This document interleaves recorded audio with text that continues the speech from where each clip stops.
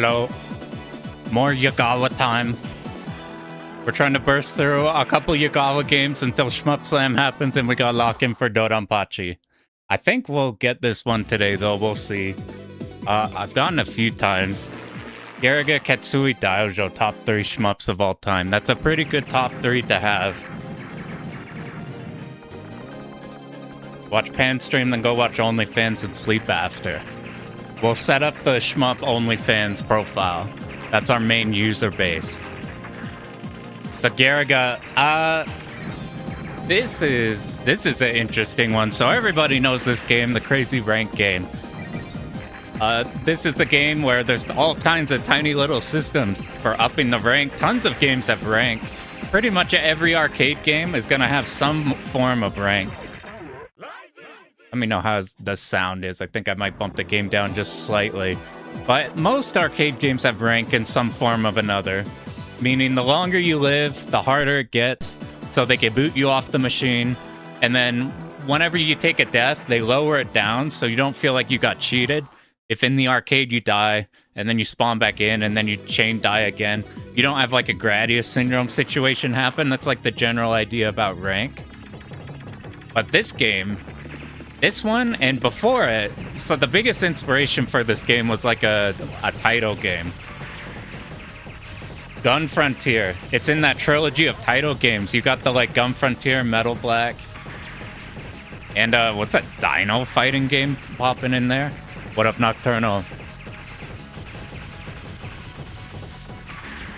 But there was a title game, Gun Frontier, and I remember running into that game. Like, I've known about Garegga for a while. But I remember running into that game, and I'm like, huh, this seems like Garegga just kind of ripped everything from this one. From, like, the bullets to the, like, bomb pickups and everything. This is hugely... I'm pretty sure that was, like, Yagawa's favorite game. And basically, this builds upon a lot of the stuff in there. So that rank system, which is usually passive in things, you play, like, most cave games, there's rank, but it's not, like, rank you have to think about and control. DOJ, you can do stuff where you hyper and then bomb and control that. But, like, for the most part, cave, you don't really think about that. This one, though, you are deeply involved with every decision you make. From literally shooting to every item you pick up impacts your rank. And we're using a patch here to show our rank, kind of like the port does. The port has all kinds of like the M2 gadgets on the sides of the screen. Show you like if you triggered like a secret item pickup, your special level ups. Or show your rank, which is like the hugest thing. I put in this one here. It works in MAME. It just shows you your percentage. And it's got like an automatic auto-fire thing. Plays premium mode. I haven't done premium mode. The Samsonite put out a premium mode video pretty recently. So like, you can see battle at the top's cut off. The new additions are top left. We have that percentage. That's like the most important thing. Below that kind of just shows how your shot rank, or like there's some things you can do in this game that permanently affect how much rank you're taking. Like if you level up with like a small power up into a higher shot tier, you permanently increase your rank when you're shooting. And then at the bottom left here, here's what I actually care about a lot, because setting up auto fire is kind of a bastard when we're trying to do this in like RetroArch. You can set auto fire kind of like exactly how Batrider works. You just hold start, smash the B button, and you set your auto fire. What up, Samuel? That's super nice, because otherwise I was using auto hotkey scripts to do like auto fire in RetroArch, because the default RetroArch auto fire doesn't really work all that good. And I'm never sure if, like, I'm pretty sure this is 10 Hz, but maybe it's above or below, and whatever your auto-fire rank impacts your ranking a lot. If you go on ShmupWiki, they have a bunch of stuff. They have all the details, both this one and Bakraid. There's a whole bunch of, and what's interesting between the two, so this game came out, there was Sokyu Grentai in between, then there was Batrider a couple years after this. Their rank systems are like flipped backwards, so we just did Bach Raid. Or not Bach Raid, Bat Rider. Other B name. It was Garegga and then Bat Rider. With Bat Rider, the ranks kind of flipped. Like we, in at least our run, we were trying not to pick up big bomb items because one, you get like extends by letting them drop. Played the PS4 port? I haven't, which means we got to deal with unseeable bullets. This works fine though, and like we don't have run ahead, but I've noticed that this isn't like a dodging game as much as even like Bat Rider is.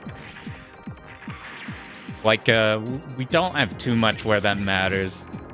Usually you die due to a strategy decision or die to not seeing the bullets. This is gonna be a weird one to talk through because we have to be laser focused. I was having a lot of problems with this game. Something I noticed though is I play up, you see where what's your name? You're not Golden Bat. What's the normal name? Whatever this ship is here. I usually play like that height where that 9 is, that 9th place. I usually play there and that gives you move to dip down. In like every shmup, that's where I go because it's easy to move up to point blank shit. It's easy to move downwards once the bullets come in. Yeah, Wild Snail. This game, I feel like your best. This game got so much easier the moment I found that you just stick to the bottom of the screen.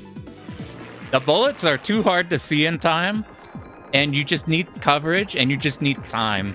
There's less.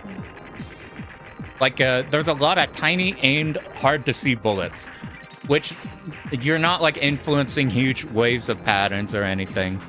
You're just trying to dodge random-ass aimed bullets.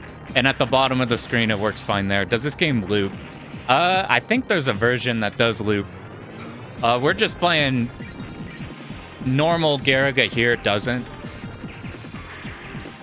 That said, the game gets as long as a loop if you play for score, because you do a lot of milking on the bosses. For our strategies, we're going to be trying to kill the bosses as soon as possible. Because your rank is passively going up, we want them to die very quickly. But here's the thing with the rank in this game. Here, let me pull this up before I forget. Yo, what up, Pizoots? What up, Mariano? All right, here's the thing with the rank in this game. So I thought that this game, is this the one with the weird rank system? This is the one with the weird rank system. This is the ultimate rank system. So is it based on how many bullets you shoot? Each ship has different, like on which ship and which auto fire and which power level you're at, you'll get a different rank by shooting. So we're actually playing a ship with a fairly low rank increase whenever we shoot. I thought that this game, I didn't think about tackling this game for a while because it's complicated with the rank stuff. But at least for us going for survival, it's we do need to know a lot. But the actual like execution is not like we're not playing Ultra or anything. We're not playing like some like extreme ass shit. We're just playing a pretty hard game. And if you approach it with consistency strategies, a lot of this stuff you're gonna find is not bad. A majority of this game is just trying not to get snapped. Yo, what up, Fizzy? You've been doing good, dude. This game, it's weird. If we aren't getting tagged by random bullets, it's oddly like there's not that much execution outside of specific sections. As long as like our thing is going fine, it really is just babying your ship and making sure you're not like tagged by a random ass thing. So it's more approachable than I thought. However, after Bat Rider, this game is so much harder than Bat Rider, man. Not only are the bosses at the end like significantly fucking harder than Bat Rider, but Bat Rider I got to a point where we can like 1cc it most of the time. Well, appreciate it, dude. Been playing hella Toho on your phone? Nice. We've been recently trying to burst through a ton of the Toho games. We've got like 7 of them done. I gotta go back to... There's so goddamn many of them. Even if just the official ones. We talk about the ships a bit too. One of these you'll never see. It's like the worst ship in the game. Debatedly, I think Flying Baron is worse than Cheetah. That's what I've been hearing. But way harder than Batrider. Yeah, Flying Baron. Flying Baron, they get their comeback in Batrider. In Batrider, Baron's like goated scoring ship. Like not as good as Carpet, but really fucking good. Been trying to watch most. I appreciate it, dude. Does anyone actually use the non-Maho characters? So, the most popular character, and this is the one you should pretty much... there's 3. Have you ever worked towards a 1cc where one day you could clear 80, next day you struggle to get past couple? That means I would just get your early shit super consistent. You're probably doing a lot of mental dodges. You're probably like the way I prefer to have it is I want the route to just solve everything, and then you only need to lock in on certain like sections that are particularly hard. If your route solves everything, then that helps with the consistency problems, because if you're like locked in trying to dodge all the time, then it's like sometimes you could get all the way through and sometimes you get like you mess up, get tagged early or something. But for the non-Maho characters, so there's secret codes and shit. You do like up, up, down, down, left, right, left, right. It's like A, B, C, all 3, and then start or something. But you get all these characters. So first off, Silver Sword. I think they're just average. Grasshopper. So this game, there's two differentiators for the ships in this game. One, do you have a piercing shot? Because piercing in this game is like a significant fucking power increase. Unbelievable power increase. It's a huge deal. And the other thing is, how is your bomb? So this is like the default whatever. How's input lag on RetroArch? You can crank the run ahead a lot on it without having the warping or whatever. We're playing on MAME right now because I want the rank detail and everything, even though it's a bit laggy. Miyamoto in all Rising games, I think he's good in like everything. I'm not sure how he is in Batrider. That's the only one I'm not sure. Yeah, even original PCB is really laggy. Like, I played on PCB, and it's offset by the fact that you're on CRT, so it still feels good anyway, but it's not like super, super good or anything. All the Ryzen games are really laggy. That's why Batrider we played with Run Ahead. This one, though, it turns out we don't really need like super micro dodging. I'd much rather have the rank and the auto fire thing this patch does. But yeah, Silver Sword's like, my impression is they're the middle ground. Damn, did I select them? Here's a nice thing with this QOL patch. It just lets you have an auto restart or anything. If you look up like a Garegga QOL patch, and there's a video on how to set it up that's super nice. Solve some weird things. You have to like set your region, make sure that's Japan. Grasshopper. I'm really interested in Grasshopper. I don't know how good they are, but they're extremely narrow shot. It's either they do really good damage early or really crazy damage later, but basically they're complete narrow, hyper damage, hyper piercing shot. Baron, I think, is terrible. I keep hearing that they just can't shoot things for shit. Yo, what up? Netherlands sounds tight. What's your favorite Toa Plan shmup? What do you call it? A Batsugun, Outzone, V5. We need to play more early ones, though. But if you're making a guide on Garegga, we will, once I get more comfy with it. Right now, we're in this weird middle ground where, like, I can clear, but not, like, enough to where I feel very authoritative on this game. Wild Snail, so you asked earlier, do you play the non-Maho characters? This is the character you should play. This is, like, the number one, like, most runs are playing Wild Snail, and you play with ABC, so you get Golden Bat. Like, extremely high damage piercing. Your shot does spread a tiny bit as you level it up. The bomb is kind of dog shitty, but, like, it does what you want it to do. B5, you still want to try? It's really good. I like that game enough that I went for scoring the first loop, trying to get the perfect no miss. Don't play Silver Sword like I do. Yo, what up, Samsonite?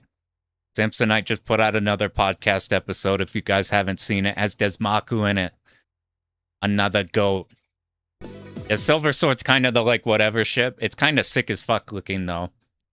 But really, Golden Bat is what you really want to play, and this is what like everybody recommends. The other ships, Gain. So Gain is dog shit in every single Rising game. He's like the worst character in all of them. Except here he's the best for scoring. He's the ultimate scoring ship. You watch Kamui, she's like a extreme Garegga player for so many years. Gain is really good. Bomb hits like everything.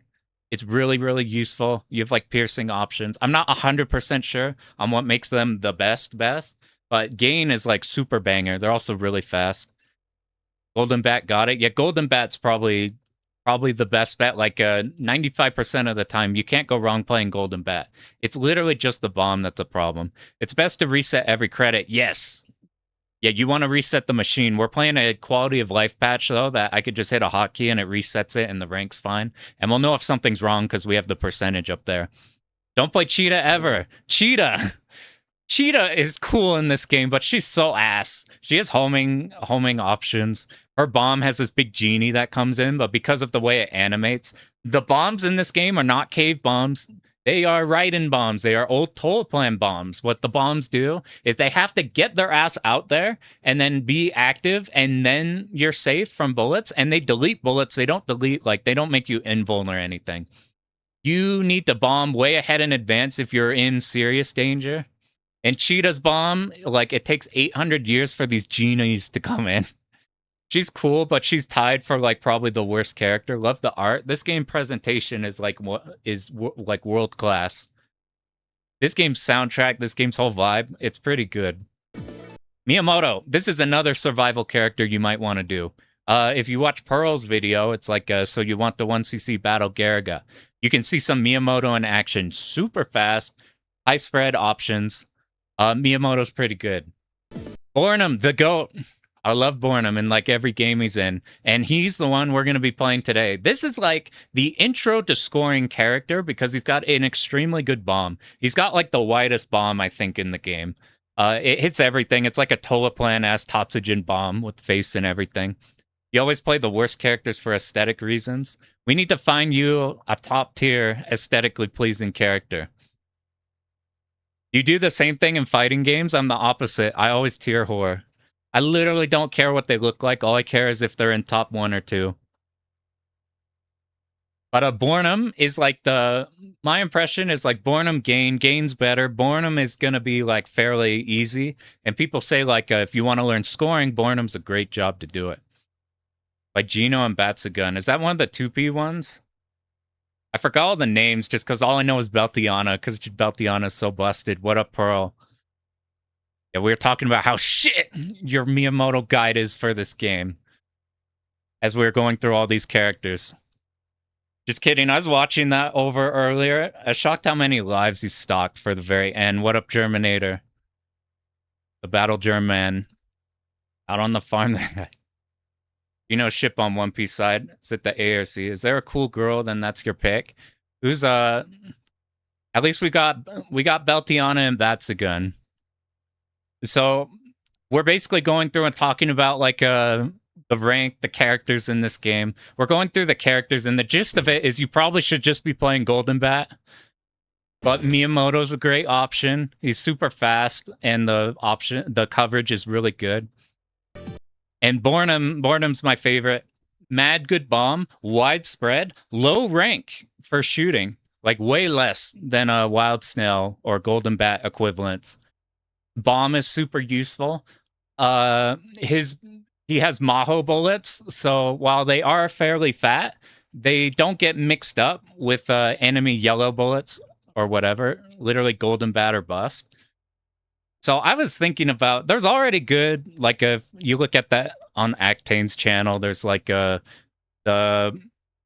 Golden Bat low rank replay that they commentated, and then on Pearls they got Miyamoto. I'm going to try going for a Bornum. I'm going to sell Bornum because he's way easier to get more extends than Golden Bat without having to work too hard.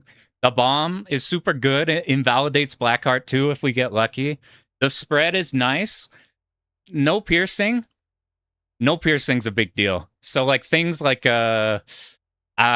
stage 5 when you gotta do the first boss refight is a problem with Bornum. You have to do it's a little more involved. You can't just sit under it and murder it.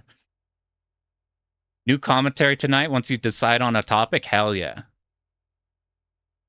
You scooped up 3 more replays. You're going too fast. You're gonna make use out of that new CRT. What, Cave Maniac? Don't be fooled. Cheetah is the only good character. She's got the best bomb. And by best bomb, I mean the bomb that doesn't help you block bullets. You played it before you got Galuda. Stage 4 still kicks your ass. That's a big memo stage in Batsugun. You played Grasshopper and Bat. Grasshopper I'm really interested in. But right now we're going for Bornum. So this isn't the run right now. I'm going to show you about the rank real quick. Because this works inverted from Batrider. So if you watched our Batrider stream, forget everything from that. The concept of you want to suicide when you have fewer lives, and you want to gain extends when you have fewer lives, because the fewer lives you have, the more every time you die your rank drops, and the less your rank goes up. Like if you have 4 lives and you're stockpiling, every time you die it's barely dumping the rank. So I was really confused on like why would you not just like just stockpile lives and then you die and the rank goes down? It's because of that. If you have 5 lives and you die, your rank isn't going down for shit. If you go from like 2 to 1 life or 3 to 2 lives, it's much better. Doing Raw Dog Maim. I'm doing Maim with the quality of life thing just so we can have a up there, just so we could have a percentage, and we could have like a auto fire. About Subway sandwiches, turn that to shmup video. So here's the thing about rank. We do not want to pick up small power-up items, because if we level up with small power-up items, our rank is permanently higher per second. Every time we shoot, our rank goes up. If depending on what our auto fire rate is, our rank will go up. So we want to play most of the game on a certain auto fire rate so that we're not generating passively a shit ton of rank that we then have to manage. Options give you a lot of rank, and for our strategy, there's so many different survival strategies that I had a hard time sticking with one, and I have to, even after we clear this, I need to experiment with other ones to see what I find is like best. But we're actually not optioning till Blackheart 1. That's when we'll pick up an option. We're going to do no options until then, because Bornum has really wide coverage with his shots. And Bornum, low rank while shooting compared to like your Wild Snail ships. And the last shot power is kind of shit until like the last phase of the last boss. So we can stick like comfortably 1 level below max. It hits everything. It's pretty good. Green power up in Maho. Green one in Maho does a shit ton of damage. It's really good. Yeah, every time you shoot is insane. You don't like you don't need to like, okay, no shooting. Now we must shoot. No shooting. Now we must shoot. It's like if there's an open area or we're doing a safe spot, then we won't shoot. What? Another thing, huge difference from Batrider. Batrider, you pick up a big bomb item, you're getting the same amount of rank as if you had collected all the bomb fragments. I think in this game, big bombs, they generate you a bunch, but getting enough small fragments to turn those small fragments into a true bomb, like shits on your rank. It's really bad. So up until like the end game, we're pretty much gonna try not to pick up bomb items because we don't want to overcap and then have a big dip in on our rank. So we're playing in a way where we're not going to be picking up options. We're not going to be picking up bombs. And in this game, when you play in Batrider and you pick up a small value medal, it has 0 effect on your rank. In this game, big medal items, like your 10K maximum score medals, if you've been medaling, those don't give you any rank increase. But small items give you a fairly decent amount, to the point that we need to avoid small items at all costs. Also, something that I haven't put my finger on it, but between after doing Batrider and going to this one, Batrider, I think the items go up and then fall down whenever you kill shit. In this game, they fucking just spawn on the enemies and go down, and enemies get really low to the screen in this game. really, really low to the screen. It is so easy to accidentally pick up items, wherein I didn't really feel that as a problem in Batrider. So I was talking earlier how we want to be at the very fucking bottom of the screen because I want to play a bit up because I do that for everything. But no, here we need to make friends with the bottom. Usually it's the other way around. No options, no bombs, no shooting, no breathing, not even any living. So if you haven't played a Yagawa game before, our best way to reduce rank is to die. And we actually get a lot of score on Bornum fairly easily, even doing a survival strategy. So we'll have more extends than normal because of the bomb is so good at Mad Ball. It's I keep wanting to call it Mad Ball. It's really easy to get a lot of points off that, or like the birds. We'll go through there. Input lag is inconsistent. Oh shit. Oh, what up, narrowing? We got some gregging. I always mix the two pronunciations. If I'm saying Battle Garegga, I'll call it Garegga. If I'm calling it just Garegga, I might just call it Garegga. It's same thing with fucking Gradius, Gradius. Here's CPU usage depends how high latency. Oh man. If stuff's overheating, is that a thing? If we're in like a... I played this at EVO. They had a Garegga cab at EVO. I think I made it to Blackheart 1 and then died while going blind. So we've been learning this game. It's not taken that long since we did Batrider pretty recently. That's not because I'm good at learning this game fast. It's because I've already learned this up till Blackheart 1 a long time ago. So I spent a bit of time just refreshing on stage 1 through 5. I learned 6, and then I put in a practice credit the next day just to see how it goes, and we cleared. It was like a last life fucking bomb the shit out of that endgame clear. So since then, we've had a few days. I've been trying to clean up as much as possible. I'm still not really comfortable in this game. This is going to be a lot harder than Batrider. I'm just hoping to clear. Sometimes I've had it where so the last bosses in this game are like a problem. They're really hard. Pre and post Blackheart 1, there kind of is. Everything you do pre Blackheart 1 is just preparation for everything after that. Yeah, Darius and Darius. I'll always call it Darius. I've started, instead of calling it Gradius, I've started calling it Gradius because it sounds like Gladius. And PTSD from, what's her name in Street Fighter 6? Probably want to reduce run ahead a bit. Yeah, so here we're on MAME, so I don't have control over it. What's nice with MAME, though, is I have a high refresh rate monitor. It tends to be super smooth. MAME by default. I feel like it's weirder to get high refresh rate stuff set up in RetroArch working fine. Tell me if you get any P popping sounds, by the way. I was checking it earlier. I don't think there should be too many. Any other rank shit in here? Instead of extend items popping up whenever we reach a threshold, it's just every time we hit 1 million. I think it's 1 million. Every million, you just get the extend. This is gonna be a really dirty run. This isn't one you should copy. This is we're learning together. I think I've cleared twice. I think we can clear today. It just depends on if we can talk and dodge. Dodge fucking invisible bullets. They call it Galaga. That's better. Since we're QOL, we could reset it like this. Music and aesthetics, I think, are the selling point of this. So, let's see how it goes. Stage 1 and 2, I feel like, are oddly hard. Nutty rank gain you get from sealing. I've been worrying about that on stage 6, but I've noticed that things at the bottom are not... You're not sealing too much. There's ways to seal some enemies. Like, if there's a turret... If there's a turret that, like, pops up and shoots and then pops back down, you can sit on top of it so it won't ever pop up. And since it's technically not getting a chance to shoot, you don't seal it. There's a couple times we could do shit like that. Okay, we set 10 auto fire, so your auto fire can't go up and down. We gotta remember what bombs we want. For this stage, we want 1 row of bomb fragments plus 3. Plus, like, around 3-ish.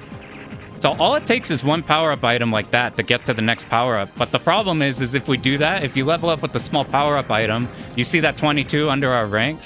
That turns to 23, and we permanently have more rank increase for the rest of the game. It's probably not that big a deal. You see here's something what we're gonna do instead. If you take out Uh-oh, did I mess up already? Okay, we're probably fine. Hopefully I didn't accidentally steal some of these. If you kill this when the crane comes in, I'm going to reset because I want to show that properly.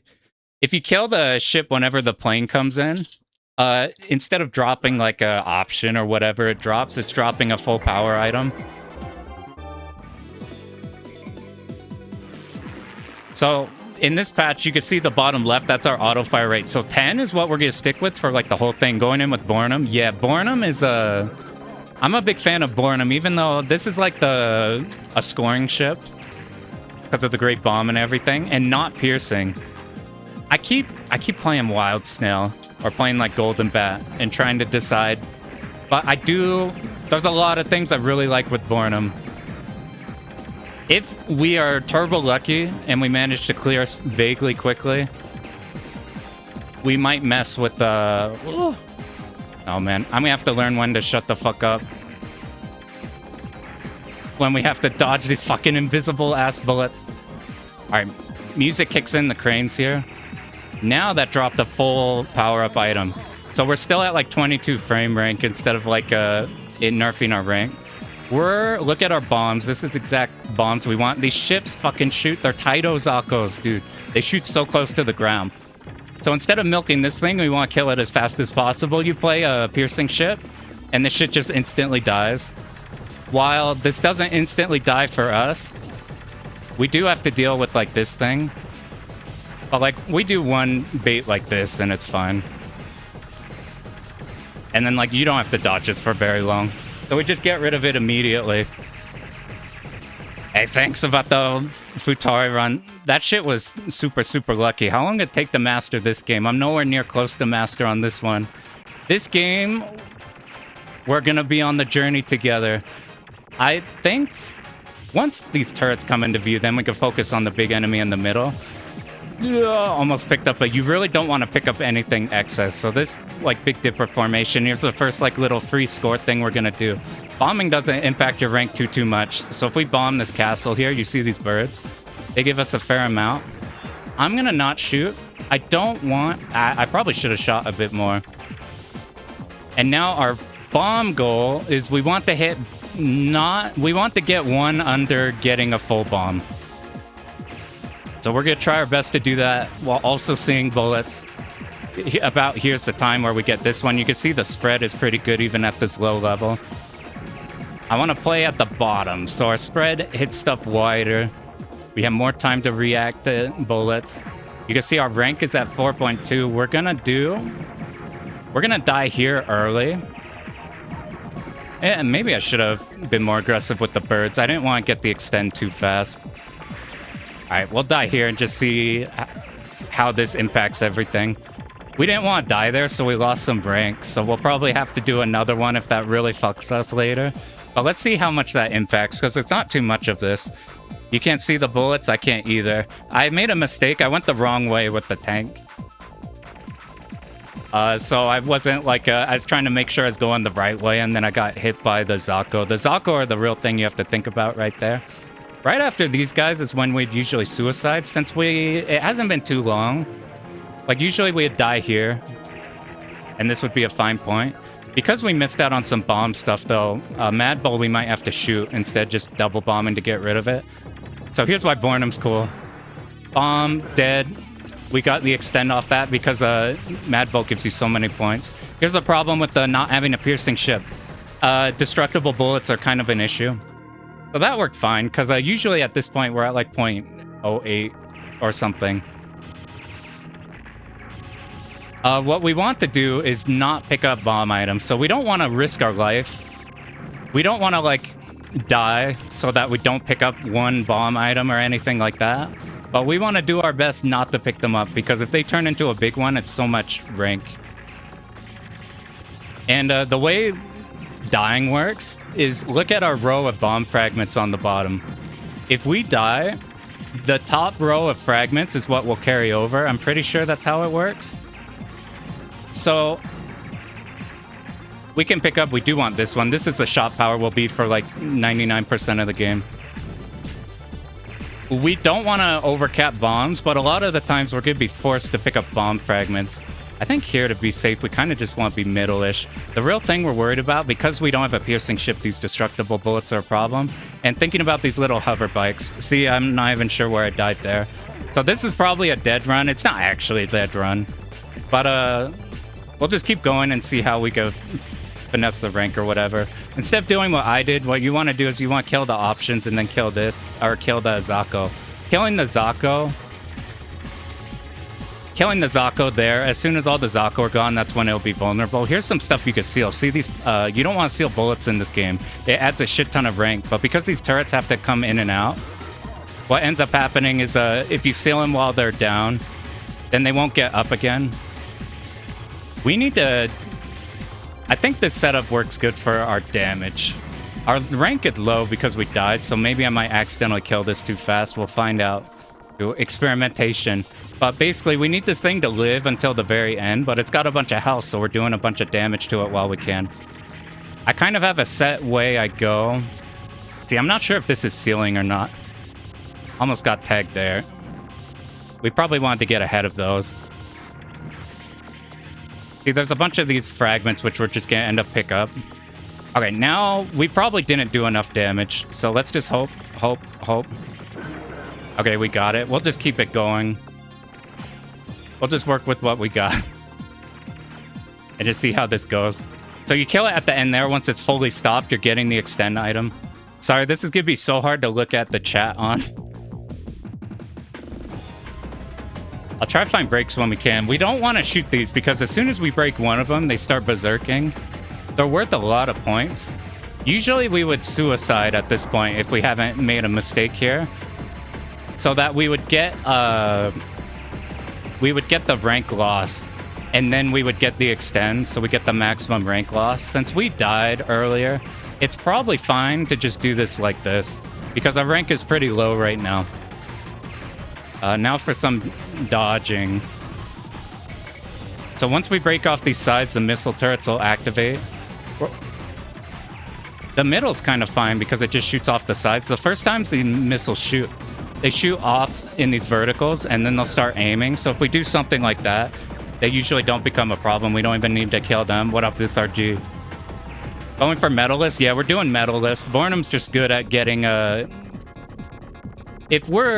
we're gonna for sure get 5 million points for the 5 mil extend. If we're a gamer, then we get the 6 mil one if we do Blackheart 2 correctly. And we bomb the part right before Blackheart 2. So this is I picked up a medal there that's really bad. Not actually like really bad, but it's not good. Okay, these die. We go on the right side. Right side turrets. Now thing pops up on the left. These are oddly not that hard to stream because they shoot in a V. We want to be on the left for these tanks. We go here to kill these, and now we go left a tiny bit. We don't go too far to the left so those left tanks don't shoot. This is dead. If you kill all of its parts, then it'll drop a full bomb item. That's going to be a thing in just a tiny bit. I get scared because some of these enemies, they're dead, but they have a really long dying animation. Okay, as soon as these here have hit the bottom, we'll move up. We want to kill this one. Now we want to seal the one on the left side. Now we go over here and bomb this one. Try not to pick up the small medals. Now we're in the middle, so we're hitting both of these. The shots are aimed, and we usually delete them before... This is the actual spooky part. So we want one bomb off these. I'm just gonna kill you guys, and then I'm gonna work with you a little bit. So I got a bomb off you. Now we're off to the boss. I get a little nervous on the first phase of this boss. If we sit somewhat middle left, it's fine. The destructible bullets are oddly a problem. Usually destructible bullets in games are really like they're just free shit. All right, if we're on the leftish side, we don't want to be too far off because then we can't cut our way back through the destructible bullets. This is one where your wild snail variants, your golden bat, is going to just completely fucking destroy this boss. But it's actually not too bad on this one. So we want to kill this tail immediately. And we are just going for a quick kill on it. Our rank is kind of high. So we're just going to sit on the left side and just shoot it diagonally like this. And that way we can just dip out whenever this starts like rotating towards us. And then we just hang out and shoot it here. And while it looks like these turrets might be a problem, they really aren't bad at all. And we can always dip off. I'm taking a little bit of time to kill it because our rank is higher. Things have more HP.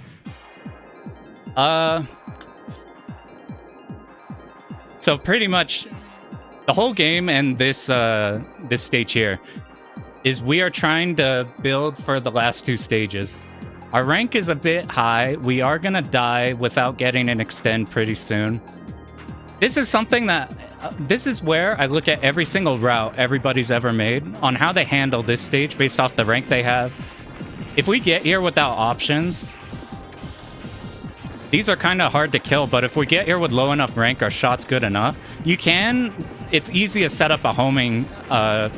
you can get options, special formations. You can set it up so that you have a homing option here. And it makes the stage a whole lot easier, but you're dipping into homing is upping the rank a bit. Just getting an option in general is upping the rank a bit. I found that for all of these we can kill by doing this. And we really don't want to overcap a bomb. But sometimes we're going to be forced to pick up one. You can like space it so it's not an issue, but we're basically, you shoot all these turrets out here. We sit here to bait the first few. The song kicks in. That's how you know it starts picking up. A homing option makes this section like super brain dead. You just kill it right away. But I'll try to kill you. But whenever they get fast and if we can't kill it, it's actually not that big a problem. We can just dip off the side. And if we killed the bottom turrets, this is all you got to do. You get 30k for killing each ship. But it's not that big a deal that, like, if we're, like, risking our life right here to kill one, it's not that much of a problem. So right after this section, we're going to get 2 of them. We're going to kill a couple of the turrets here first, and now we can hit all of them here. Now we're going for killing this one. It's a bit spooky. And now once we've done that, we can hang out here. And we didn't overcap on bombs, so we're in a good situation. I underestimated how hard it would be to look at the chat during this. We're going to suicide pretty soon. We're in double-digit rank. That's unacceptable. We must die. This is the most awkward part of the run for Bornham. Because the piercing ship just hits it immediately. Wah! We want to kill this middle left one, and now we do not want to kill that circular turret in the middle. That's on the right side. We want to kill the one in the middle that's on the left, and the tiny, tiny, tiny turret that's right above it where we just killed it. And if we do that, it has no more armor. We can hit it directly. So this, I thought this would be, learning this was like a pain in the ass to not accidentally blow up the second turret. But the more I do, it's not a problem. Here now, we're just going to die. And then we're going to use our iframes to do some damage. And now, while we do have to deal with this, just like stage 1 boss, we just bait it once. And then we don't have to survive this for too long because we did all that damage. So it's not the worst thing. And what's nice with Bornham is what we can get is you come in, you get bombed. We get all the score from that. We do want to not bomb this. I will bomb it, though, if we get a spooky pattern. I'm just going to go ahead and bomb it. It's not the worst thing. Next stage, we're going to get a whole bunch. I accidentally upped my auto-fire rank to 12 at some point. But we're about to flip it to 15, so it's not the biggest deal, and it might make this part easier. I'm really bad at this section, but I think I have it figured out. Whenever I think about it, I get nervous, but whenever I practice this, I'm like, I'm pretty sure I know everything on how to deal with this one. But the big problem is the way it scrolls. The first thing we want to prioritize is killing that rotating turret. Now we're killing middle. We want to pick up bombs because they might... shit.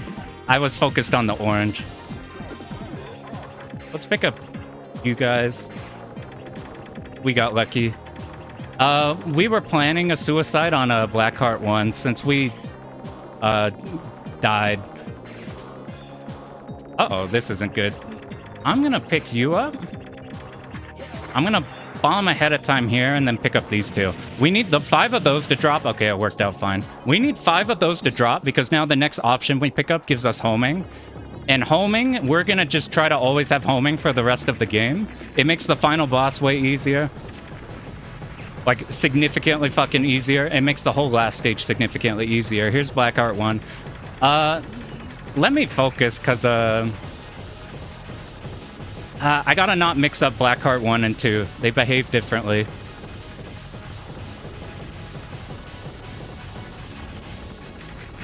Stay. The winder doesn't move in phase 1. The winder only moves in phase 2. We have to watch for him blowing up. And that'll trigger phase 2. I think that was phase 2. You see that explosion in the middle? I don't think that was a thruster. We'll know by this pattern being harder. We did die, so the rank is a bit easier. I'm just going to do the winder normal. It's pretty easy in Blackheart 1. It's a lot harder in Blackheart 2. Bornham's Bomb is really good at dealing with the winder. We want to be in the middle by the time this pattern ends so that we don't get stuck in shitty situation. We shouldn't die here.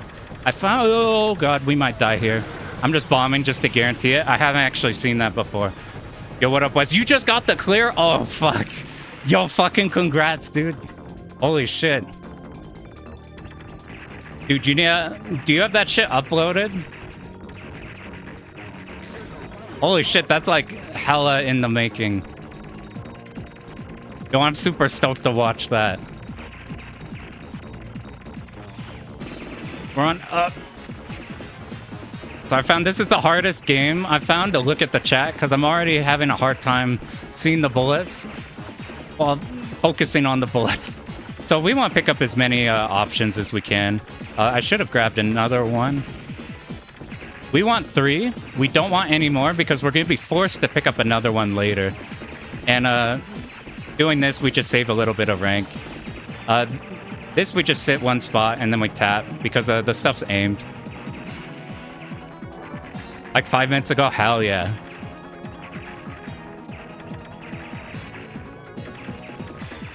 Dude, that's so fucking sick. That's like, where do you go now? You've cleared like every single hard game. There's no shit that's left. Alright, this section here, I don't have a bomb, so I'm gonna die here. Just warning in advance. This wasn't too bad. I guess our homing is putting in a lot of work. I did that extra bomb on Blackheart, that's why I don't have any bombs. It's not too hard to set up homing here if we die here. I'm really high on rank despite the fact that we've died a bunch. Really high, I mean really high for what we're aiming for. We start middle, we move off. I do want to pick up these bombs. We didn't get lucky. Now we stockpile bombs. Basically, the whole game has been rank controlling to this point. And now we don't care super much for rank. We are just doing everything we can to not die. So if we seal bullets like this to pick up these bomb items, so be it. We'll do this a lot because these won't shoot at the hard bottom anyway. Once they've reached a certain threshold on the bottom, they'll stop shooting. We want to be under these ones moving up on the screen. We're trying to max out on bombs. We want to move to the side here. Make sure we don't get tagged. Fate you, move here. We need a lot of bombs. We still have 3 options we don't want. We do not want... Okay, not that part yet. I've seen people bomb here, but I find because they shoot in like a consistent V, and because our rank is low, this shit is not bad. Okay, let's not have mistakes happen. This section, this whole stage is really hard without the homing options. We really don't want to die because we're not going to have them. Let me dodge. Let's be on this side. I don't want to deal with a lot of those. All right, now we need to get ready to do a despawn setup. So after this section, we're going to stop shooting as soon as this dies. Our rank is so high, man. We stop shooting. One of these big tanks that appears on the left is no longer there. This lets us do a cutback. We're going to just play vertically on this side because those right side tanks are a problem. We'll move in once they get sealed naturally by the screen. This is a lot harder than the Batrider endgame stages, but I found I haven't needed to turbo route this like I usually do. What I found is as long as we're sealing things that are moving... All right, we need to pick up... We picked up bombs, and now we need to kill 5 of these. You see how there's 5 bombs dropped by them? Now we have homing set up, so when we die and we pick up our option again, watch these missiles. Okay, it's gonna shoot one at a time. We're just shooting watching the missiles in the middle. We made so many mistakes here. It could still clear. It's just gonna be a bit hard.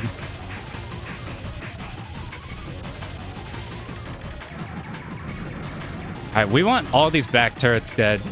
So what we're gonna do is we kill those 2, we bomb, so the middle's not a problem. We kill this, and now the phase is done. We are watching. I'm just not even looking at yellow. I'm looking at these fucking tiny orbs that the boss is grabbing. What's our score at? I don't know how to milk the fucking tiny yellow bullets are jump scaring me. So that worked out fine. I find 7 oddly annoying because these Zako shoot really low on the screen. So I'm gonna just hard focus on the realistic looking bullets. I'll just pick these up now. This is the calm before the real problems with King Crimson. I am going... should we bomb for score? No. I'm not gonna get the 6 mil extend. I'm not gonna bomb one of these parts here later. This part, just look for tiny dick bullets. Just look for the tiny Zako bullets. Just fucking look at the tiny Zako bullets. Just tiny Zako bullets. They shoot really low. Move over this one. Try to separate the debris from what's actually a bullet. Okay, we're gonna play this cool.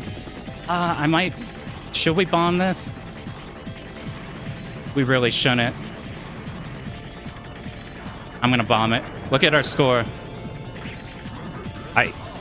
We need to let 5 of these go, but if we move to the right side of the screen, all those right side turrets are gonna kill us. That bomb's probably fine. We have a couple bombs. We actually, despite the mistakes here... Dude, if we could hit the 6 mil extend, that'd be fucking crazy. We made so many mistakes. Our rank is jacked up. This is way higher than I want it to be. This is gonna be a harder black heart. We're close to the end. I can finally look at chat. So now we're on the boss gauntlet. Basically, the whole game is just getting ready for this shit. Making your rank low in the first 5 stages, and then stockpiling lives while carrying homing. We have 2 sets of homing options, so we have 2 lives to carry to the final boss. I'm gonna just focus. Just look for line bullet. Just tiny line bullet. Tiny line bullet. We got lucky. We got destructible. I almost killed myself. All right, be in the middle. Just stay on the bottom. Just kill. Don't be in the middle. Just hit the red enemies. Watch for line. There's no lines. We don't want to move too much because we can't get caught. Be under him when he finishes. Our options are doing their job finally. It's gonna pop soon. I'm just gonna bomb because I'm not sure whenever it shoots or not, and we could possibly hit the 6 mil if he does that again. Dodging time. Dodging. We got an easy variation of this because it didn't get line bullets. Winder time. I'm gonna bomb the start of this, so we only have to do the tail end of it. We got lucky. We don't have a bonus. All right. Ooh, Blackheart no miss. Yeah. Okay, we're in a really good position to clear, shockingly enough. Let's just not make any mistakes. Unfortunately, I don't have a bomb for Glow Squid, and Glow Squid is not a routing boss. It's a very just dodgy boss. There's argument to pick up that big power-up item. All right, time to dodge. This is the thing I dislike the most. This is actually easy dodges, but you can't see. So I stopped shooting for a little bit. This looks terrifying, but if you follow with this movement, it's really easy. This is I'm gonna stop shooting whenever I need to see. So I like pause shooting for a second just so the bullets are actually seeable.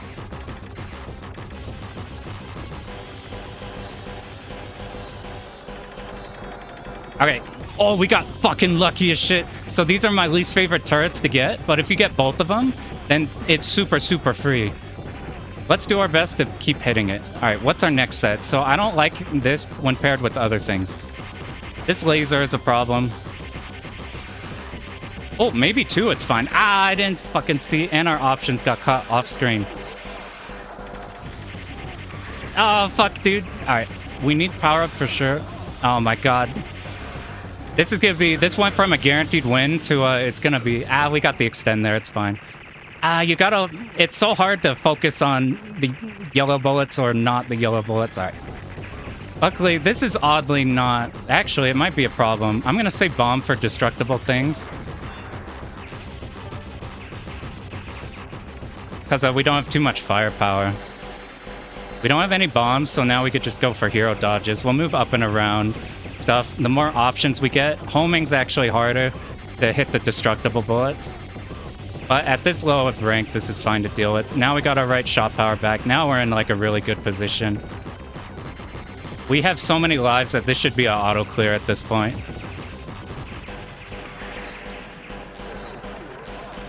Oh, we got Gradius options, I guess. I'll just dump the bomb for damage. And boom.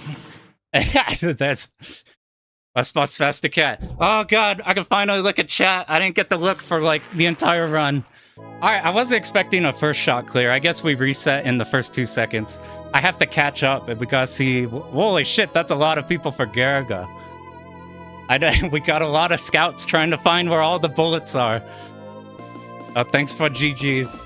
Alright, I was a bit worried about this one because of the mistakes we made, but it worked out. We didn't have too much high rank at the end. And, oh man, all right, we got a lot of time to catch up, and then we're probably going to go for a Golden Bat run, just to show the comparisons and see. Easy stuff for you? You say that, but, like, I've been stressing over this game a lot. Oh man, let me catch up on stuff. What up, Love X Knight? They're so hard to see, they are super hard to see. Oh, for GG's last boss in Garegga, last effort to gain. Unfortunately with MAME, I don't have it, here, let me... Oh, I forgot to hit start recording. That's fine, because if I make a video, I'm gonna do it whenever I know what I'm talking about. That's actually my highest score clear so far. Golden Bat, you probably should. Golden Bat is like the go-to if you're just trying to win the game. Okay, I need to catch up. Luckily, we could hear the sounds. Oh man, we got lots to catch up on. Thanks for GG's, everybody. We're not stopping here. We're going to be doing a Golden Bat one in a sec. Oh man, let me catch up on the start. Fucking god, there's like no time in between stages. Biggest tips you got for reading rank without looking at the percent was to watch the item fall speed. I didn't know that was affected. Does it go faster? Does it go faster with the rank? That's crazy.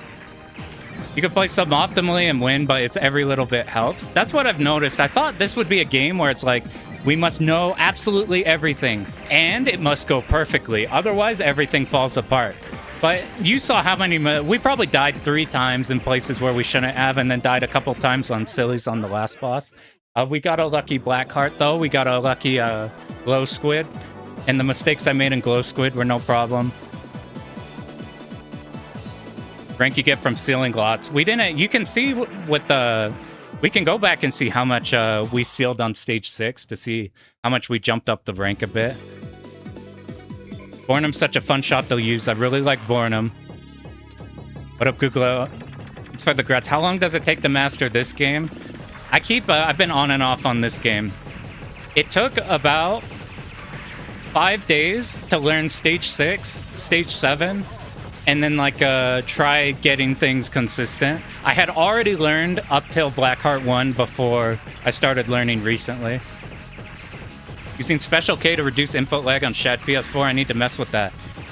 Isn't it metal chain die to keep rank down? Why are we dodging starting the chain? So Bornum gets enough score in this run. You see we hit the 6 million extend, every million we get a life. Bornum, because of the bomb on the Mad Bulls, on the birding, and on right before Blackheart 2, whenever Glow Squid pops out of King Crimson, I think King Crimson is what the stage 7 is called. You get 500k if you bomb that one correctly. So like Bornum can meet the scoring requirements without needing to metal chain. And if we pick up small metals, you get a huge amount of rank. Whenever they're maxed out on value at 10k, they don't affect your rank. But if you drop your rank, then you have to re-get the metals and you're building your rank. Your rank is going up again because you're picking up low value metals. It's like opposite of Bat Rider. Can't see the bullets in this game. We didn't play with any modification to the bullets, but I highly recommend you do, because there's argument to this is how the game was intended, but just change the bullet colors. It's so hard to see. I think I didn't mention it before, but I forgot to mention this, but basically how I feel about this game is I've never died in this game and not felt like it was a personal attack on me. Like, I feel like the game, I feel like Yagawa is like sending slurs your way every time you die in this game. So just change the bullet color and you get less pissed off at like getting sniped by tiny shit. I do got a Batsugun special if you want to clear it fairly simply. What up, this RG? Who is battling their Garegga till they rising? I thought we would be battling our Garegga for a long time, but we managed to fucking do it on fucking first run buff. Now we're gonna be stuck in hell as we messed with Dave DFK. Oh yeah, DFK demo dropped for the new one, but it didn't have like anything new. So I haven't looked at that too much right now. Avoid the super easy modes. Sometimes the super easy modes are too much. Death Smiles. Death Smiles is one we're interested. Pro Gear looks doable for one loop. Pro Gear is not too bad. It's got some spooky bosses, but you can route the stages in a way to make them as minimally scary. But it's definitely not like an easy one-all. It's like a easy to intermediate with consistency strats. More extends means more bomb and ammo. In a Blu-ray, any game that like ties your extends into your resources and making survival interesting is cool. I'm catching up.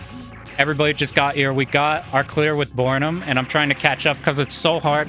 It's so hard to re-chat in this game. I already can't see the bullets when I'm staring directly at the bullets. And there's no time in between stages. I need your Mushihime, like, take 900 years dialing them in or whatever. Cleared Hyper on a Blue Revolver. I need to mess with Blue Revolver. Blue Revolver. And I found a Crimson Clover run I want to do. I was watching Dr. Tan do a bunch of routing on that. Do his scoring routes in preparation for Shmup Slam. Shmup Slam, not this week. Next week, I'm doing DDP 2-all, and there's a shit ton of really good runs. At least the ones I know about right now. What up, Metal Wolf? Planning to go homing options. Yeah, so this run, we did not option just to keep rank. I did try a run where I used one option for all of the game. And the rank is only a few percent higher. It's like, it's weird. Fucking...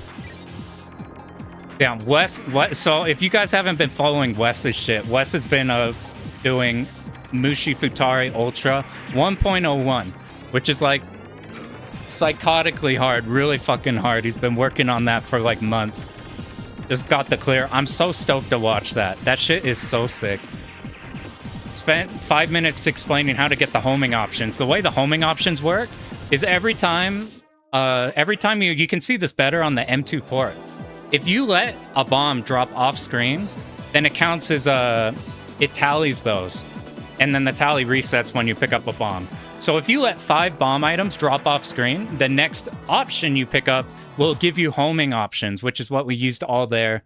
Like stage 6 and 7. There's a bunch of setups for it. So right before Blackheart 1, you just let 5 options like 5 bombs drift off after you kill the big ship.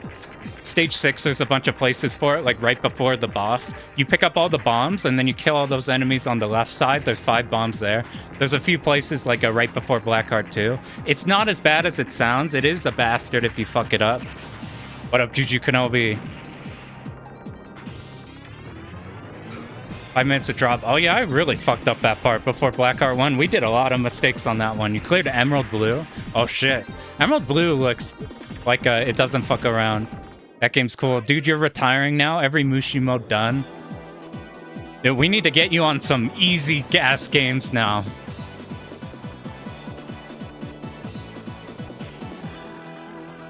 You've done like every hard game. I'm like, they're all expended now. I'm like, you could clear Gradius 3, and then I didn't know you cleared Gradius 3. I'm like, oh well. Eden's Edge. Eden's Edge looks good. Big beams look like an animation glitch on the final boss or in the blue. Yeah, Emerald Blue did give me a huge Eden's Edge vibe, or like a game room. I didn't know they're called game room games. I knew about those games before I knew about Cave. My entrance into Bullet Hells was super weird. What up, Valavan? Tiny dick bullets. The bullets are really spooky. Is this full run? We got our...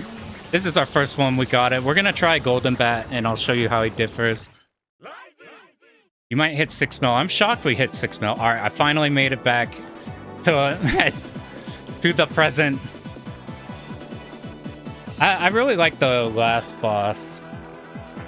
It is terrifying if you don't bring homing options. If you bring homing options into the last boss, they just completely shred the boss. Like, it's very easy to no miss it if it's not a problem. What up, Kirby?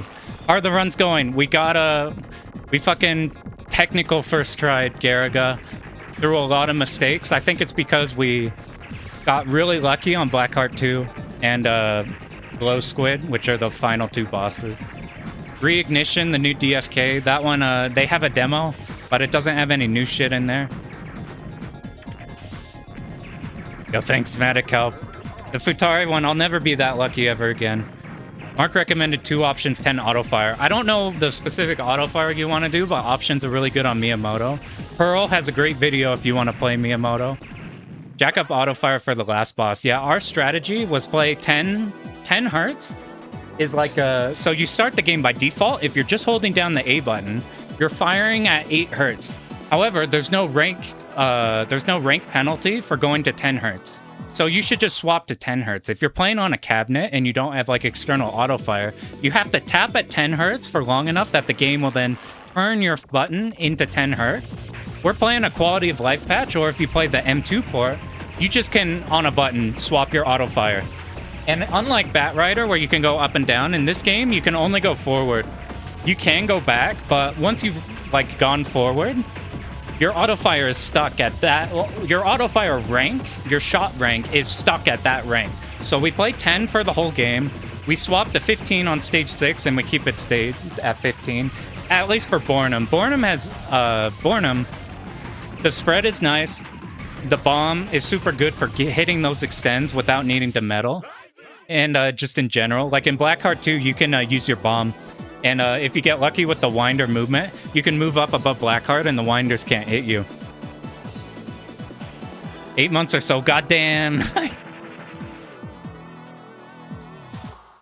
You want to try this one next with how free you make it look. This game is interesting because for survival, it's not as scary as it looks once you understand what is wanted from a survival run. So, like, every survival run's could be different in this game because there's so many approaches. But, like, with our strategy, like, we fucked up a lot, and it didn't cause routing issues, really. We didn't have to make too many decisions, to be honest. Like, usually I suicide on Blackheart 1. We just decided to do the winders, because the winders are not bad on Blackheart 1. They're way more scary on Blackheart 2. Do you own all the PCBs? I don't own any PCBs. I guess I have a Neo Geo MVS. I got like KOF 99 and like a World Heroes 2. But this here is just a PC setup. There's just a PC right next to these. It makes it so this is literally a screen, so if I want to drag anything, I just drag it over. It makes it really easy to do stuff. You played XX Game Room stuff before Cave? I did too. I learned from Toho, and then I found all the Dojin shit, and then I finally learned, like, I'd known about, like, Dodonpachi, but I never dove into them because they looked terrifying. But thanks for the congrats on the God mode. That shit was so lucky, man. Never get anything like that. If you do, what I've heard recommended, Wes, is going for a letter rank in this game. So the way I'll put this back up, you could look up top. You see the score, how I hit 6 million? If you hit 10 million, you get a letter. And, like, the high scores are, like, they're hitting, like in your 15 to 20 plus millions. So you're getting, like, a deep letter. But a goal I constantly see for this game is people say trying to play these games while trying to hit a letter. So, like, survival for you might be really easy compared to, like, all the shit you'd be doing. But, like, surviving and hitting the letter rank might be a thing. Yeah, I think letter rank for, like, all of them is cool, because you don't have to, like, you don't need to do the 45-minute milking on everything. Like, Bornum is, like, the most easy to probably hit that, maybe, just because the bomb. So, like, the Stage 2 boss, Mad Bull, that has the ring that comes out and spins and rotates. You just dump a Bornum bomb, and it kills the whole ring, and you get a bunch of points for killing it with bombs. Which, when we show off a Golden Bat, you're going to see, I don't have Golden Bat routed. So we're going to be figuring that out together. You're going to see how fewer points we get, because I'm not too sure how to deal with the Mad Bulls. Any lag compared to PCB? I'm pretty sure this is the same. We're playing on MAME. Obviously, with the CRT, it's going to be like a frame better and just feel better in general. It's not too bad for... I feel like Batrider had more dodging. This game has more strategic dodging. This game still feels like, while it's in the halfway between your bullet hells and your old Raiden, old Tolaplan style stuff. This, I feel, is in between there, where Batrider leans towards modern bullet hell, and this one leans towards your Taito style. This is a very Taito game. The Zakos, you see how low they go on screen and how they shoot. Read the new DFK demo. Every time you press upright, you toggle. I've heard there's problems. People have been having trouble full screening that one. Battle Garegga kicks your ass so hard. It's fucking scary game. I thought this would be an easy get, because we just do low rank to make it easy, and then we just did Batrider, and Batrider we could get very consistent. But this one's a bit spookier. Lot spookier. I find this one way harder than Batrider. I remember people talking about the difference, and I've heard something like, before I knew anything about how these rank system works, I've heard Batrider being called like an easier rank to get, but it's more brutal later because you start with like a bunch or something. Or like Garegga, get easier by the end, you go lower it. My impression is Batrider feels extremely easy to control the rank. This game is way easier to accidentally pick up things you don't want. And because you instantly get your extend whenever you reach the point threshold, you could accidentally get an extend before you're trying to suicide. And because in Batrider you can comfortably just pick up bomb fragments, and it's not a big deal. It's this time we avoided bomb fragments like the plague until level 6, where we would then pick them all up.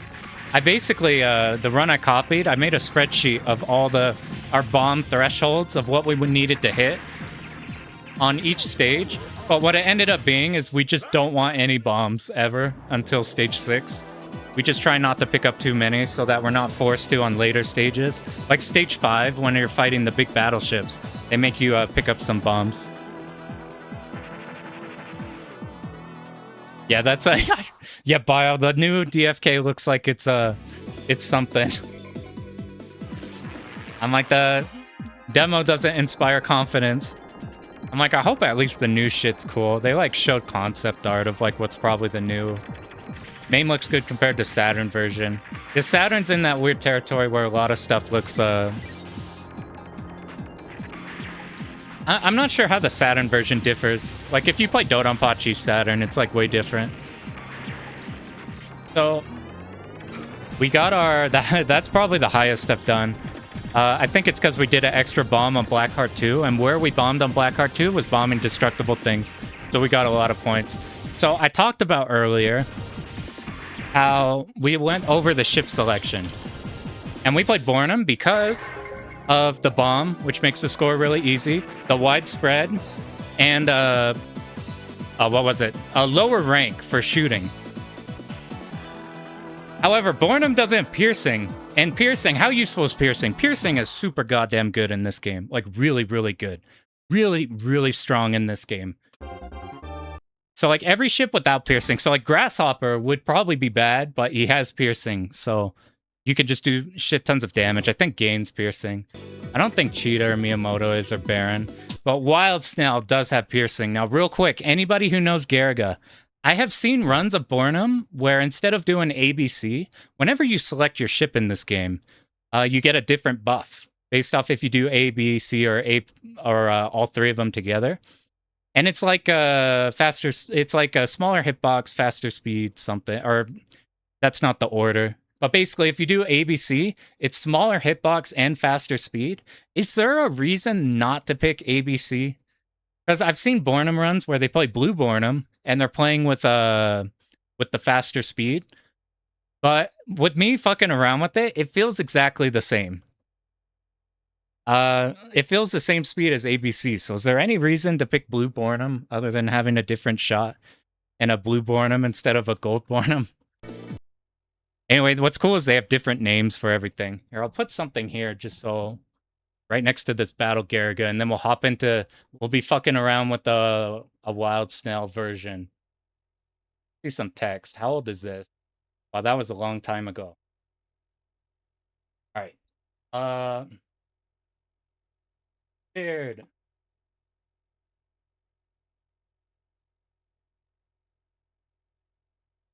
Now, messing around with that. We're going to be doing a Golden Bat run. So Golden Bat is who you should probably actually be playing because the piercing is so good. And you probably route the score, so the score is not a problem. Those survival routes are so differing in this game because you can either go for medals, not go for medals. You could get options, not go for options. You can die at different places. The run that I did before was my favorite run. And I learned that one through Icarus FW. Did commentary with a few people on like Plasmo and Eaglet, going over like a bunch of Garegga runs that were in a live event run by Kamui, I think. And the first run on day 2 used this type of routing with Bornum. And I saw that one, and ever since seeing that one, it's been my favorite compared to all the other low rank routes.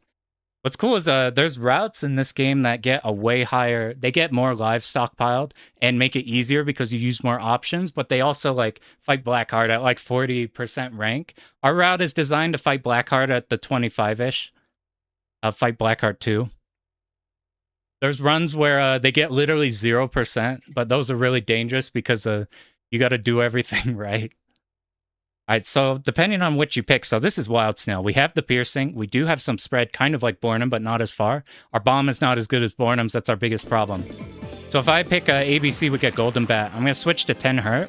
Golden Bat does have more rank per second by shooting than even like a high auto fire Bornum. So our rank is generally going to be higher. And just for experimentation's sake, I'm going to try picking up this one here. Look under our rank. You see how it's 23 now? We permanently have like a tiny bit of rank added now per our like a frame rank because we leveled up our shot with the small bomb item or a small power item. Actually, we could just kill this. What am I doing? The benefit is you don't have to do this weird shit. You could just kill everything on this stage. I've thought about... So eventually, once I get a much better understanding of what I'm doing, I want to make like one of those guide videos for this game. And I'm trying to decide if the frame increase from picking up a small power-up item at the very beginning is actually worth that much that we should avoid it. Because it makes stage 1 kind of hard.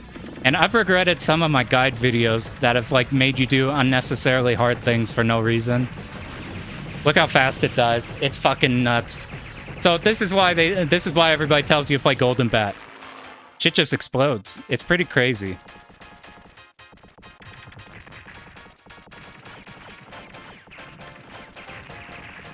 Things like this in the middle, this is gonna die a lot faster.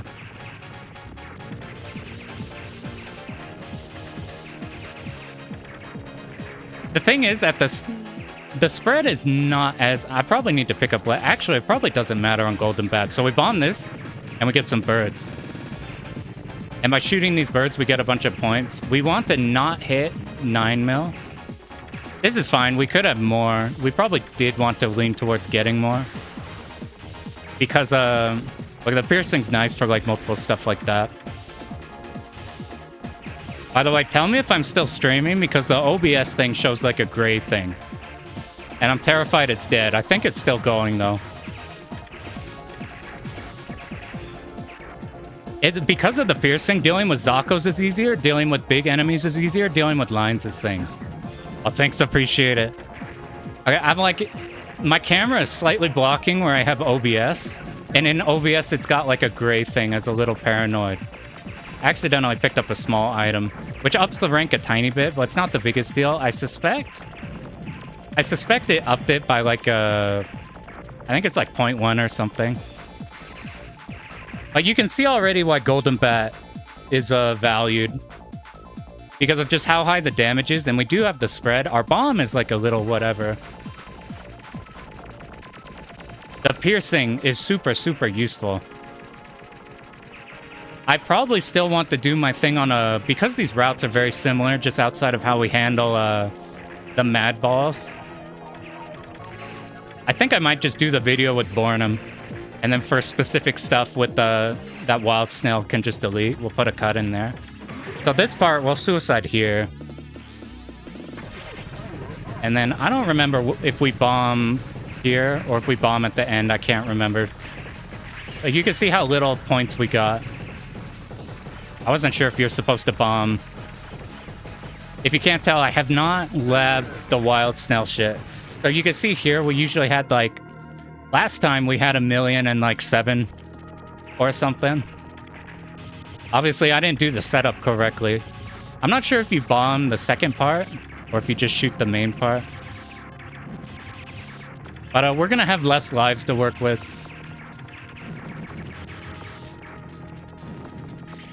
But it should just be like one less life, maybe. I think we'll still hit the like the 5.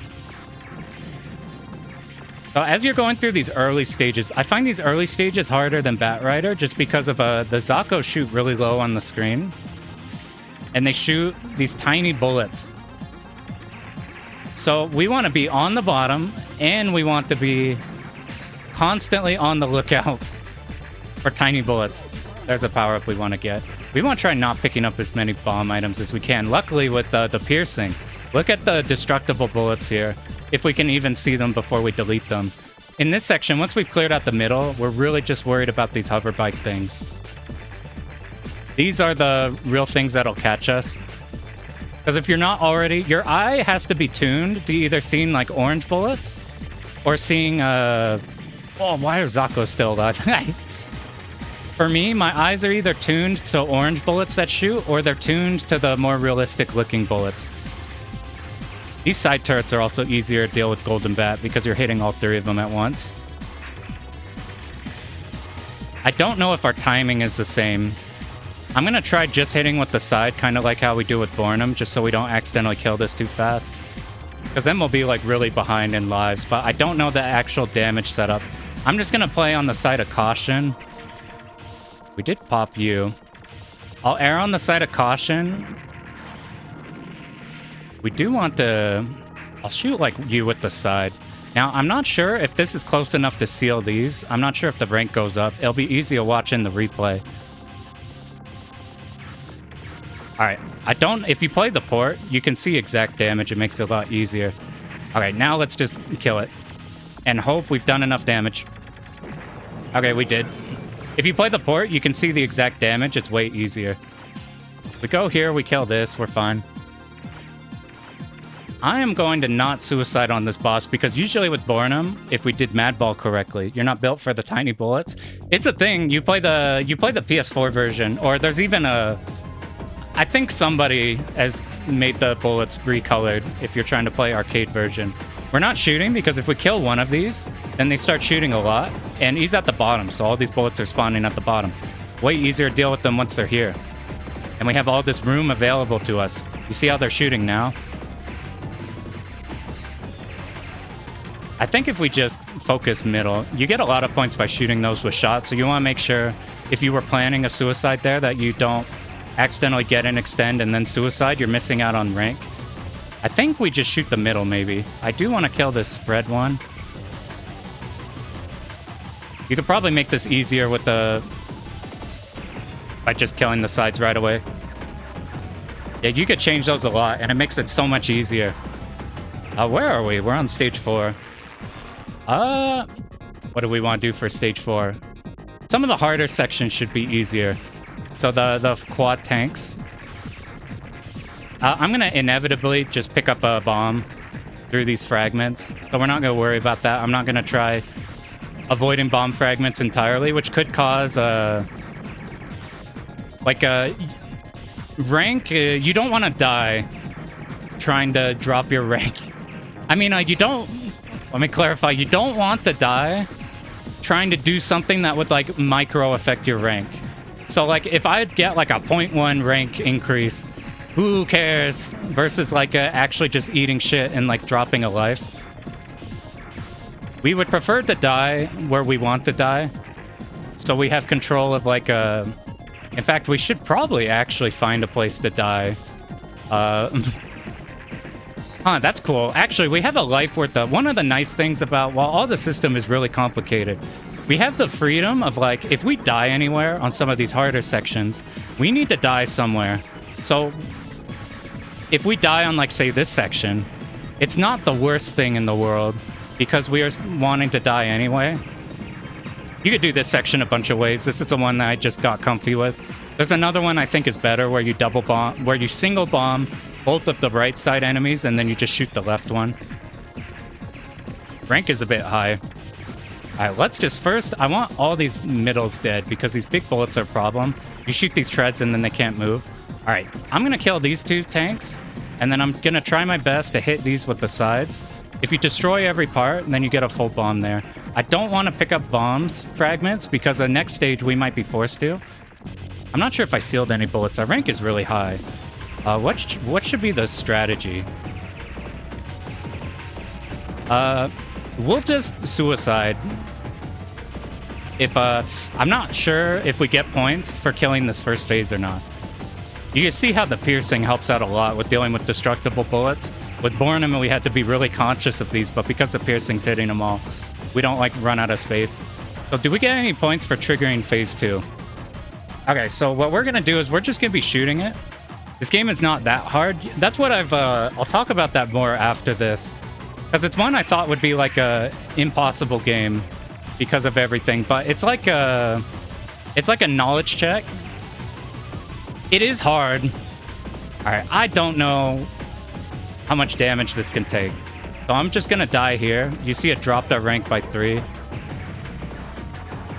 There's an argument to be made since we're getting fewer extends. Perhaps I shouldn't have died there.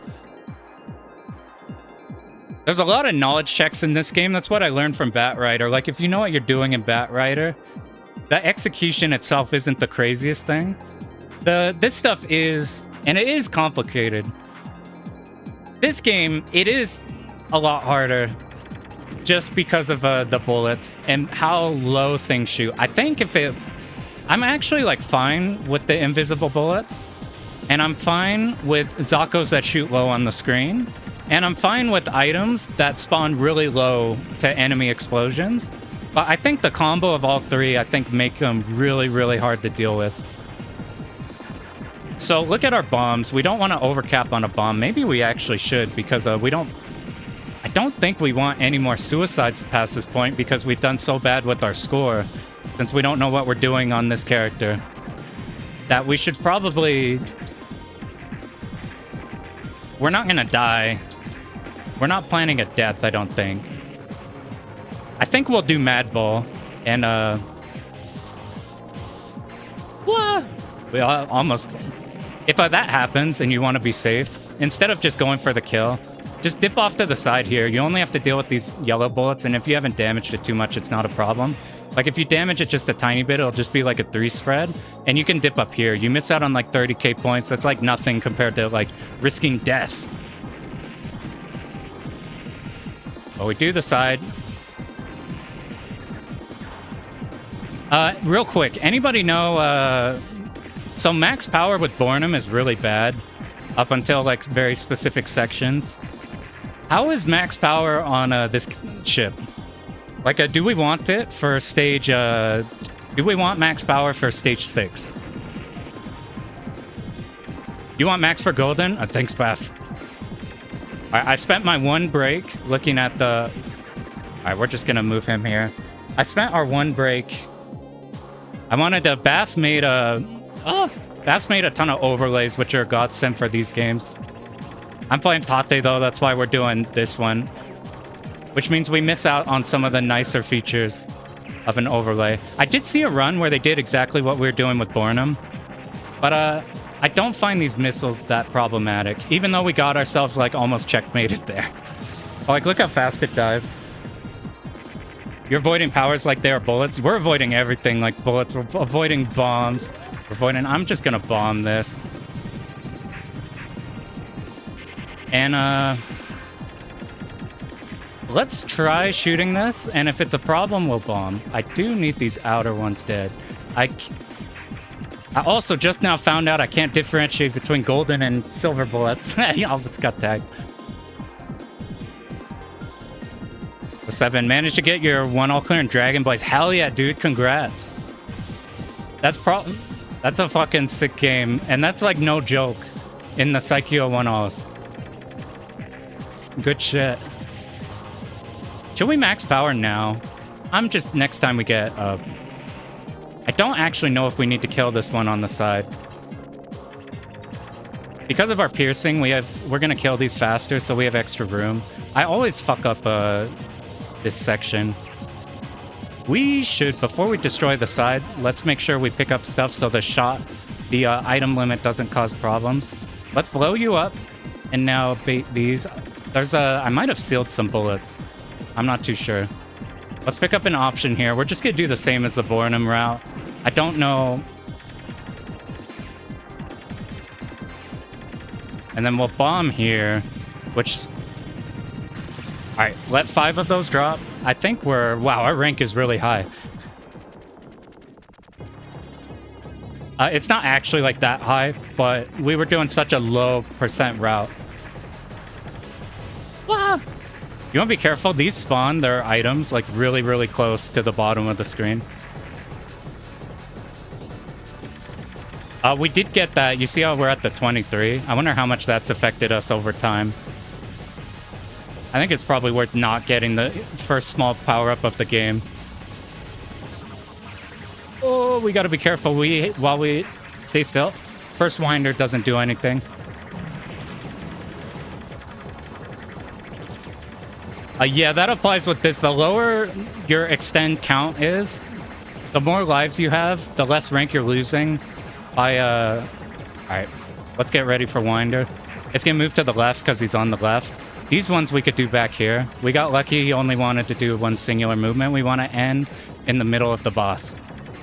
So that if he does Winder, we're prepared in the middle. Wow, that died pretty fast. But past this point, we're trying to stockpile our lives. This route is not one you should copy, by the way, because I don't know what I'm doing with Golden Bat. Let's swap to 15 now. You can see, you can feel it. If it's... We're going to try... Yeah, we're doing full power here.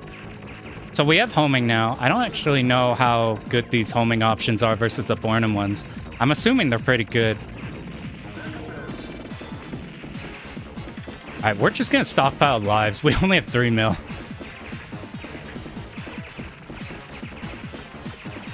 I was asking about... I should have picked up that option. I was asking about Garegga in the Rev Discord, and they're saying if you play Bornum, it's really easy to hit like 3 million at the end of stage 2, going for like the scoring run, just because of Bornum's bomb.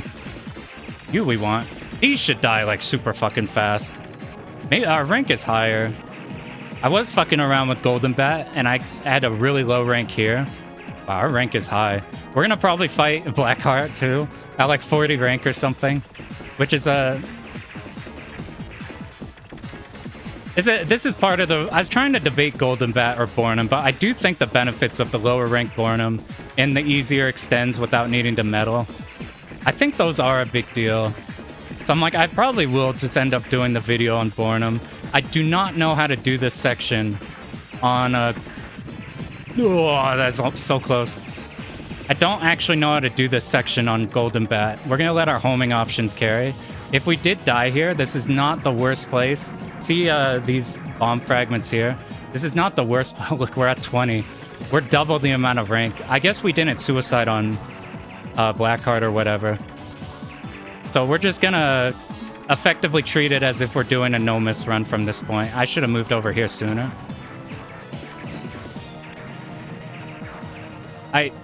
Now, while we do want to seal as little as we can of actual bullets shooting, I'm pretty sure once these hit the bottom of the screen, and they're like naturally sealed by being at the bottom, I think we can sit on top of them. So like a lot of the strategy of this stage is sitting on ones like these that are moving from the bottom of the screen so they aren't a problem later. Without sealing, some of these are close to the bottom. We should stockpile a shit ton of bombs. So like right here, these enemies are moving up on this way. We move to the side when we want to avoid these. I saw a run where they just hard went off to the side here to avoid these bullets. Our rank is so high. What the fuck? And our rank loss is going to be really bad because we have so many lives. We're just going to see like full force Blackheart 2. We're not at this part yet. Oh god, how do we fix this? Luckily, there's so much slowdown here, and these shoot in like a consistent V. Oh, I need an eye tracker for this game. You'd see it's like moving everywhere, trying to find rogue-ass tiny bullets, like that one that almost hit us vertically. I want to stream on a side. I want these dead because these rotate and cause problems. They're not aimed, so they're less consistent to see. I should be picking up more bombs than I am. If you move diagonally, you move faster in Rising games. That's how... look at this turret. All right, after this one... After this one, we are not going to shoot. See how we only have 3 options? That's because if we do this strategy where we despawn this third big tank on the left, we naturally this option's in the way. All right, now let's make our way back. Luckily, we had a lot of slowdown. We should probably still be up here. So we're sealing a lot of those multi-shot enemies, and by the time we move here, they get sealed at the bottom. Picking up accidental rank increases. Where am I? I just like disassociated for a second. I'm like, where am I? What stage are we on? What game are we playing? We barely got good bombs for shit. But we have a lot of lives. So this is the homing setup. You kill these 5 tanks. Those 5 drop off screen. There's no more bomb items that drop. So if we die on this boss, the next time we pick up an option, these shoot at the same time this time. I don't know if that's hooked to rank or if it's random. But we basically just want to dodge the middle missiles. Oh shit, I don't know how to deal with this boss on Golden Bat. Let's find out. We probably do this normal. These are not the hardest dodges because it's consistent. It's not very random. I should have lagged when I could look at the chat in this. Now let's bomb here, killing those top ones. We might have to dodge this for a little bit, or our damage might carry. However, our let's just have our homing options carry. I'm looking. Look at this little ball in the middle that gets grabbed. I'm looking at that, and I'm just looking at tiny, tiny dick bullets. These tiny, tiny, tiny yellow bullets that move so fast are a problem because you can just use your you can let your brain automatically dodge the big ones. I'm consciously thinking about these small ones. Wow, we have a lot of lives. You move faster in all Rising. It's a lot of them. I'm pretty sure it's like most of them. I could be wrong with the Mahos, but every Yagawa game is doing that. Look at our rank. Our rank is so high. I've never seen 34 before. By the way, what's fucked up is if you credit feed... Oh, yeah, we got lucky. I got greedy. One problem is we don't have as big of a spread. We have a turret. I'm going to lean on the left side because I didn't kill that one turret on the... Look at tiny bullets. Oh my god, the fucking turret shoots horizontally, man. That's fucking scary. Oh, tiny bullet, tiny bullet. This is actually feels not bad because the bullets are either coming from top diagonally right or far diagonally right. Oh my god, do we need to kill something else? Oh, does that shit need to die? Okay, I don't know how to do this section on Golden Bat. Let's just take advantage of piercing. I am not going to bomb this thing. I decided to bomb it. You get a bunch of score if you do that. With Bornum, I had no idea what would happen, and because I delayed so long, we got 0 score for that bomb. We have so many lives, though. I probably need to be up here moving around because we don't have as big of a spread. Actually, we could probably be down here. You probably want to just let your options kill it. Okay, Blackheart 2 with 38% could be terrifying. Be fucking spooky. After this run, I'll be able to catch up on everything in the chat. This is like the least chat-friendly game I think we've played so far. Look how big the fucking rank is. It's 38. 24 is our route for... whoops, now it's about to be 39. And our bomb is really bad at dealing with winders. However, our shot is really good at dealing with destructible shit. Okay, we got lucky because it didn't give us a line bullet. Not the winder, and not a... Boom, look at our lives. We have stockpiled so many lives. I don't think we've unintentionally died anywhere.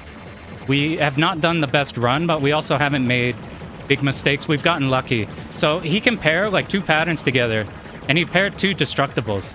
Okay, winder time. We do have to dodge the end of this, I think. Wow, that lasted a long time.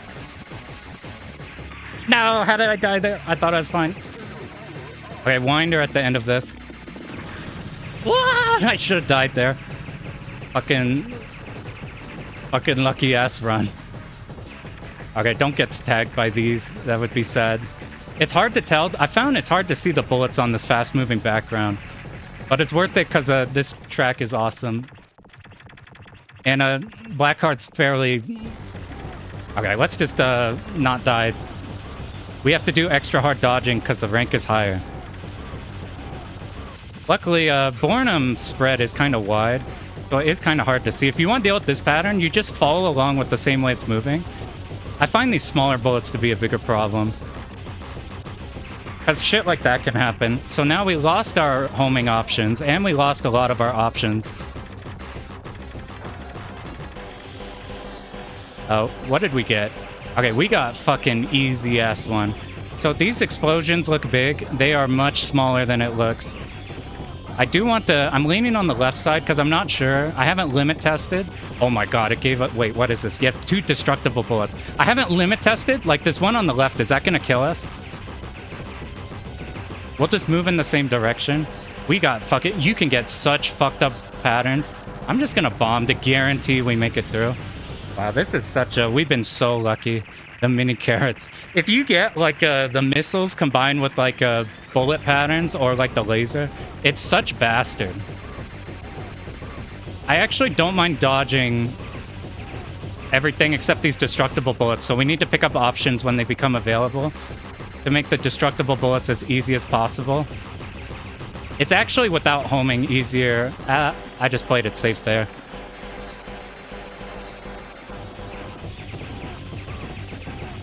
The Bornum run, we do... Like, if I have homing, I'll bomb the destructible bullets because they're kind of scary. Wow. Alright, I wasn't expecting to get a cheeky-ass Golden Bat one. We ended up with a lot of lives. Look how much less score we got because we don't know what we're doing compared to our Bornum run. Oh. Well, I wasn't expecting that. Now I can catch up on chat. Thanks for GG. Fucking... Oh, man. So, I guess this route's pretty good for not dying. I was really nervous about this game. Fucking Golden Bat, yeah, he does a lot of damage. It does so much damage. I don't know. I'm still probably doing the video on Bornum just because there's nothing on Bornum, really. But, that's why you want a Golden Bat. The only thing is you might have to either know what you're doing better to get score, because look at the score difference.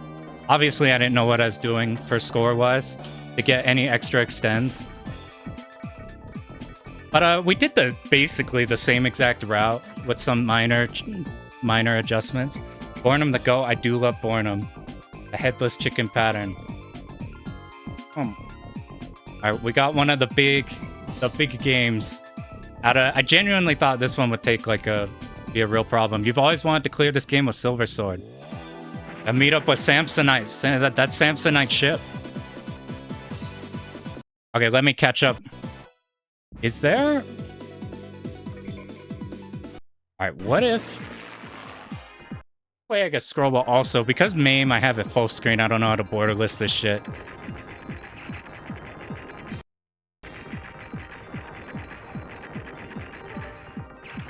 I want to try catching up on everybody. So we did our Bornum one. The piercing makes the damage much less. Oh, we got the spread, the bomb for score, stuff like that. You want to see Cheetah run? Her, she's a problem. I don't know why they make their poster girl. They're like Chun-Li of Rising, so shit in everything. Like Maho, she's not bad. I'll scroll this over to... Tonight's commentary might be a bit controversial. Now, that means they're cooking something good. Let me get to the score screen and they'll pop in here. We'll look at chat. But like that type of a strategy, while we did have to know what is going to cause the rank increases, we did need to know when to die. It's effectively boiled down to don't get bombs, don't pick up anything, just hold until Blackheart 1 is done. Then pop 15 hertz auto fire, pick up like all your options, and then just stockpile for the end game. Because a Blackheart 2 and a Glow Squid could be scary. So we didn't see it. But one of the most fucked up things with Blackheart 2 is he's either really easy and you only have to think about the winder, that attack where it shoots the lines and then they move around left and right. But sometimes he pairs one of his patterns with like the wing will shoot aim shots that are really dense. And those just fuck up all of Blackheart 2. You basically stockpile lives because if he happens to roll that pattern, you need the lives to tank it because it's fucked up. It's so hard to survive. And what's hard is it pushes you to the sides because it's aimed, and then you need to be in a good position to deal with the winder because after those patterns, then the winder happens.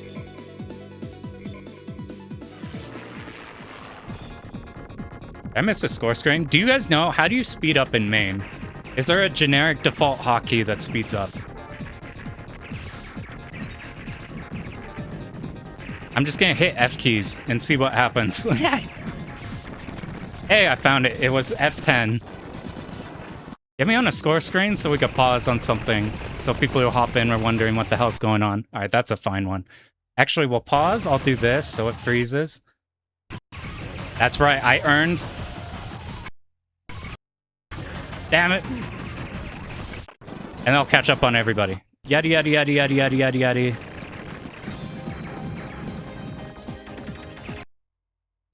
There we go. Okay, that's our results for today. Remember using frame skips, speed up Raiden Fighters loading. If you guys haven't played Raiden Fighters, or like Raiden 2, you have to sit there and it's got a 999 countdown and you gotta wait for it. It only happens on boot, and after it's in RAM or I don't know.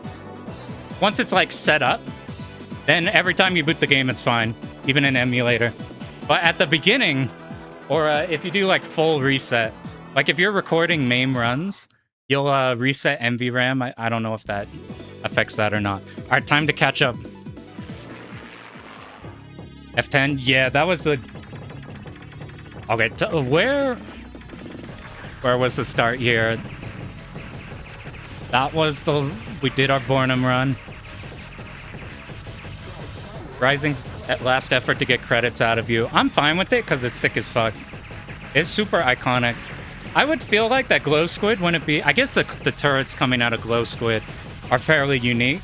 But while Blackheart doesn't have turrets that come out, he effectively will like roll different patterns. The 9-9 counter with low speed on low-end netbook. It takes fucking forever. I can feel that. Let me catch up on everybody who pop in here. What up, more salty? So I couldn't talk during the entire time because this shit takes 100 years. All right, let's catch up towards where's the start of that. Yeah, Golden Bat. So you can see with if you're here for both of those runs, you get a good idea of the strengths and weaknesses of both. Bornum, you definitely have to do more things, but the things that are nice are nice. Thought you might chain die on the last boss. I haven't ran. What up, Retro Omega? We have, in fact, battled the Greg. We got really lucky. We rolled extremely good Blackheart 2s and extremely good Glow Squids. Like, instead of rolling, like, some fucked up patterns, like Glow Squid getting a turret that would shoot, like, missiles, plus the just little bullet spreads are so nasty. We got double missiles, which shoot at the same time, so it's just one stream, one stream, one stream. Or one cut, whatever. And then we got double destructible bullets. I'm like, we got so lucky. 1.01 is scary. 1.01 is horrifying. All right, where's the... Yeah, M2, you can change the color hues a lot. If you want to see, like, immediately who I could think in mind. I think if you look at Hidden Fortress's Garegga video, I think he changed them. And I think if you look at AZ levels, he changed them. And you can just see how much nicer the game is. Like, if anyone gives you shit for changing the colors, nah, dude, it's so much better if you change the colors. You saw how many times we died from just being like, oop, I guess we died. I thought I'd be more upset by it, but due to the nature of Yagawa games, if you die, then it's just like, I won't die in the future then, when I was supposed to suicide or something. Yeah, it just looks complicated due to rank stuff, and like, it is a hard-ass game, but it's not like you're learning a Futari Ultra variant, or like a Mushi Ultra, like, high-end game. To me, it's kind of like a DOJ, where it's like punishing, but it's not like, you don't need to be a super player to challenge it. It is gonna cause you some problems, though. Yeah, Max for Golden seemed to do a shit ton of damage. It definitely bumped our rank a lot on a stage 7 or a 6, since we bumped that early. I'll have to pull up in a sec. You can see the different, just how different the different shots do per rank. It's kind of crazy. Does the make self-destruct with only one extend every time you're close not apply to Garegga? I think these 3 Yagawa games work that way. I thought this was the high tier difficulty. For score, it's super fucking hard. For pure survival, it's still pretty hard. I find it way harder than Batrider. But it's not as hard as like it's not like an unattainable goal type of game. It's just a hard game. It's not like a two-all or something where it's like, oh god, I'm gonna be spending the rest of my life trying to beat this shit. It's like the actual strategy just boiled down to, we powered up to like our second to last power up. We didn't pick up any options. We tried not to pick up bombs. And then we just bombed in good places. And like suicided in a few places. You don't need to know when to do that. The route will have it for you. And if you die before your route intends for you to die, then it's good. You don't need to die the next time. And really the whole game, if Blackheart 2 and Glow Squid didn't exist, like I find Discharge way easier than both of them. Discharge is more punishing because you can't stockpile as many lives, and sometimes the patterns are like undodgeable. But like none of the bosses are way easier outside of Discharge. Like Blackheart 2 into Glow Squid final phase are pretty fucked up.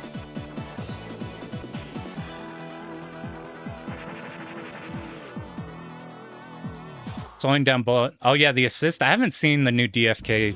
I haven't seen what that assist mode is like. You move faster in all Rising games when moving diagonally. I think even in like the early Mahos, it's the case. I could be wrong.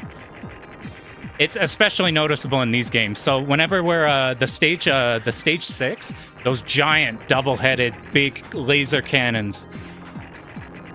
Those ones, whenever we like it starts shooting, we're holding a diagonal angle. We're holding a diagonal angle, which is causing you just like move so fast. Even with the Bornum's kind of slow, even with buffing that. Debris is the real problem of this game. So I actually don't mind the bullets. which is why I didn't do any modifications to them. I'm pretty sure somebody has figured out a way to like ROM hack the game to get better colors. But the debris is my real problem. Because enemies, it's fucking cool looking. But a lot of enemies take a while to actually, once they're in a dead state, actually die. Like they're in exploding state, and now kaboom. And like you shoot things and a bunch of debris pops off. When things blow up, a bunch of debris pops up. If debris wasn't there, I think the bullets would be fine. That's what you need the hard focus. You need to sit at the bottom of the screen so you have time. And you just need to be aware of where the problem bullets are. It's not a react to the situation. It's a know where shit is. We're almost caught up. I just got back to the GGs. Bornham's the go. I do really like Bornham in like every game he's in. I don't actually know specifically how Silver Sword is. Yeah. What up, Worldy? You missed the clears. Gonna have to catch up on Archive. Sorry, I thought this would take all night, but we got extremely lucky Blackheart 2 both times, and really lucky Glow Squids. They just rolled us extremely good patterns each time. Examine a few hours, wish good luck. Yo, good luck, dude. Hopefully I caught up in time. Good luck, exam spooky. Alright, so if you're interested in some of the like the behind the scenes shit in the rank, what I'm doing is I'm grabbing Shmup Wiki. And thanks to dudes like Icarus and other people who are updating the Shmups forum, updating Shmup Wiki, stuff like that, we have such crazy information for the Yagawa games. So I'm pulling up I forgot. Does anybody know, is there any reason to pick a B ship which has faster speed over an ABC ship which has faster speed and smaller hitbox? Does anybody know that? Because I'm not too sure. Okay, let me get to where I want. It's gonna look weird on camera because my thing is over on my right side, which is looking over on screen left. All right.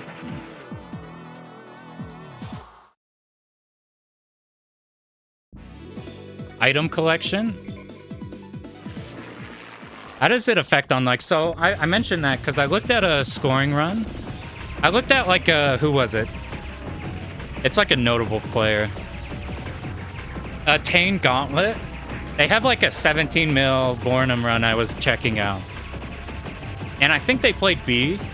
So like, how exactly does that affect the item collect? I'll update this tag here. Or I guess this doesn't matter. You can see right here that we cleared twice. Or color preference. You know the color preference is something. Because like, because golden and the... Like, I find you can differentiate because your options are shooting green with Bornham options, and your shot isn't a thing. Bigger hitbox is slightly easier. Meddling, I didn't even think about that. Oh, that's totally a, like a, let me just pull up a Shmup Wiki. I'll pull it on screen. Window capture.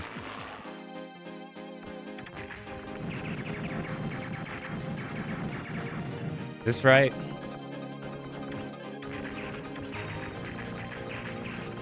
I'll make this easier to see on screen.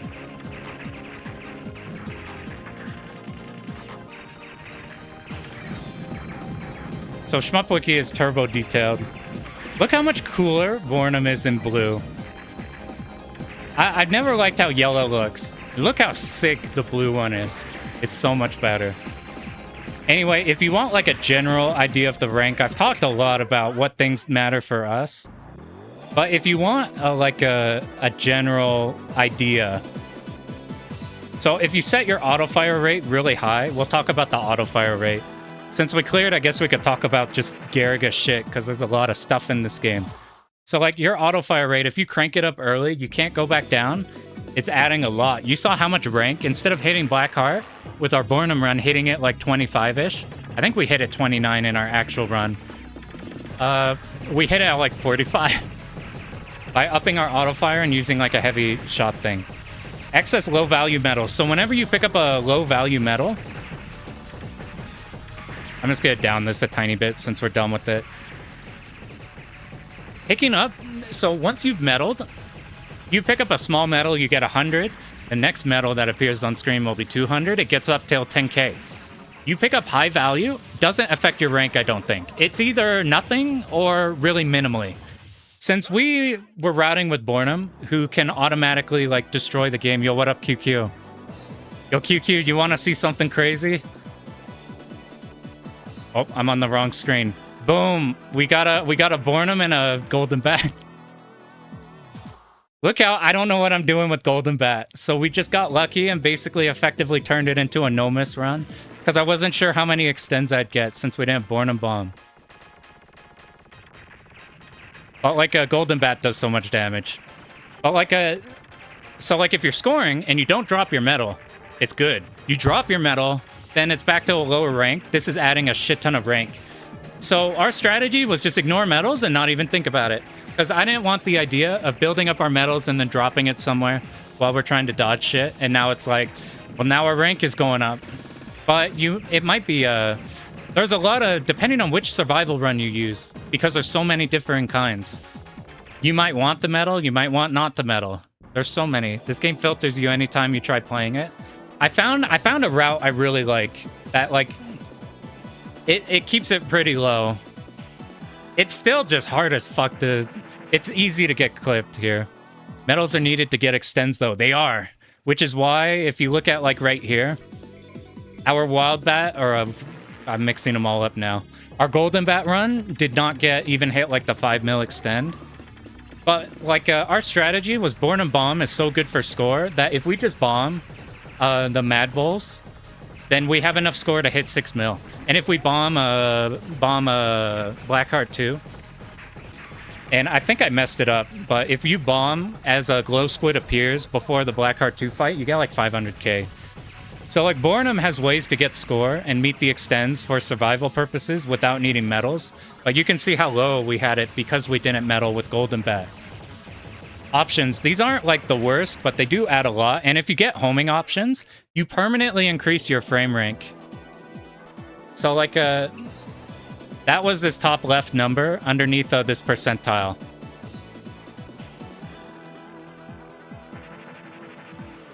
Extra live main shot level, excess weapon fragments. That's actually not bad. That's probably why we got so many on stage 6. But so that's like the general idea. But here's what's interesting to me on something on what got me to stick with Bornum. Despite Golden Bat's damage. Let's find it. Somewhere there's a... Maybe it's up here. Somewhere there is like an auto-fire rate chart on this site. Let's try to find it. Here's some of the hitbox sizes, by the way. Whoa.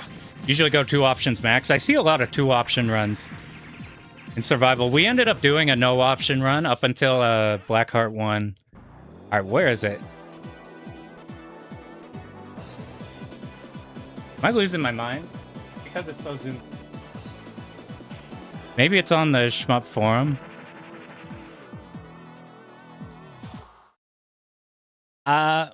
I'm tripping so much balls right now. I just want to show what the frame rank is per... Oh, advanced rank. Here we go. Now we're talking. Okay, so here's what we care about.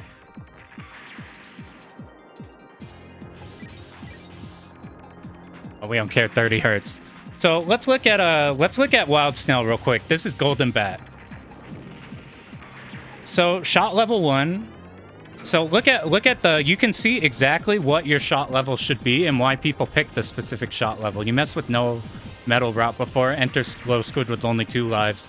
Our strategy, if you do it perfect, enters with 4 to 5 with Bornum. But has Rising even come up with this shit? I have no clue. I suspect this is like a... I can't imagine Yugawa was like ready for how deep this shit would actually be. Like, I'm pretty sure he's just trying to do similar shit that, like, both from, like, things he did in Rekka and, like, things like that, and, taking from Gun Frontier, and, like, just mixed a perfect concoction of this crazy-ass system. So look at this here. So you start with 8. Whoa, I didn't know that. 8 to 10 on a wild snail is different. If we go look at Bornum, it's like it doesn't even matter. So like this is the shot that we spent with Bornum, and it's like barely any increase by using 10 hertz, and we get so much more damage. Look at Wild Snail, and you'll see why we had so much more rank in that run. We did some things to up the rank a lot too. But if you look here, there is such a big increase. Like shit's fucking 600 from 4 to 5 here. Like so much from here. But if you look at this shot levels, these are about the same, which is why we're not sitting at like minimum possible level. We are getting up to like 4 because that's like, look at this, it's like the same. And then towards the end when we need the firepower, we do that. And then here's why we don't bump up the hertz, because we're getting like 1.5 times more by playing 15 hertz throughout the whole game. Yo, what up, Toshi?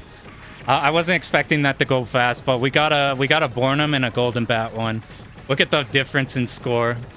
I'm like, my Bornum route doesn't really work for scoring with Golden Bat at all.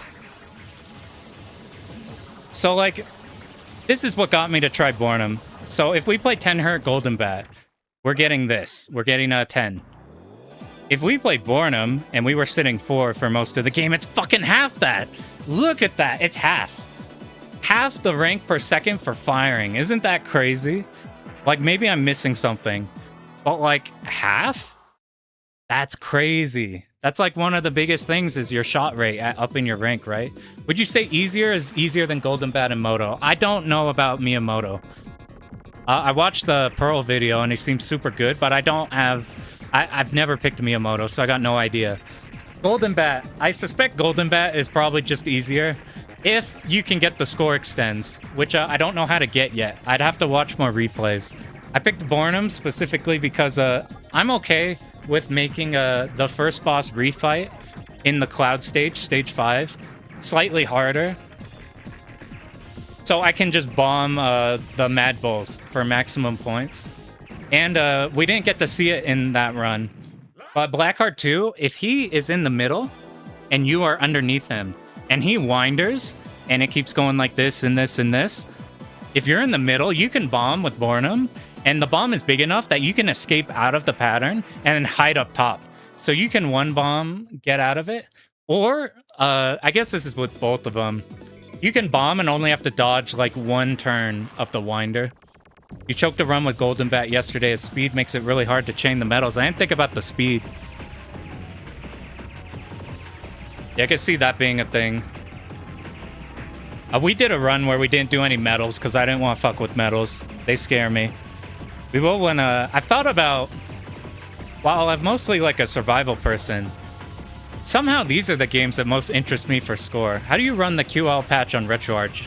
I don't think you can in RetroArch. You have to run it in MAME so we don't get run ahead. It is laggy, but it's worth it for the auto fire quality of life, and the rank quality of life. And just restarting with a hotkey. But this is why we picked Bornum. And look at this, even when we went to 15 hertz at 4 power for stage 6, we still did not reach the same rank per shot as fucking Wild Snail at like 10 hertz. It's crazy. Look at this, 1.6. Look at, I guess, wow, that's such a huge increase. I was thinking about if, so like Bornum weapon level 5 is like dog shit. It has shot limit problems. It does so much less damage, but it has better coverage. So the only time we pick it up is literally on the very, very final boss, on the last phase, just to hit destructible objects easier. And we learned extra why, because if we pop this 15 heart, look how much difference this is. It's 500. Whereas we stick this and it just keeps it low. But I think you have to run it on MAME, and you have to go in MAME, like you just hit tab or whatever, machine configuration, switch it to Japanese. And then it worked for me. Haven't played with Bornum yet. He's cool. He does not have the damage. He has the spread. He has a really fucking good bomb. And he has the lower auto-fire rank increase. game is very unique. You don't get to look at spreadsheets when learning any other STG. Yeah, it's like looking at frame data in like a fighting game and trying to like take that. While I thought that would make the game like horrifying, but once you know what to prioritize, so like this shit, when you don't know what this means, is fucking terrifying. But whenever you look at a run and you're like, okay, so they're playing most of the game Bornum shot level 4. And then it's easier to go like, okay, this is why. Because the rank is not very high. Or like if you just open this up and you're like, it's just numbers. How the fuck do I dissect this? You pair it with the replay and it just helps explain the replay. It's kind of like how you can't memorize fighting game frame data and then like know how to get out of every situation. You need to use it as a tool. Especially because this shit doesn't, there's a lot of stuff you can't rank with this, like speed. Anyway, what other interesting shit is there? So right here, we experimented with it, and I suspect it was a bad idea in our Golden Bat run. So in Golden Bat, at the very start of the game, you only need one small power-up item to power up to the next level. So it seems sweet. We only need to pick up one. However, every time you level up through a small power-up item, you have a permanent frame rank increase. Even if you die and you're on a lower shot level, permanently up. It's not actually that much. Like, this isn't that much, but it is something. And you can get a big power-up item by doing that big plane kill we did in the first stage. My conundrum is a stage... I'm going to move this because it bothers me. We had text there before. The conundrum is... It's way easier stage 1. I don't know if the guide video... I'll have to experiment and do a run and see if we do this with Bornum. If it actually meaningfully affects things to where it actually matters. Getting homing search. I initially was routing it. So I was doing this strategy, but doing it with homing options for stage 5 to make the big ships easier to kill. But I'm like, the ones that are hard to kill, you can just dip off to the side and you seal the big ship's bullets. Or you just do easy dodges. You just miss out on like a couple 30Ks. Can you link the exact QL patch? I will. Let me do that when I don't have this up.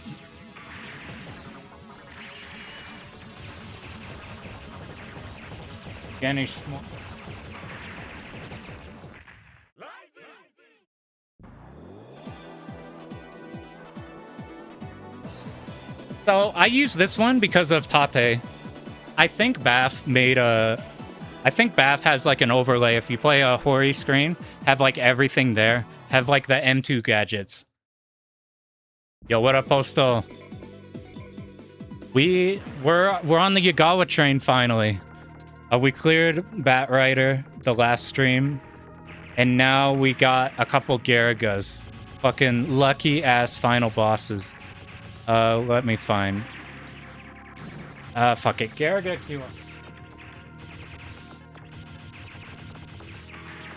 I found it through like some shmup thing has like a mega thread weird thing. How do I find this? Garegga QL patch. Fuck it, it might be this thing. Yeah, it's this thing.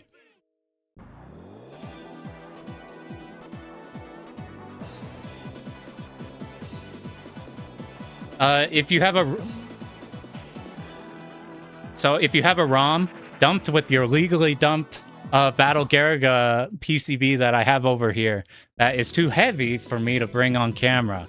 So I'm playing my dumped version of the game. You unzip that. You like patch the thing. You dump it in here. You go into you'll go into MAME. You'll go you don't even need to do auto fire. So like I have no auto fire set up because the QOL has the auto fire by holding start and tapping a B. Yeah, my PCB. I actually don't know if any of the local dudes near us have a Garegga PCB. Yo, Cave Maniac, if you're here, do you have Yagawa shit? Or does people here have Yagawa stuff? I know we have Pork. Oh, that's a game we gotta do. If you haven't seen Neo Antoine's stream, he's been doing a lot of Pork. They had that Pork announcement for Pork and Pink Sweets. Anyway, before I get ADHD'd, machine configuration, you set this to Japan. This ROM is like an everything ROM, just like my PCB. Anyway, let's just get this here just so it's easy if somebody's like... you could barely see, whatever. Anyway, that's the QL patch if you want to play MAME. If not, I would look up like BAF overlay Garegga. For all of the Yagawa shit, he's got like stuff for a ton of them. And they're really good. They're really sick. I'll actually want to see what that looks like. I'm just gonna...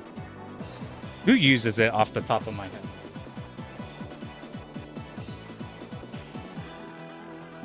Ooh, I think Hazy Levels uses it.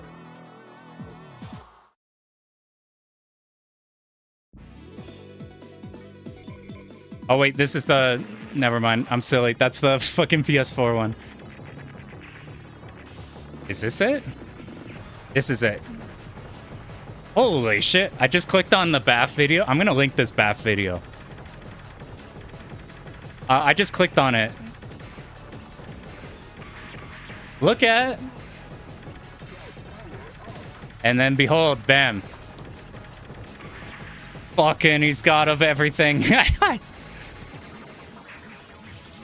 Anyway, this is the overlay. So it shows you if you've done your dropping your bomb items correctly. It shows you your like this helps a bunch.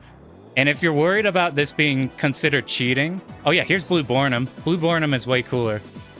If you're worried about this being cheating, this is effectively the M2 port stuff. And I mean, I'm not a Garegga scoring person, but I'm pretty sure that the dudes playing Garegga have like accepted the port as like the standard because the port is so goddamn good. But I'm also very new, so I could be wrong. But I'm pretty sure. Like, just fucking use the overlays on Yagawa shit. It makes the game so much better. What else is on here? So, we finally got to our Yagawa stuff. I really like low rank stuff, so it's about time we got the Yagawa things.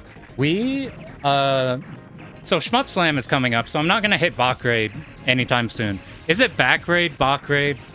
Is Ba a thing in... I don't know how you pronounce shit in Japanese. But that's the next one, and I have a super interest in that game. Both for score and for not score. And for a little in-between thing. So I'm super curious to dive into that one and see if that works exactly how I expect it to. Anyway, I'm just peeping in here to see if there's any like any more interesting Garegga numbers. I want the exact... if we die... They also have like HP scaling values. The higher your rank is, the more HP stuff has. Dying. Alright, this is really fucking important. So I was so confused with like how you managed Yagawa games because obviously I knew we want to keep the rank down, so we must die. But why do we need to die in specific spots? Or like why do we purposely suicide instead of just playing the game and then dying lowers our rank? It's for this reason. I'm not sure which one is like going from 2 to 1 or 1 to 2 or whatever. But basically, the more lives you have, the less rank you're losing for dying. So early on, so like our first suicide is on stage 2, like with Bornum. It's like right before Madball. That puts us at 0 because at that point we probably have like that display in the BAF feed. You can't find a link for it. I'll have to. Does he link it in this movie video?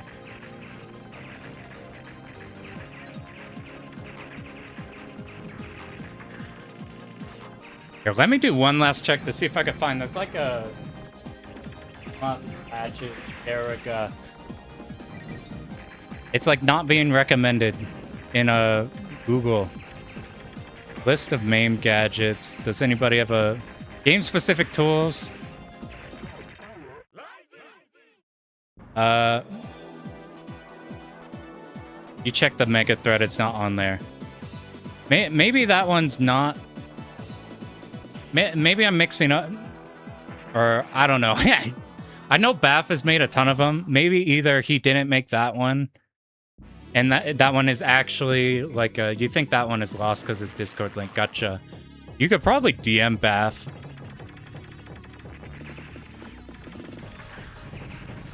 That'd be my best bet.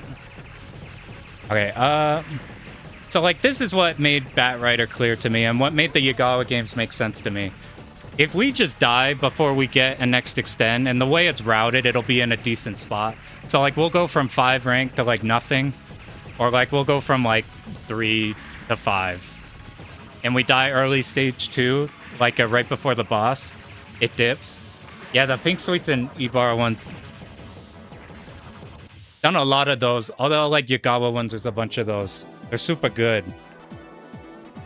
This is what made sense to me for the route. So like I looked at the route, the replay I was watching, and just every time he died before he got an extend, and then just like in the early game, he had a couple places where he died before hitting the extend.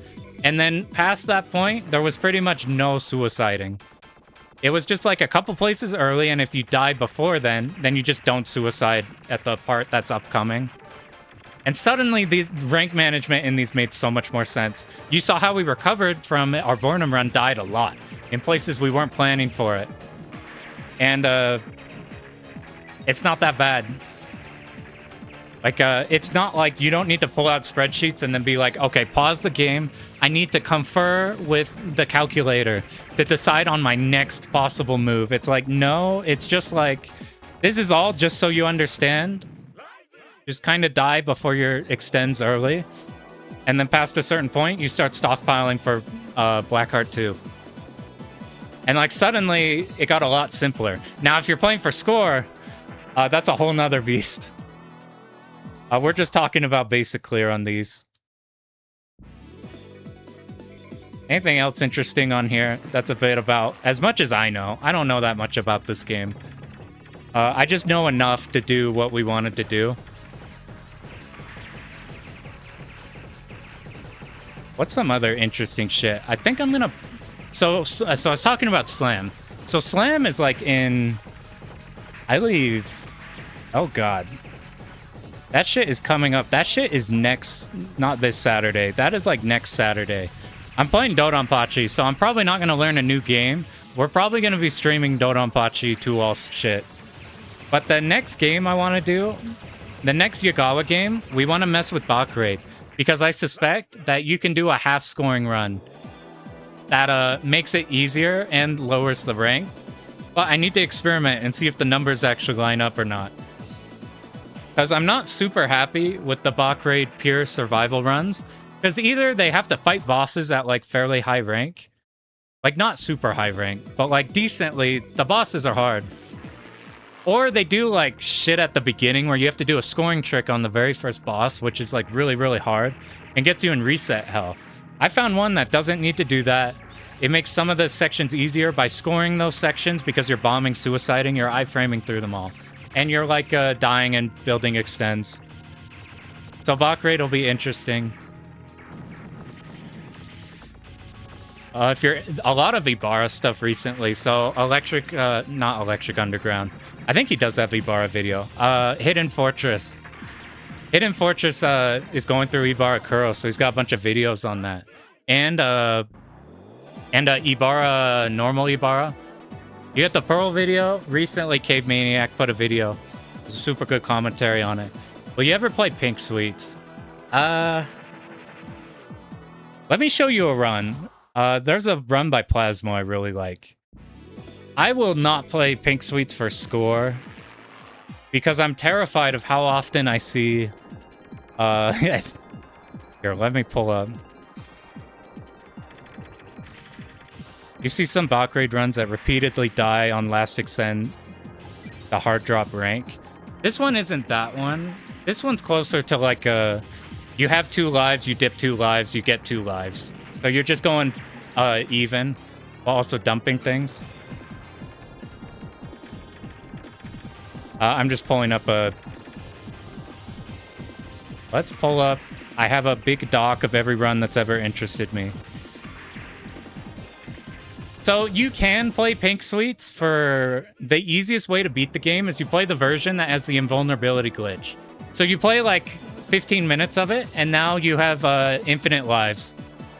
I'm less interested in that because while I don't think that's like oh, you're cheating, because I think an equivalent glitch of that in Gradius 3, I don't mind. But I do want to play the game. I don't want to just sit there and being invuln. So I found this run by Plasmo. Who is Garegga and why are you fighting Garegga? I don't know, but he's kind of a bastard. He's kind of obsessed with our rank. I'll be honest, I thought this game was going to make me more upset than normal because talking and trying to see the small bullets I thought would be a problem. This is Plasmo's. I'll link it in a sec. Let me cut it. This is a no-miss run. I'm going to link it right now before I forget. We're not going to watch the whole thing or anything. I just want to show it off real quick. Stage 6 sucks. I actually don't mind Stage 6. What I hate is Blackheart 2. Because Blackheart 2 can randomly roll the one pattern where one of his wings shoots an aim shot combined with something else, and that shit drives me insane. In both of our runs, it didn't roll that, so the only problem Blackheart pattern we had to deal with was Winder, which you can bomb, and then you only have to dodge Winder for like one iteration. So this is Plasmo's no-miss run of Pink Sweets. This is the run that interests me. So he puts in the description basically the rank control. But effectively, if you don't seal bullets that often with your, what do you call the rose cracker?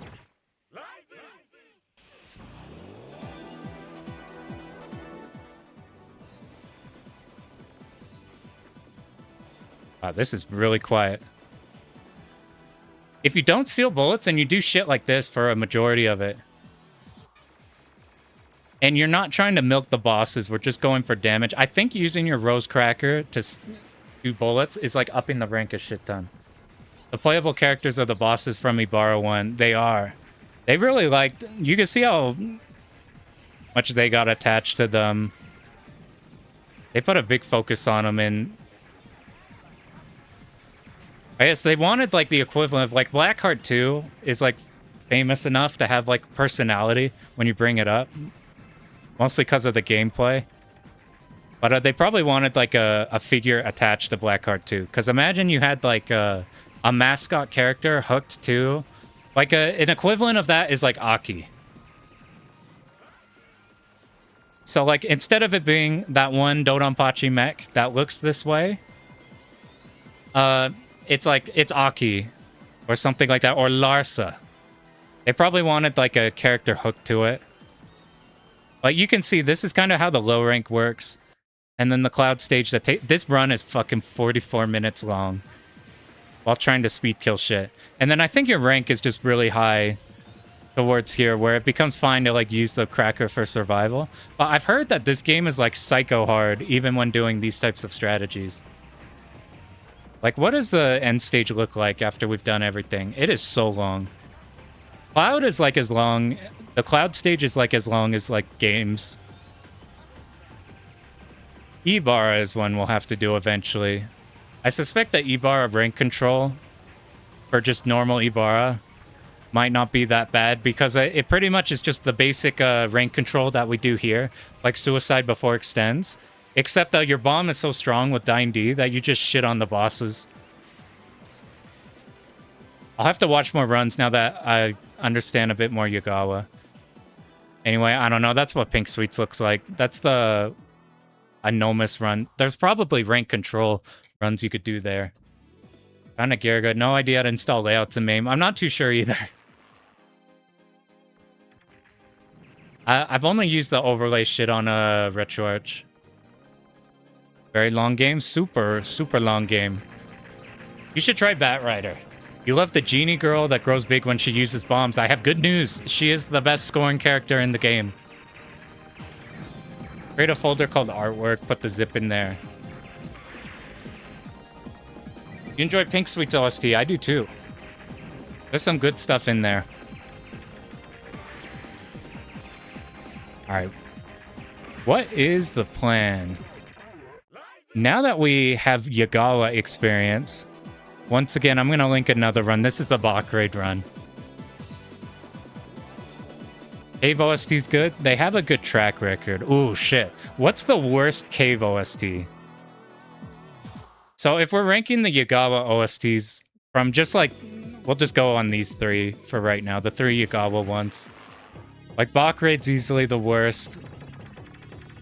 I think Garegga OST's fucking incredible. I think it'd beat Batrider, even though Batrider's super crazed.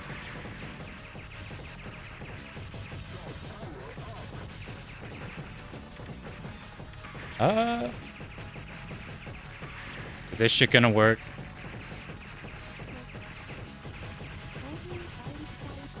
Okay, so I keep bringing this up if you watch the other stream, but I'm super curious about this part. So this run is a survival run. And what's cool is they'll show you like what you're trying to chain here. It makes it easy to visualize. I'll just put it here. There's also a YouTube link of it. I don't have that one right now. So this bombs. So like this is a survival for the most part. But during specific sections, I suspect that chaining these sections is easier than not chaining these sections. Because you don't have to survive because you're permanently iframed or you're currently in the process of dying. Yeah, the little thing there makes it so... It's like a really good... And you can OCR the Japanese text. I suspect it makes it easy to learn. So this does do the chain stuff here. So to keep this chain up here, this chain going, you need to die, which pauses it. And you have to kill big enemies. Big enemies keeps the chain resetting it. You can see every big enemy dies, it resets a chain. You chain enough, they're getting times 64s. You are getting the same amount of extends that you're putting into your chain, at least on this route. So he died twice and got 2 extends back. I suspect that this might be better on rank. I think if you keep chaining 64s, then it gets lopsided where you're building more rank than you're losing. But you're only doing micro sections like that. Like, let's look here on this stage. So like this big plane, we'll bomb the big plane. So how many times 64s are we getting? If we keep it going for too long or the rank keeps going higher, I need like to experiment with this game, doing like a raw survival thing, and then learning the chain for these specific sections. And it makes it so that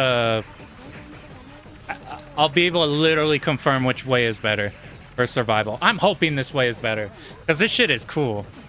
Like, my one problem with that, I really want to score like Garegga or score Batrider, but the problem I'm running into is milking the bosses. It doubles the length of the game. I think Batrider has pretty interesting milks, but it's still like doubling the length of the game. It doubles a whole lot. This game is not like that, because this is just high frequency suiciding. 2 extends in a row. Yeah, this is a system to break. You'll try Batrider after Garegga. The Batrider's way easier. I suspect this will be easier than Garegga. You gotta milk in perfect position so much. It's like, I don't mind that as much in the Batrider runs I've seen. What interests me in Garegga is doing singular Bornem bombs. It looks so fun. You just pick a bomb fragment, bomb, pick a bomb fragment, bomb, pick a bomb fragment, bomb. And like all these single bombs are building like a shit ton of score. It's awesome. But then you have to milk bosses, but it's still not the worst. I might go for a letter score. Not like optimal, so I won't milk the bosses. To extend, what? Yep. You tune back in, we're talking about boss milking. We are. I wanna score the optimal Garegga and Batrider. Double the length of the game if you milk bosses. And they are interesting milks, especially in Batrider. Letter scores are where shit gets crazy? Yeah. I think we could letter score without needing to turbo milk. So, what changed my mind on milking, I used to think I wouldn't want any of them, but I actually really love the Batsugun milk. The Jupiter Batsugun milk is like my favorite shit ever. I'm gonna pull that up actually. How many of you guys know what I'm talking about? The Batsugun milk. Does that ring a bell? Does that make any sense? Whose run should we... Batsugun counter.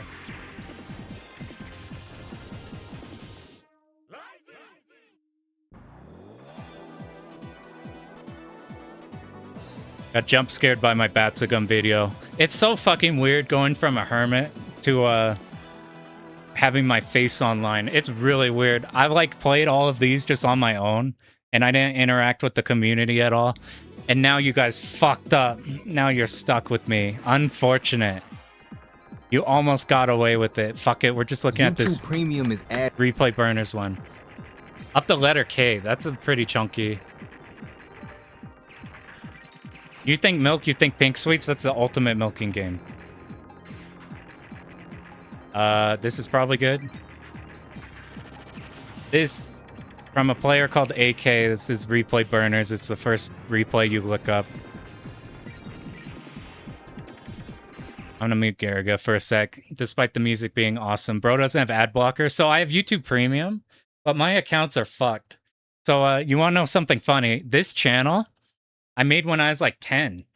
I have like videos of me making like 10-year-old me making fucking StarCraft Brood War videos.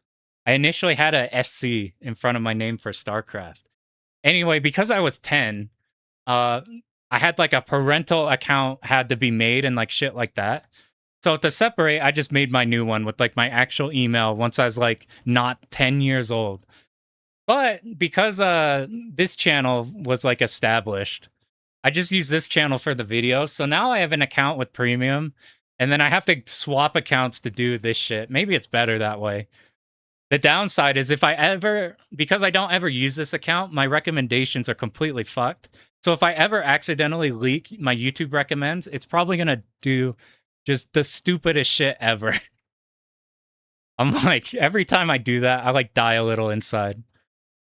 Keep your personal separate? Yeah. Anyway, all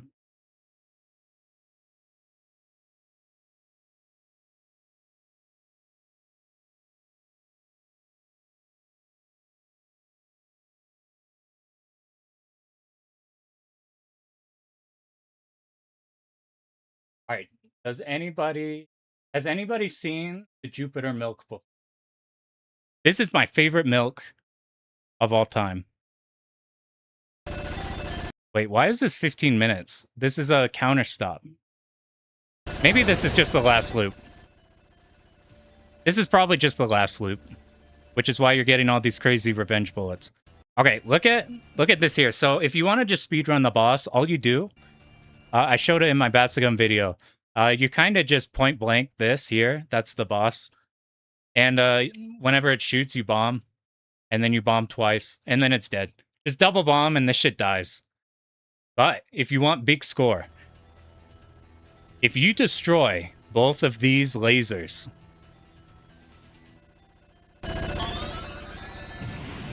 instead of shooting lasers, tanks will start coming out. But before we do that, look at the back here. You see all these pods? There's some of the top stuff we're missing.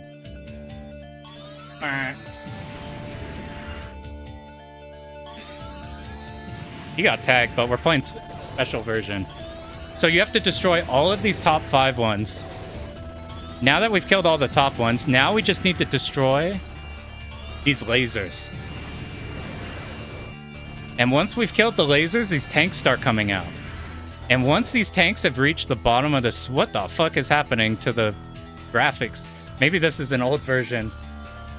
Once it reaches here, and you're safe right here, you pop Bob, and fucking look at the boom golden text. You learned from Mushi how much we like golden text. Fucking explodes. Oh, I just saw What Up Neo Antoine. We're just talking about pork. As you've been doing pork and we're in a rising mood. This is our Garegga result. We got a Bornum clear and a wild bat clear, or a golden bat clear. And now we're just talking Yagawa, but we're talking about boss milking. And so whenever you what makes this not bad is look at this initial milk. We're in a safe spot here where just the turret is shooting. But because you're bombing, you're dealing damage to the main boss itself. Yeah, see, it's all +1 XPs, and then bam, secret score, secret score. Some things, like the secrets in this game, like the little plane you kill on the runway just as it takes off. You got to the last boss with the yellow pig. Oh, shit. You need to sit down and learn the last 2 stages. You got last boss in that shit without, like, sitting down and, like, grinding those ones out. Is crazy, by the way. That last boss looks terrifying. But yeah, you see you damage this, and look, the phase progresses. You see the turret now shoots at us. But to complicate things, we have lightsabers. So it's kind of like in Bat Rider, how as you kill the parts, things progress, and you have new like things to be thinking about. Plus, every loop, the revenge bullets happen, so you have to deal with the different types of revenge bullets. This is my favorite milk because of all these reasons. The juice, the satisfaction of setting up a secret thing. It feels like you're doing a ride and fight or secret. And the ever-changing nature of it. And hitting the bomb is satisfying. And like, Opie leveled up, so he got a bomb drop. Whenever you have shield and you level up, you get a bomb. So like, this is how you counter-stop the game. Unfortunately, if you're playing a special version, to counter-stop, you gotta do this 4 times. But it's so juicy. You can't die here. It's pretty funny they shoot revenge bullets. If you're playing a Donpachi and you kill the last boss in Loop 2, that happens, except they do kill you. They kill you right before, whatever. George Lucas stole the double lightsaber from Batsugun. Exactly. The Phantom Menace owes some royalties. While you like milking in DFK 1.51, you burn your resources, you're damaging the boss, so you can't do it forever. Yeah. What's the difference in 0.51? I don't know anything about that one. I've seen a bit of a range A. I've seen a lot of Black Label. Eventually, we're gonna tackle Black Label strong style. Lasers? Oh, shit.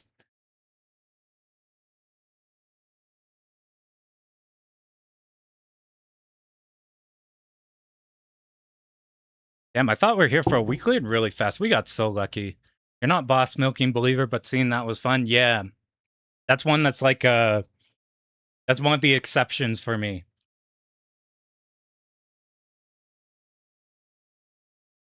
Higher up you aura, the more score. Point blank is always appreciated in any scoring system. You get a hold on. I need to look at that. I've never seen that before. In other hard game, Mushi. So the hard games that I'm interested in the immediate future is Death Smile's Mega Black Label doing 999. And Mushi Ultra. So that's like the hard game over time. The not like up there take forever game to learn that we're gonna learn next after Shmup Slam. It's gonna be. We'll probably just decide how we're feeling after Slam, but immediate ones that interest me. I found a Crimson Clover route I really like. We're gonna do Bloody Jitterbug. That's the idea, but I don't know. It might be more fucked than God Mode Larsa. It might be a lot harder. We'll find out. Or easier. I don't know. But I am interested in the run in general. Also, in other news, you probably saw I streamed Crosscode. I learned like half of the speed run for one of the longer routes of Crosscode. I've been slowly working on it. Very, very slowly. I'm to the very, very end. There's like a mini boss before the very final boss, and then the game's over, and I can do all of the speed run up to that point. We're so close to where I could just pop that up on stream. Crosscode's like my favorite game, and the speed run is fucking unbelievably cool. So like after Slam, I want to finish that. I'm not gonna work on it before Slam because we gotta work on Dodonpachi. We're probably gonna be doing Dodonpachi to all stream. What if we do Dodonpachi now? We'll chuck in a Dodonpachi credit, and then we'll do the time to cross the codes. Yeah, after Slam, that's what I want to do. I can do... Yo, what up, Tan? Yo, Tan, I didn't realize you had, like, the fucking goated Crimson Clover score also. I was looking at a leaderboard thing. I'm like, oh, shit. I found a... Tan, I need your opinion on something. I found a Crimson Clover route. That is, tell me how disappointed you'll be in me. This is from Tang Gauntlet, so this is a really good player. This is not a full score run, but this is a run I'm particularly interested in. Ah, fuck it, we'll full screen it. So I've been wanting to tackle Crimson Clover after watching your shit on it. But yeah, whatever, we'll just do this. From Tang Gauntlet. But I've been wanting to... I'm a fucking survival player, so I'm trying to find a stupid ass... Can you make a guide on how to get 108 items on Dimahu? So it's funny you bring that up, Bash, because looking at this replay by what is perspective? It's that way. Yeah, there. This person also has information on there's a devil on my shoulder that keeps telling me you should try to learn Dimahu for score. Because it feels really good when you're getting the like max multiplier when you full itemed out. It's in the back of my mind. This person that we're watching also has replays on like stuff like that using the scythe person, gremlin, or however. It's insane. It seems like it. So a part of me though is like, is it gonna be like, oh, we missed an item we were supposed to get before. Now we don't have it, and now we're fucked. Dimahu? Yeah. Great Maho Daisaksen. Some more rising. A part of me wants to do it, but I suspect that consistently getting the items you want to get might be fucked up. That's the route up to the mimics. All right, tell me, if you have it routed, will you generally be getting what you want? Or is it going to be like, oh, this run, I got 7 of 8 food, and now I have fucking level 6 food that I need to get somewhere. What type are you going to play? Probably type A. I don't want to use Z. I'm more interested in A because of the frequency of the breaks. But this run interests me. So this is a consistent run. What the fuck is Dimahu? So this is Crimson Clover. Dimahu is the rising one. I'll pull up Dimahu after this. Mimics give any item you don't moan. Let's fucking go. That's a game changer. I didn't know about that. That's actually a big fucking deal. Yo, Yagawa is a fucking genius. That's actually such a good idea. Like, not even joking. Okay, look at this run. So you just break on the obvious point. Whatever. But this is a run that uses the double breaks. Oh, let me get a better... Okay, look at the boss. So this is the type of run this is. This is a run that just routes it to just fucking double break all the... Double break for damage. So it just double breaks before anything happens, the boss dies. So, like, I'll just show stage 2 as just an idea of what... I've thought about... I don't have Crimson Clover knowledge to know whether or not this is a route worth learning for, like, a consistency route. But it seems like, to me, that the sections where they are not currently breaking are not that hard and fairly routed. And the sections where they are breaking are, like, canceling shit everywhere. So you're not worrying about getting tagged in double break. And they're getting advantage out of the double break. This is, like, not, like, a high-scoring run, though. I'm pretty sure this is, like, a... Whatever number is 90. Or something. It's not, like, the lowest possible score you get that you see on leaderboards. It's, like, somewhat middle or something. But, like, without having my hands on Crimson Clover, I suspect that this is a pretty good route to just be able to beat the game. This is a no-miss route, too. Want to link you the route? Yeah, I'll link it to you.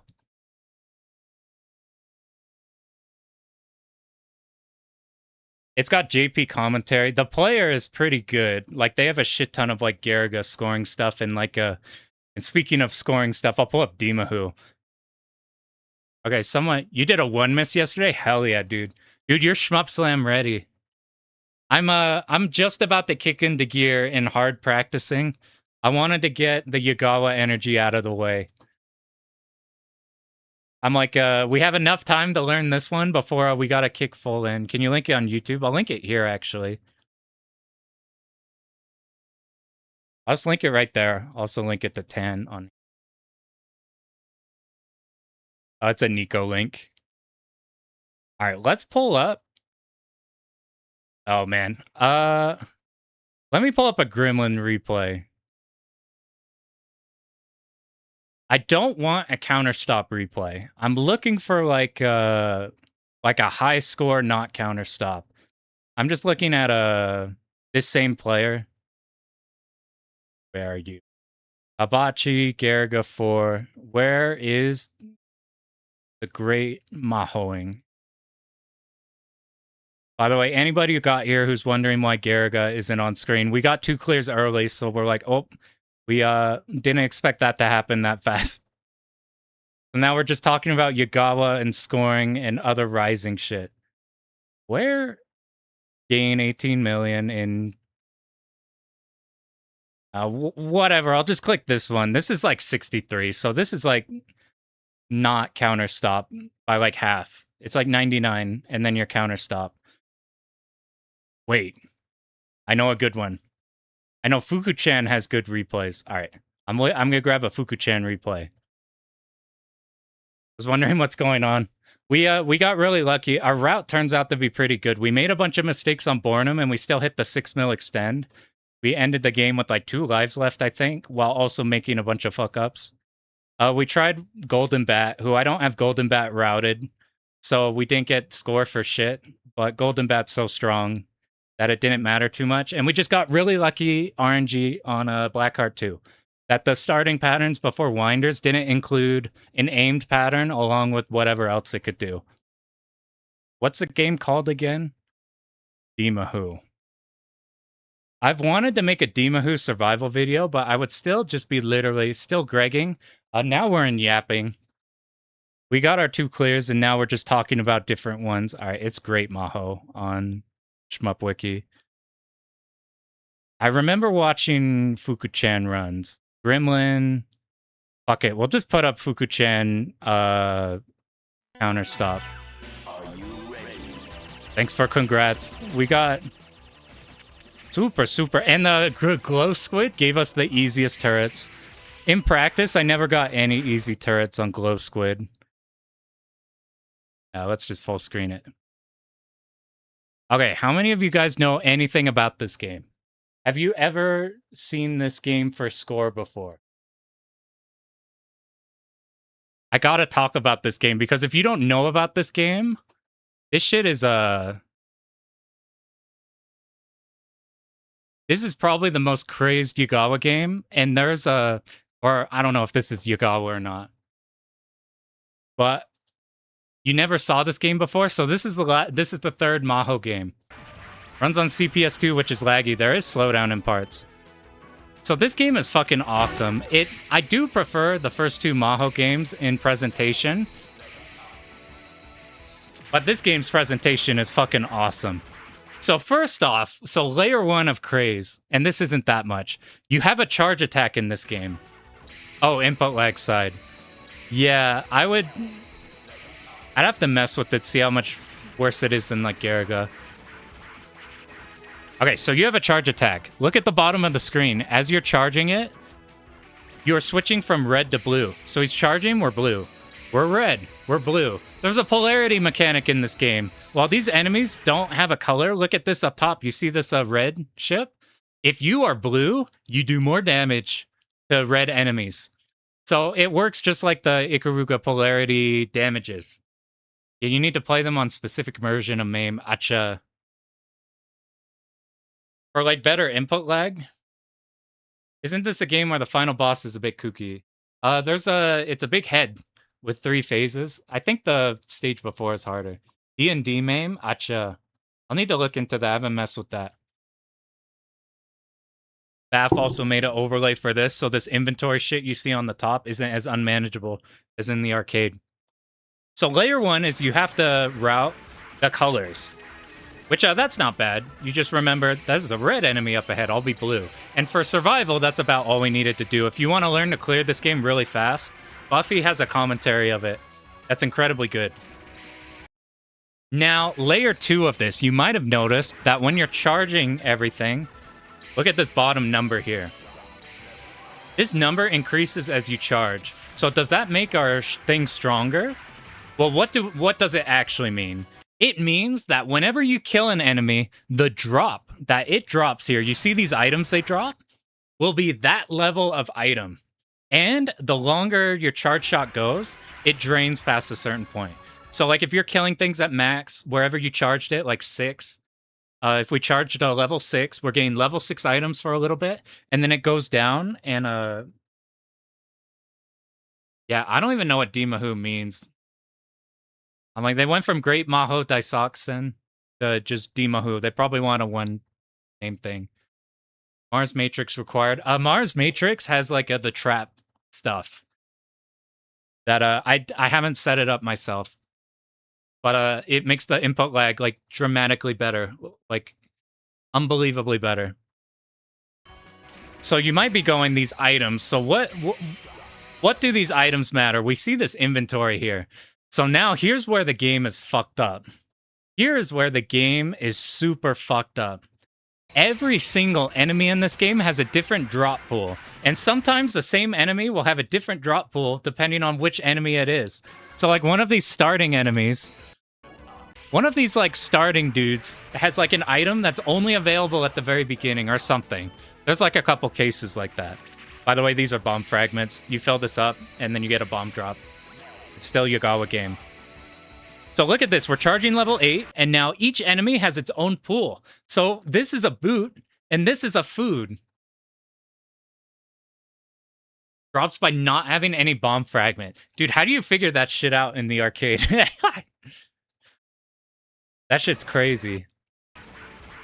So look at this. We have a shield. This is level 8. But then as this kills things at a lower value, we're getting lesser items. And you see they're adding into your inventory. You are trying to fill up. So like enemies that drop food. So I think, what do tanks drop? Tanks either drop food or shoes.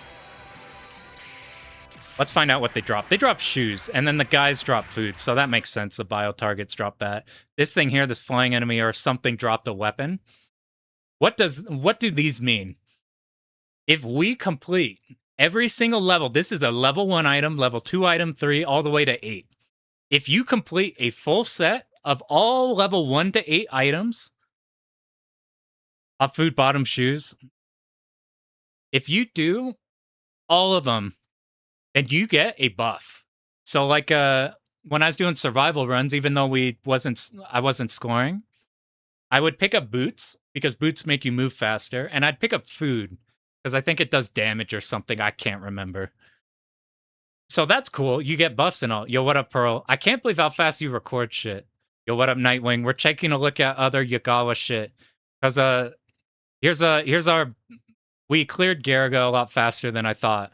And then we got a cheeky-ass Golden Bat one. So now we're like, shit, what do we do now? Let's just talk Yagawa games. We're talking about Dimahu and all the crazy-ass inventory. So not only do you get the buff, you think this one's going to be controversial, holy? It's probably going to be good.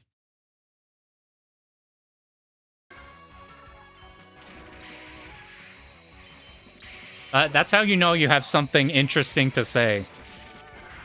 So, the fucked up thing is since this drains, it's like sometimes you're getting level 4s, level 3s, whatever. If you fill up one of these slots, then you are now getting a multiplier on every item you pick up from now on. So it'll be like ×2 now whenever you pick up something. How many sets of these are there? There are a lot of sets. Look at after here. This is the only way in the arcade where we can see what our sets are.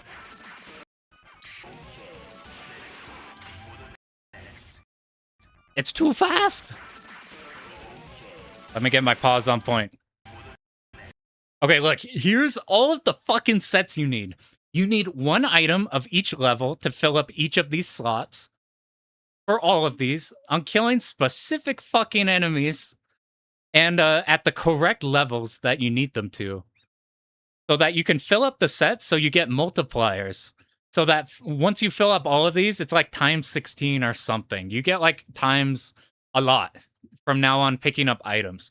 So you're getting the buffs from these, you're upping your rank a bit, so shit's harder.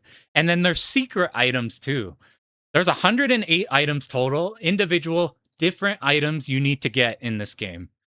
And there are items that have to meet certain conditions. They're secret items or special shit.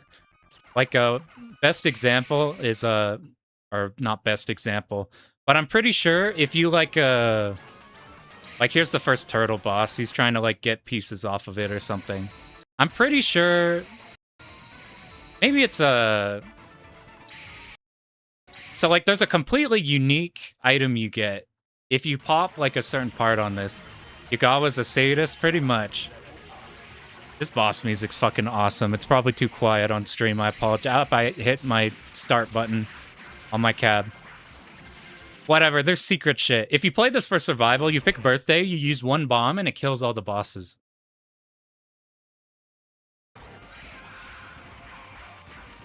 But if you're playing for score, you're trying to get stuff. Hail is to be red plus level 5 for the fairy. Whenever you're killing this tail up top, let's find the tail real quick. Somebody's name's birthday. Yeah, their name is birthday. They're from Batrider, but in this game, they have the best bomb in the game to the point where they one-shot every boss in the game, except bosses with multiple phases in which you two-shot them. Batrider reference, literally. I missed it. Whatever. There's fucking secret parts off everything. So you need to fill all of these, like, 10 sets, is it? 10 sets of 8 items, and then there's a bunch of secret items. It's crazy. It's fucking crazy.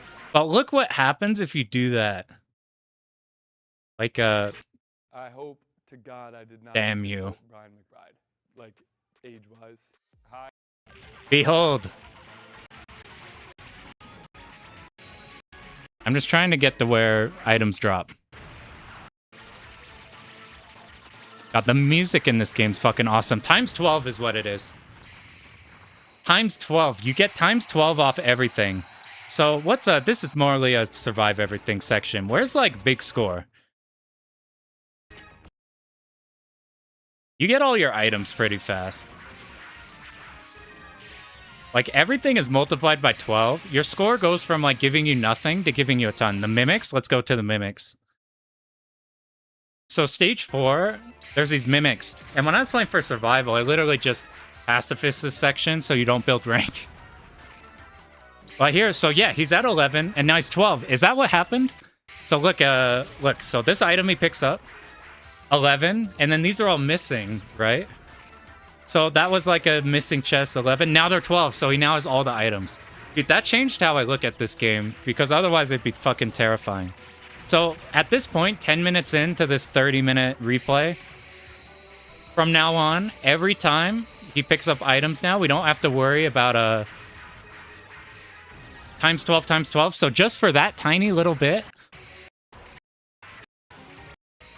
you got like 500k off that. Look at this here. If you get like a big item too, bam, fucking look at the score. Look at this. So 31, 30, 33, to fucking 35. It starts scaling. Random ad starts playing in teacher meeting. I've been there. Was missing a few stuff. Once you got everything, the mimics always drop super treasure. Are you gonna do Dimahu next stream? So I gotta prep for Shmup Slam. So most of the next streams are gonna be Dodonpachi. But Bach Raid is probably the next Yugawa game I'm interested in. The next hard game is probably just gonna be Death Smiles or Mushi Ultra, depending on which one I feel like I'm jiving with more right now. And somewhere we need to attempt a Crimson Clover or like a Bach Raid. I suspect I pulled up that run earlier. If that run earlier for Bakre does what I think it does, then I'm happy. Is a fake IGS ROM hack? That's a Dodonpachi too. Do Ultra, please.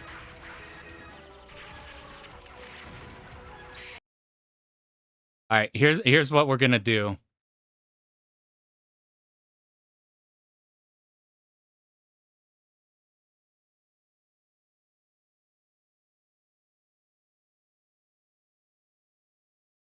Oh shit! I don't think I have the right one on. Whatever. This one's running it right now. I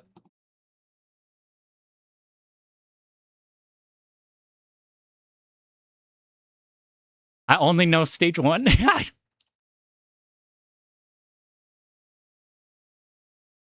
Okay, is it not unfiltered? Ushahime sama.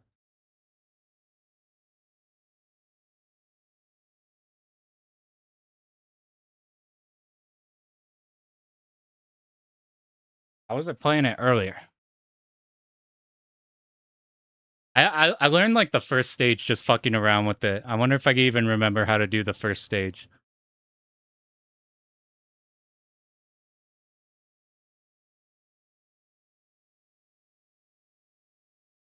I need to organize this. I have so many.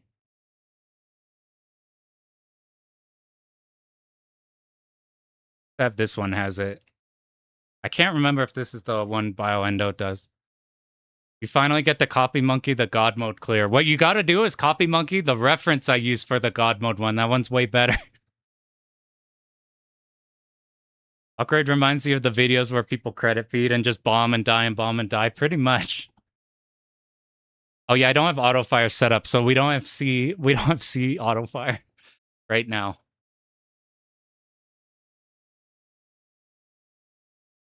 Yo, what up, Fizzle? Here's the results of today. We fucking first shot him with this super safe route. But it's mostly because we got really lucky. We got really lucky with Blackheart 2 and Glow Squid. They gave us like absurdly easy patterns. In DFK Steam discussions, Steam discussions on what the hell? This is Death Smile. God, how did we make this error?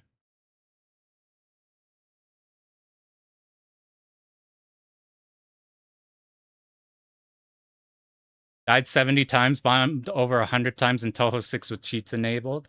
That's kind of our strategy, unironically, for Toho 15 whenever we reach it. Once I start catching up a bit on the Toho videos, because we've only made the one for Toho 6, and we need to make it all the way to fucking 12. Oh, God. We need to catch back up on Tohos, do 10 desires and 14 and shit. Does this work if I just swap it over? That's Chrome.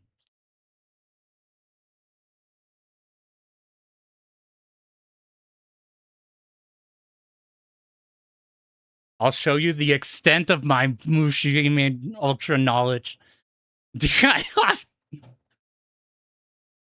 Credit feeding SDOJ calling it a short game.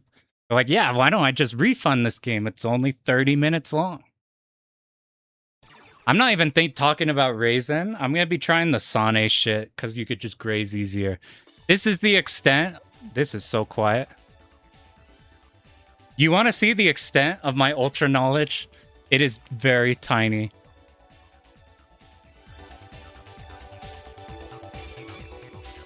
This shit is so quiet. Behold, we're ultra ready. We just ended up... Can't even remember where to go. I think we start on the side. 1, 2. 1, 2. Okay, it's these three, and we move down to hit this one. We hit dudes on the side, dudes here.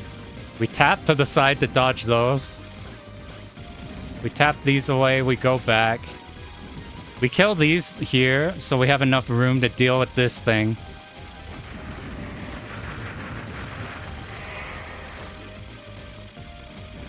I think we start here. And we tap to the side. It handles these guys and these. I don't do this very well. We don't want to pop this bottom one. Is this a good idea, popping this now? I suspect it's not. That was a terrible idea. Oh god, it's all falling apart already. Ugh, you move so goddamn slow on W. It's fucking crazy. Oh. I don't actually need to kill those. Now we have to do dodging. I forgot that killing those is like a trap. I don't know how to get up to this one fast enough. And then here, you sit like here, and then you tap slow so that you kill this before these Zako get you.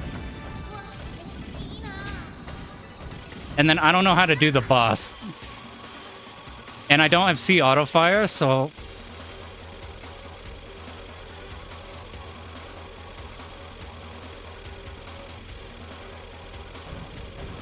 Is this the part? Oh, we go up. Now we go down.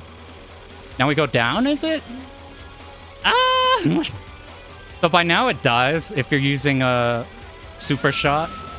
I do not have super shot. Okay, I don't know what the queue is for this. Is it a certain number of destructions?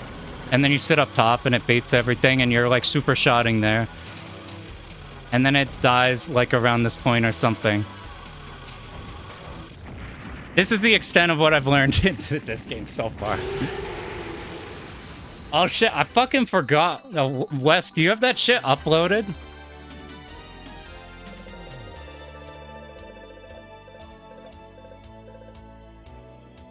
And I've never routed stage 2 before. Let's just see how long we could keep this credit going. Did we die twice? I think we did. We have no lives.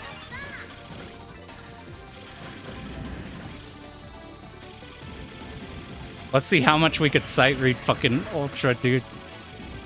It's been so long since we even did Maniac. I don't know how the stage works. I assume for our run we just kill I assume instead of milking these, we probably just kill him immediately. Oh! Alright, that was a long-lived run. That's about the extent of what I know in Mushi Ultra. We're basically almost there. Movement speed on W is so slow. It's so slow. I honestly considered playing S just for that reason. The stages are consistent when you route them. 4 and 5 could be kind of rough, though. They're compensated by being sick. My only problem is I get spooked by just how slow W is. I didn't like playing Type B in DOJ because it moves so slow. If you weren't like on point with your route and then you just fell behind just by the speed, you couldn't like fix things, which is my one concern with W shot. Like if we make any like minor skip, are we dead?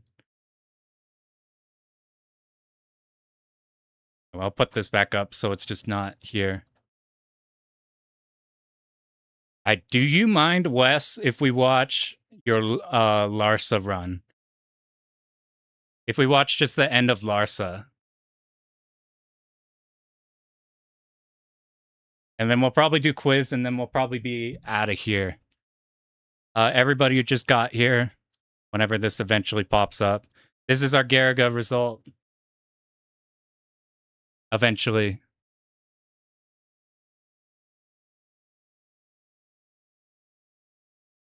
Yaddy, yaddy, yaddy.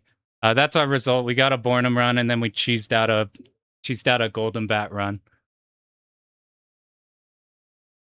I want to see the end of this. We've been waiting months for this.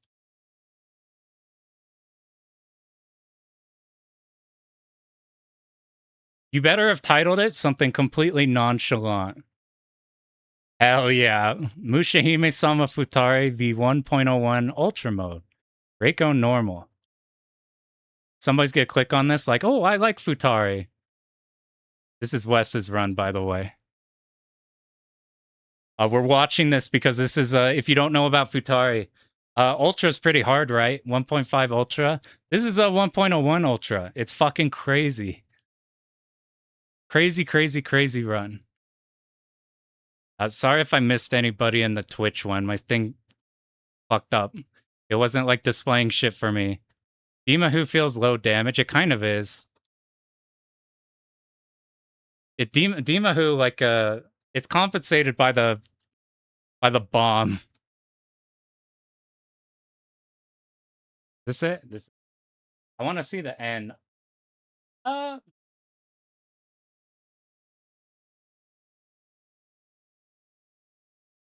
We'll get hyped for this, and then you got to click on the link to see the full run because the stages are fucking crazy hard.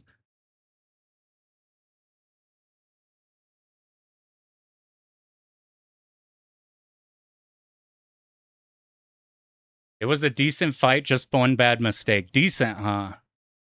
We'll be the judge of that. Fucking no miss to Larsa.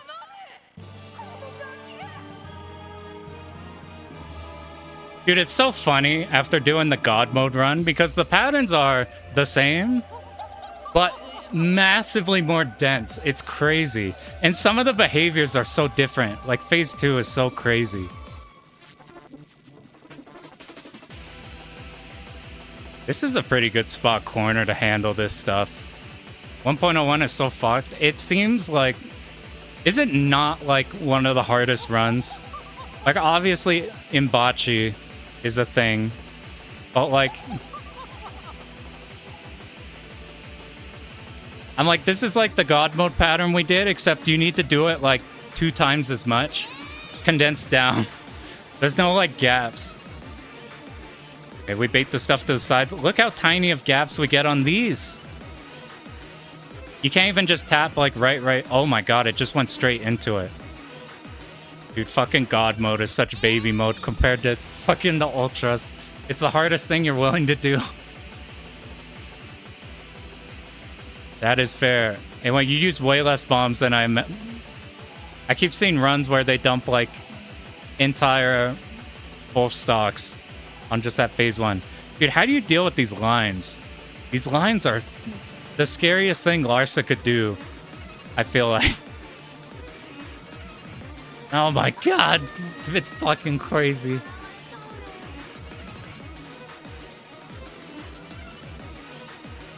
I haven't even seen this one. Look at how much life she has. This one seems messed up. The slowdown is so weird there. It seems like you gotta make like super snap decisions. That shit is just luck half the time.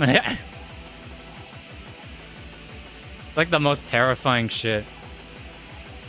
Oh my god, it looped back to the first pattern. Okay, so this, I was like, this looks kind of like the God mode one, except like a bit more crazy. But then I noticed that it doesn't start turning until you're like way up the side of the screen. Like this would be the last time it condenses in God mode. And then it starts moving the other way. This shit just keeps fucking going on the side of the screen. What the hell is this? What is this?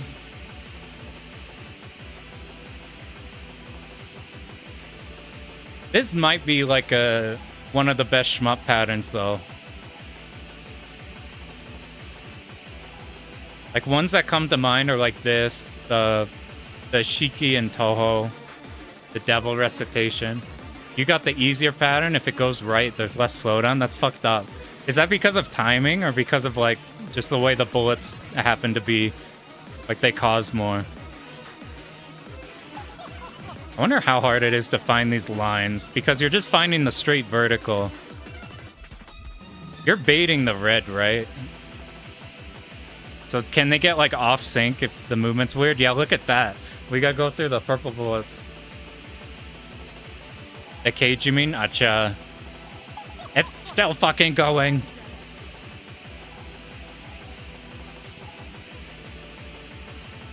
Eh.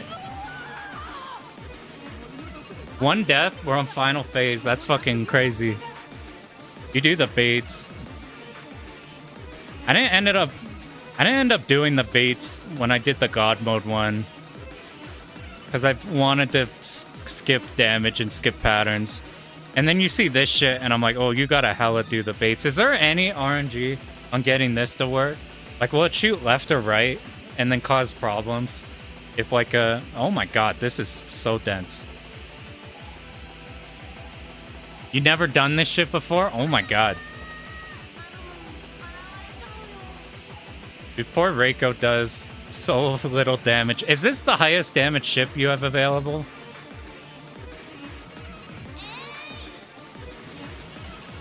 Are we gonna get the 2-death Larsa?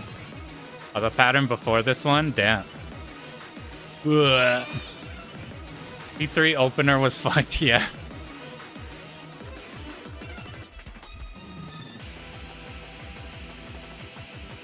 I've only ever seen people bomb this. I'm assuming you're just lasting as long as possible and then bombing. How do you deal with it if you only have your face to bomb with? If we have to face tank this pattern. I don't think I've ever seen this dodge before. Shit is so tiny. Oh, why does it speed up? Of all times for there to be speed up. You can dodge this? I don't believe you. Why is there speed up? Do you, like, effectively have to no-miss this game to this point? So you could dip all your resources on Larsa?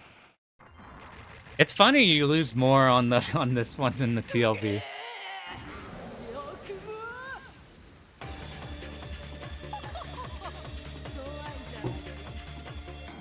I heard that if she moves bad, then this is a problem. So that's pretty good. Now we go back to the left. What about right here? It's kind of awkward. She's over to the side. This is probably fine on the next one. Cancel timing plus 8 trillion. What's the point of that? That's a... Wow. I'm shocked you still have any multiplier left over. This looks like the initial waves look not bad, and then you get stuck. You can 2-miss and before Larson still clear if you're insane. That's a big qualifier, though.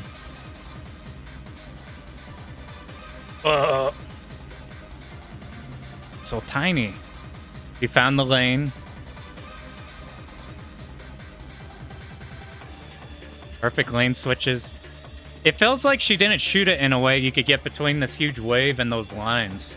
I feel like I've seen that happen before, and it seemed like she didn't do that here.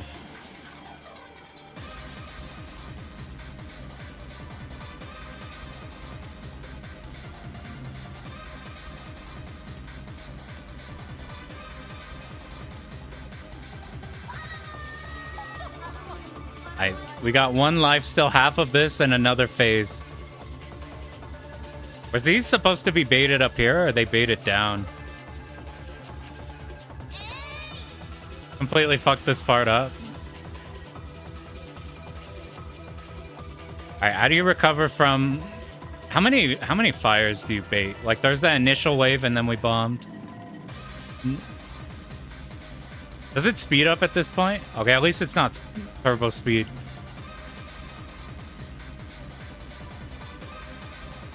Baited at the top, so I had to waste a bomb to fix it. Missing, like, unnecessary bombs probably feel so terrible in the moment. That's probably huge demoralization.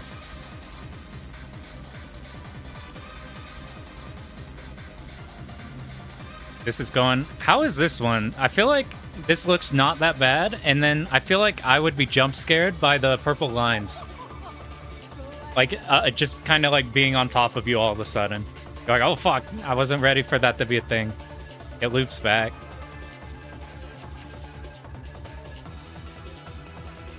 Handling this one perfect.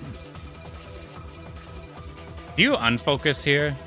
Like focus, unfocus? Yeah. It's pretty bad. Yo, what up, Retro Omega? Thanks for raid. This is Wes's run. He just got the fucking clear of clears. This isn't 1.5 Ultra. This is 1.01 Ultra. I'm focused to cause more slowdown. That's a big deal. I figured it'd just be for the speed.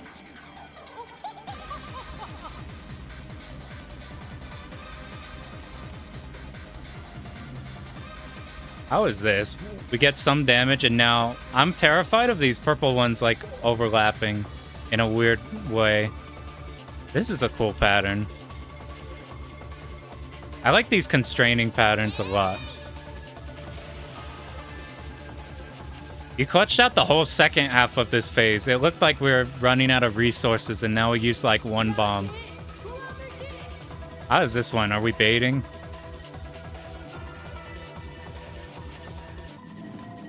Oh god. This is like an extremely weird version of like the DOJ final boss. But sideways. This pattern. That pattern looks fun. I like that one a lot. That's one of the more appealing ones just from visually watching.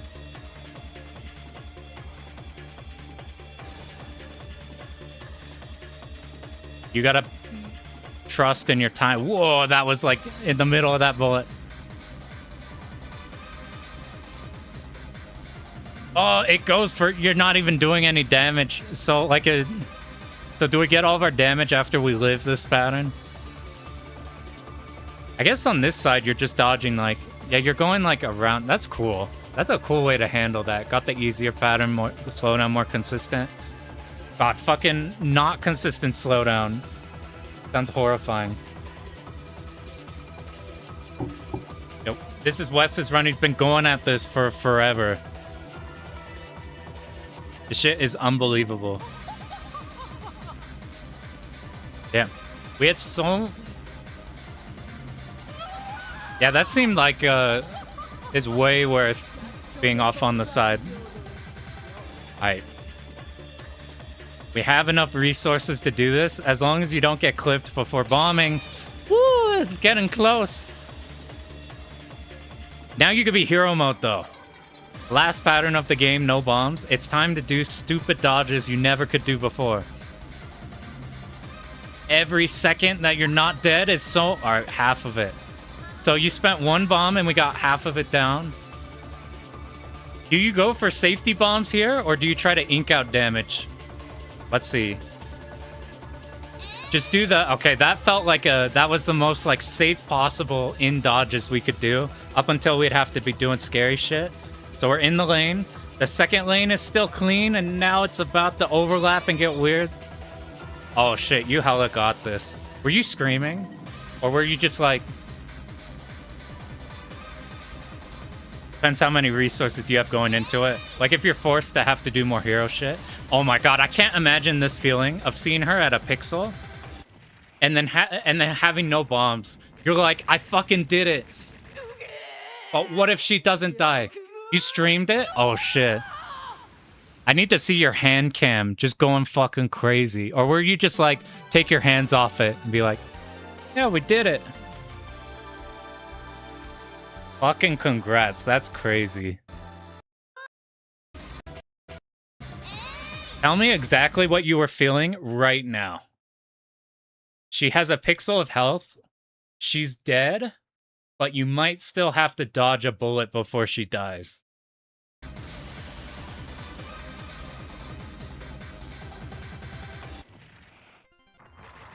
Whew. That's so fucking sick. It's over. Hell yeah. What's some crazy shit? If you haven't seen the stages in this game, by the way,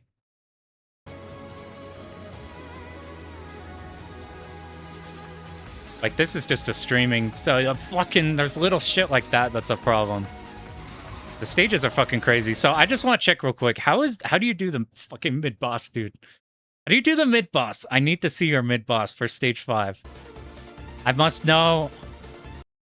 I need answers. Bait it perfect. How's the ultra mode version of this? You stick on the left. You have to dodge this. The slowdown's kind of nice here, so it's not the worst, but... Whoa, my god, I phased through. Hey, and you baited it top down. You pray during the mid boss. That's exactly what I didn't want to hear. Yeah. That's what I said in my video. I'm like, I don't fucking know how to do the second half of this mid boss. You baited it perfect though. Like you have to. Oh my god. Ew, I hit both sides of you? That's crazy. That's fucking crazy. It's much harder in 1.01. 1.5 isn't too bad. I don't look at... I just want to see the end. Alright, real quick. Here's the other thing I want to see. I need to see your phase 2 of what this looks like in Ultra.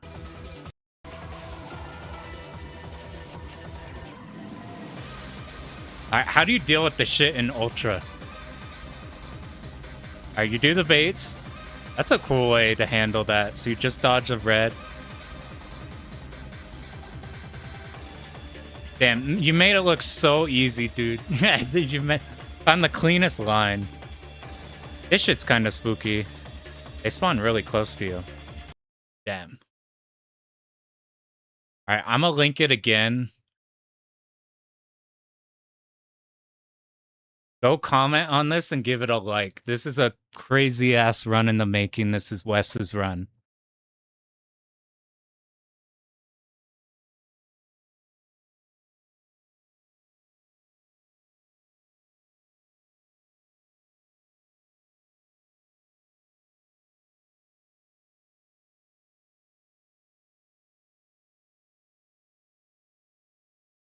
You should do a commentary on this one. You put too much time into this run.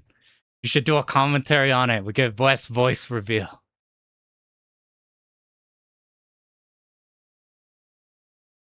I can't believe fucking Gus did that shit in a... Did that in a live setting. Like,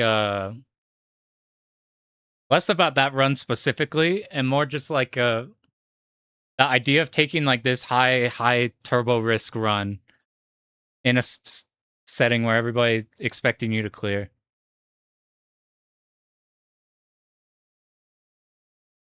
Oh yeah, Pearl, if you're still here, I'm on board with your video thing. I just saw your message.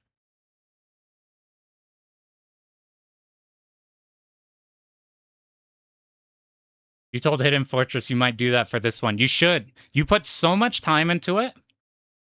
And like, it's fucking incredible achievement. Like an incredible, and there's so much little information in those like turbo hard runs. That like when like if I'm just watching it, all I see is just shit on screen. You go like, yeah, this part I had to lab because this shit's a fucking bastard. Oh, this shit looks hard, but it's turbo easy. This shit looks easy, but it's the most impossible thing on the planet.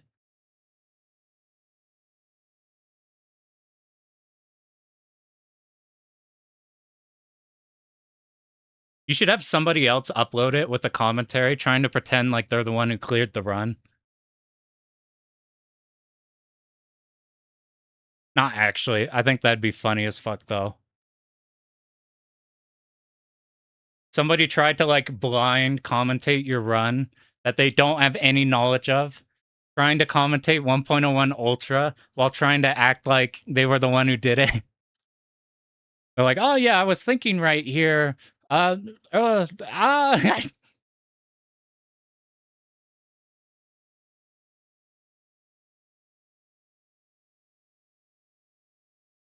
this has been a super good stream. We got one more thing left. Commentary, absolutely invaluable for run of that caliber. Extremely.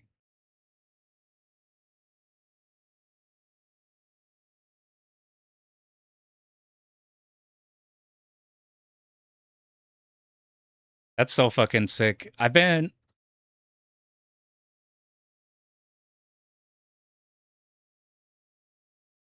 wonder the limit of a run that I would be willing to do. That run is like one I feel much better about what types of runs I'm willing to try for.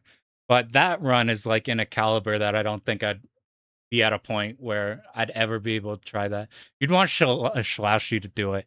There's gotta be a. I mean, you've seen the tool assisted Imbachi replays. Surely there's a task on Ultra. Let's see this. I looked up TAS 1.0 Ultra, and then I got your video as the first recommendation. Suspicious. I'm on to you.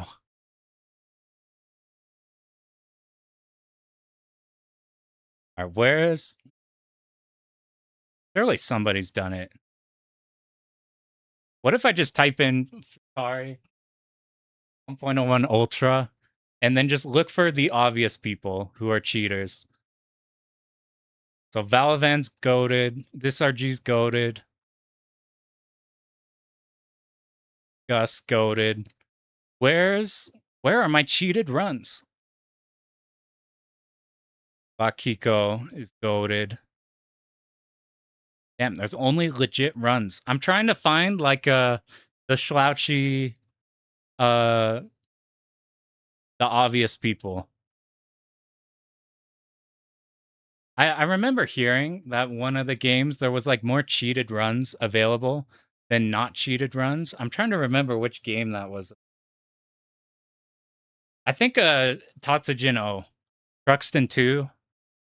I remember somebody saying that there was far more task runs on YouTube than actual clears of the game. Damn it, there's just legit shit. I guess the people who are making those types of cheated runs probably don't even know what 1.01 is. They probably just boot up Mushi Futari and click that, click Ultra. Okay, we go in. Yeah, whatever. I can't find any goofy ones. There's a good was it DMG? You guys seen DMG's videos? Where is DMG? DMC, sorry. Fucking, I'm so shit with names. I'll show like 10 seconds of this. Because this shit's so fucking funny.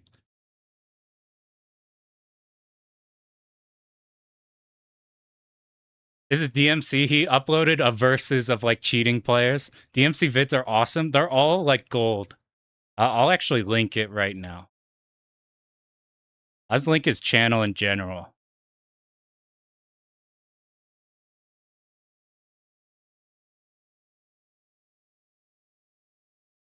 This is a Shmup Battle 2. Hopefully he doesn't mind if I chuck this. I'll just watch a second of it. This is going to be a fantastic treat. Yeah. This shit is so funny. Very good race overall. I would say that both whatever. Sorry, it's going to be shrunk a bit. Yeah. So these are like the obvious people. So if you see a Paul Eels run, that's a cheated run. Whoa, fucking move through. How is this? You're like, oh, yeah. Oh, God. Psycho is like full of Tash shit. So these are all like cheated runs where they just save state through until they beat it and then cobble it all together. So your World of Long plays, your Paul Eels, your stuff like that. And then you go in the comments and everybody's like, wow, you're such a strong player. I never thought this would be possible.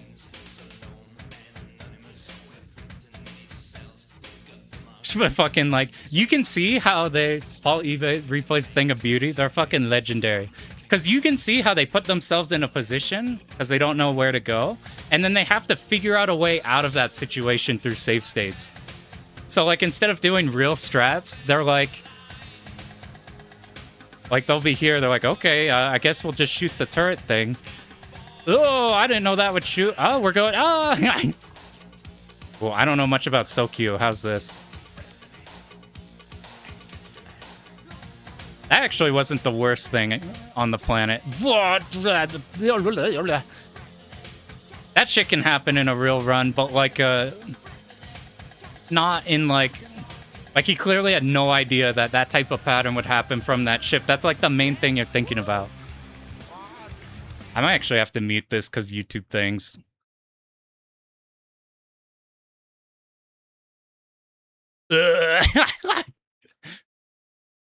It's so funny because if you haven't played Psycho games, there's so many patterns where you can just sit in a spot and just auto dump stuff. You can only see 1 or 2 of the shot color layers. That's because you're not supposed to. That's because every situation he puts them. Oh, is this Zing Zing Zip? I don't know anything about this one.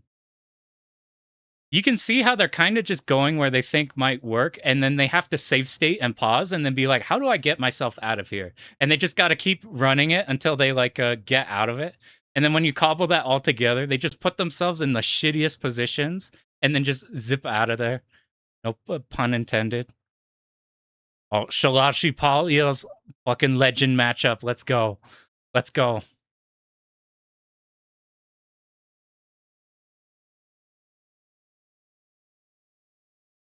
That's a weird. That's not how you dodge a bocce. That one's not even like the worst thing on the planet to dodge. Ugh. Yeah, if you're playing like I'm looking at the DOJ side because I can't go cross-eyed.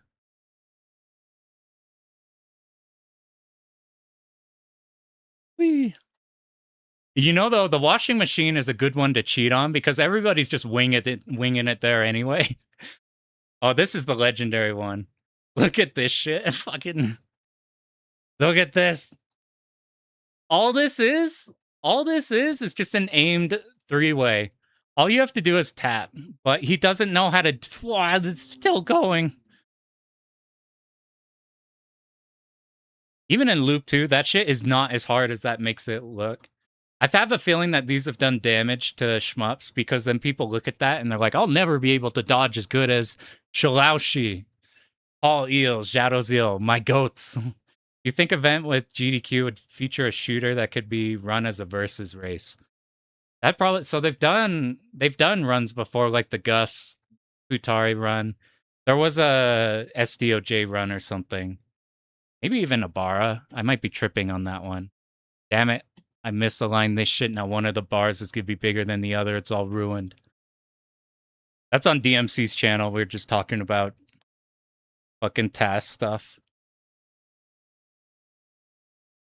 Never knew Shadow's guy was a tasser. I could be wrong. I think he is. The Shadow Zerg? I think is. Maybe I'm wrong and I'm a bastard, though. Oh, hopefully I'm wrong. Or actually, hopefully I'm right and I'm not besmirching somebody for no reason. Shadow is Tass? Okay, good. I've sometimes had that happen where I'll find somebody who has a lot of good runs and then I'll look at their backlog and I'm like, this is fucking awesome. And then I won't realize that they're one of those channels that just uploads everything. And then I'm on my guard on a channel that uploads clears like super frequently. But then there'll be like somebody like Chinopolis who's like, no, he's doing them all. Or like a Jeanette has a bunch of crazy runs. Okay, I have a question. Do you guys know this player? I must know once and for all if this player is real or not. I don't know if this is cheated or not. I'm going to show you why I'm wondering this. I don't know if this is a cheated run or not, and I don't want to keep saying this because either it's a cheated run that I keep like bringing up, or it's somebody who's not cheated and I'm just for no reason shitting on him.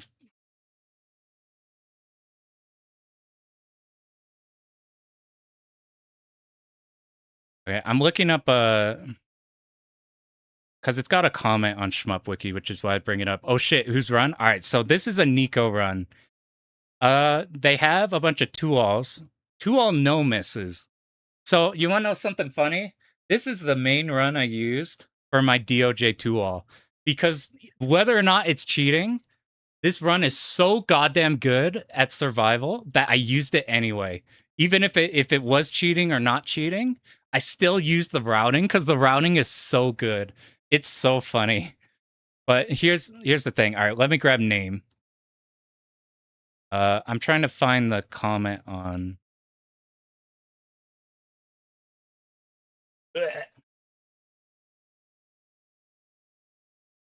I'm on white label. I'm on the wrong one. All right, A expert black label. Their name and ing. All right. Okay, Tame. I'll put in the link. They have Ketsui no misses. They have okay. So here's. All right. Will this shit pop up? His shadows are tasks. Whenever their name comes up, it's in the context of them being tasks. So I'm assuming so.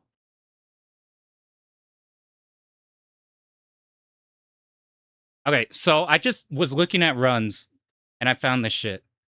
Those are 100% tasks, no gameplay, no strats.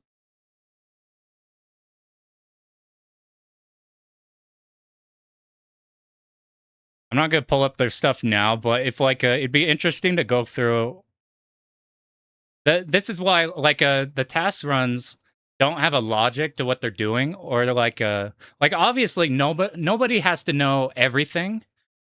Like if there's a safe spot and another player is not using the safe spot, they could just not know the safe spot. But a lot of the times the task runs just have like something that's otherwise brain dead. They might put themselves in a shitty situation for no reason because they literally don't know what's up ahead. Or they might be like swinging along the screen, making the bullets everywhere. Tame. Yeah, so is this green hair, Tame? So so they have a bunch of no misses. And at first I was like, well, this is a no miss. And this guy doesn't upload for a very long time in between runs. So my thought of they could be legit is all of the logic makes sense. The routing is super fucking good. I literally stole it all for my 2-all. So 1 point there. Another point. They don't upload for a while. So I thought this was a player who would be like Wes, who's been like turbo grinding like a 1.01 Ultra. So it's like this has been a dedicated player who's been like, this game, I'm going to dedicate myself to fucking up this incredibly hard game. But they also have some close uploads of like similar, like they'll upload one shot type and then upload the next shot type like a couple days later. Is this the BS? The BS Omega Grinder. This is the AEX.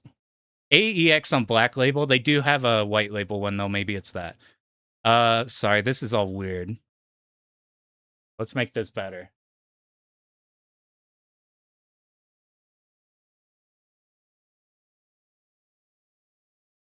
So the logic on their movements makes a lot of sense. So like, for example, I'll just show one quick example of like what they're doing making sense. I use the same exact routing to do this start of stage 4 section. I guess I could put sound on. I use the same exact routing and I feel like it's really consistent. Tame, you've always known as suspected. Gotcha. In the Shmup Wiki, there's the comment there that says maybe a tool assisted. So it's so hard. This is one of the hardest ones to gauge because it's so good. And I literally like, this is the route I did. So I have experience doing exactly what he's doing. And I know it's good. So it's really hard. And let's look at the end and try to digest this shit. So this is reasonable dodges. This is like what you want to do. You dodge to the end, then you hyper on the end, because if you hyper here, see, like that's like a reasonable bomb. Extremely reasonable. He might have been able to greet it harder. So like so far this looks like a real run.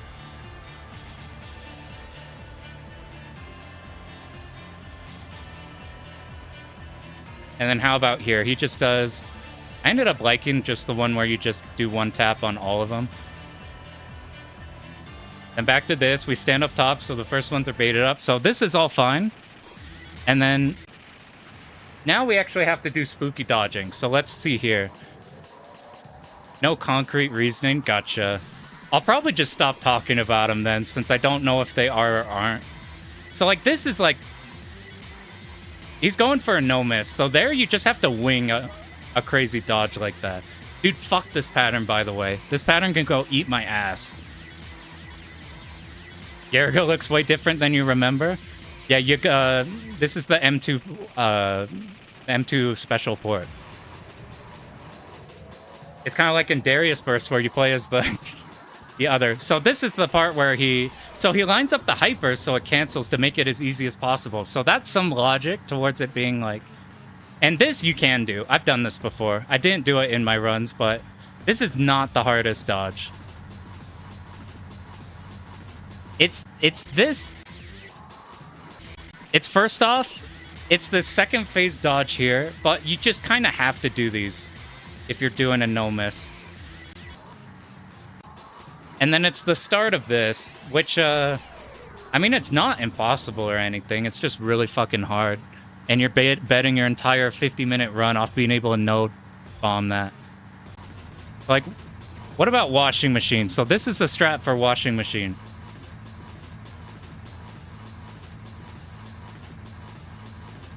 Alright, so what's your setup you want to do? So we hyper, we get the point blank, we go in with the lane.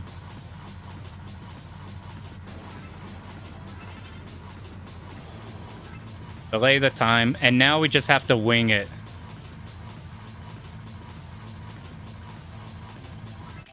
It's like... this will probably be the last time I bring him up. Because either I'm bringing up a cheater, and that's like well, that's whack.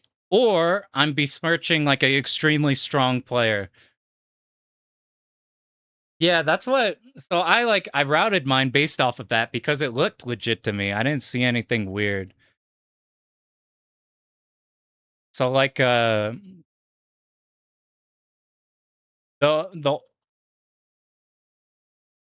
and like there are hard no miss runs like Seryu, the guy who beat Imbachi. He has runs of he's no miss DFK Ura. He's done it twice. He did one on like a Mikado machine. It's Mikado or it's... I don't know my Japanese arcades very well. He's like done that twice and it's very reasonable. They make errors and shit.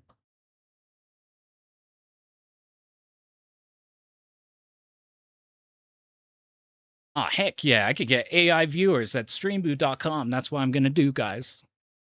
So like he uploaded the only other thing we have, you believe AI? Has anybody else beaten Imbachi in a real run? Like in a proper starting from stage 1 run? I'm not sure.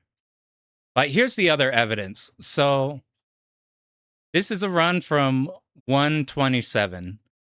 The next run was like 100 years. I think the Katsui ones were weirder. He uploaded A-Type no miss on 810 and then uploaded... Fuck, maybe it's... I'm gonna just stop with this because I don't know.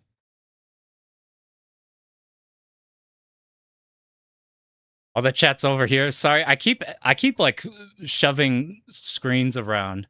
Do you guys know of a way? Obviously, I have this shit set up down here. So Twitch and YouTube will pop up down there. But for me, I have separate windows for them, and this shit's a clusterfuck. I'm like, I need to figure out a way to just not have them... Whenever you look up them combined, it's always like this. I don't need this. I have this set up. What I need is like for me to see both of them combined right there. Only one person? There's a Seryu did it, and it was like big enough news that it got on news. It's like a 500,000 view video. It's crazy. There's a reasoning for being shady suspicious, but you've long since forgotten. Gotcha. All right. My all in all is I'm going to steal his Katsui route. But I'm probably not going to talk about him anymore. Just because it's a maybe or maybe not. So fucking funny. I like saw that. I'm like, I'm copying this route perfectly. And then I just ripped his whole DOJ route. I'm like, the logic is so good in it though. Slouchy though, that's they now like a lot of the... There's a lot of task channels that'll like hide it in the description or like bury it in a video description of if they're tasks or not.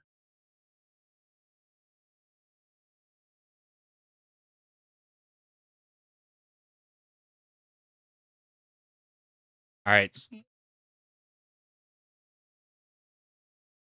We have one more thing, and then we're gonna bounce out of here.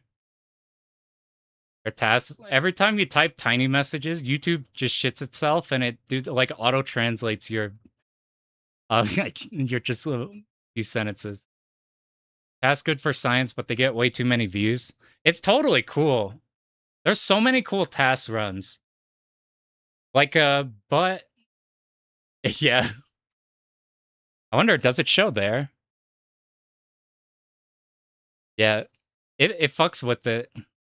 YouTube mods weird, but it's less whack when it's not like task is the very first thing they say, or like description is like, this is a task run. This is to see like, can we beat Dodonpachi with 0 score or something like that. But like all these will be like Dodonpachi SDOJ cleared with this, yada yada yada yada yada. Description, SDOJ, blah da da da da da da. We use save states, blah da da da da da da. And then you got all the people in the comments who are like, this is such a strong player. I'll never be able to do this.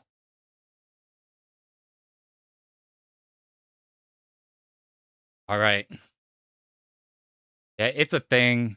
It's kind of like when people put no damage for it's fairly easy to find task runs or like cheated runs. I'll say tasks for like the constructed ones, and I'll say cheated for like the ones that are trying to hide it.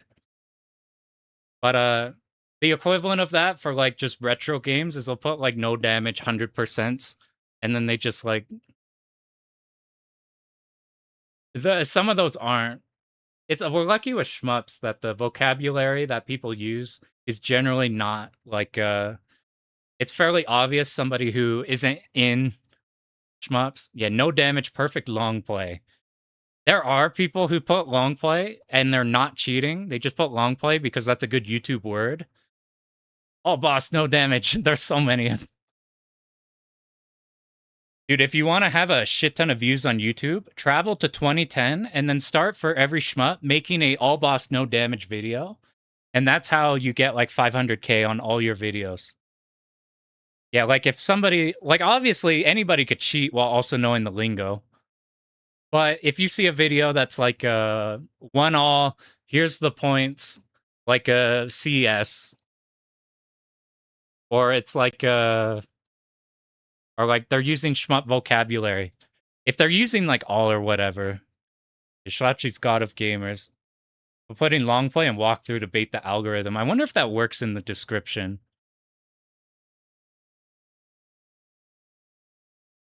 But change my video to Mushihime-sama Futari, God mode, long play.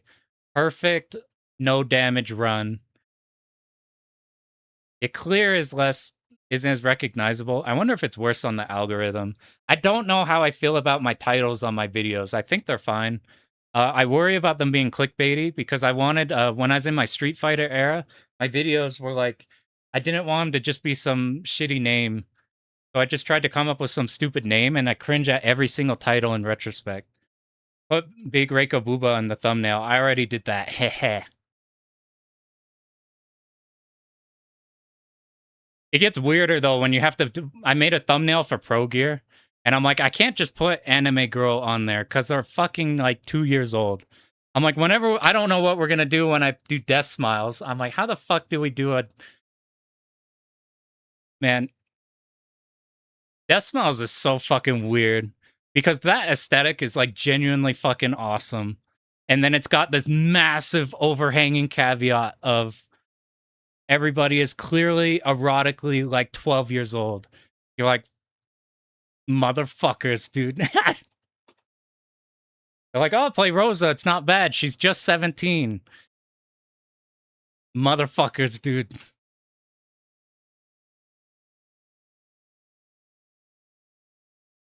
It showed you and Exy to do the soy jack point. You know who I like in the thumbnails who's been doing? Bempus. Bempus has his like his profile thing edited in on them. It's pretty good. I always thought Hazy's thumbnails are super good. You got the 360 plate, you didn't put it on, that's fair. I wouldn't blame you for putting it on. but I respect not putting it on. It's like in that territory. Like for making the thumbnails, I found the cave shooting artworks that they have like that scanned in at like shitty quality, so I can't even use them. And it's like you get to the decimal section and you're like, oh, this is for a different audience. Just trying to play the shmups, man. Just trying to play the shmups, man. Just have a close up of Sakura's crow. That could work. I think Sakura is not bad. Like I think putting like Windia, I think is okay to have on there. Rosa is too much for me. Casper is in this really weird fucking line. I would not put Casper on a thumbnail. Sakura looks like just anime witch, which is fine. I was gonna do a Casper run for normal death smiles because the speed and locking your option while in shot seems good. The non-clickbaity dilemma. It's like you want something that's like attaching, but without I think Pearl has really good titles for that. Like the so you want the 1cc Battle Garegga. Fucking flawless title. I can't match that. I just said, the safely 1cc thing kind of works. Fuck it, we roll with that. That smells at Lois. Oh god. Do Casper level 999. So one of the runs I'm most interested in doing like after Slam is Mega Black Label 999 with Sakura though. It looks so fun. It looks like the parts I like about R-Type, but the parts I like about Mushi. Photoshop their heads over pro wrestling. Now we're talking. So you want the 1cc title as a single time your brain cooked the title? That hella cooked the title. As a spark of inspiration. I'm like, I think retroactively, I probably took inspiration from that for mine. Hazy also has good titles. And then the Samsonite and Hidden Fortress, they have their whole thing going on. It's fucking awesome. And their stuff works for that so goddamn well. I'm like, they're actually doing creative shit. Help you with safely 1cc Gunbird video. Have we streamed Gunbird 1? I've cleared Gunbird 1 a bunch, but I don't think I've ever streamed it. Maybe we have to do that at some point. I was gonna do the 2-all of it, and then I got annoyed and wanted to do the better games for 2-all. Like Hazy has good titles on videos. Hazy's actually smart, and putting their face on the thumbnails, that's what I should actually be doing. Well, I don't like looking at my face, so I don't want to have a bunch of thumbnails with mine on there. That's strictly personal preference. Have you tried Death Smiles 2? I haven't. All I've heard is everybody has shit on it since the beginning of time.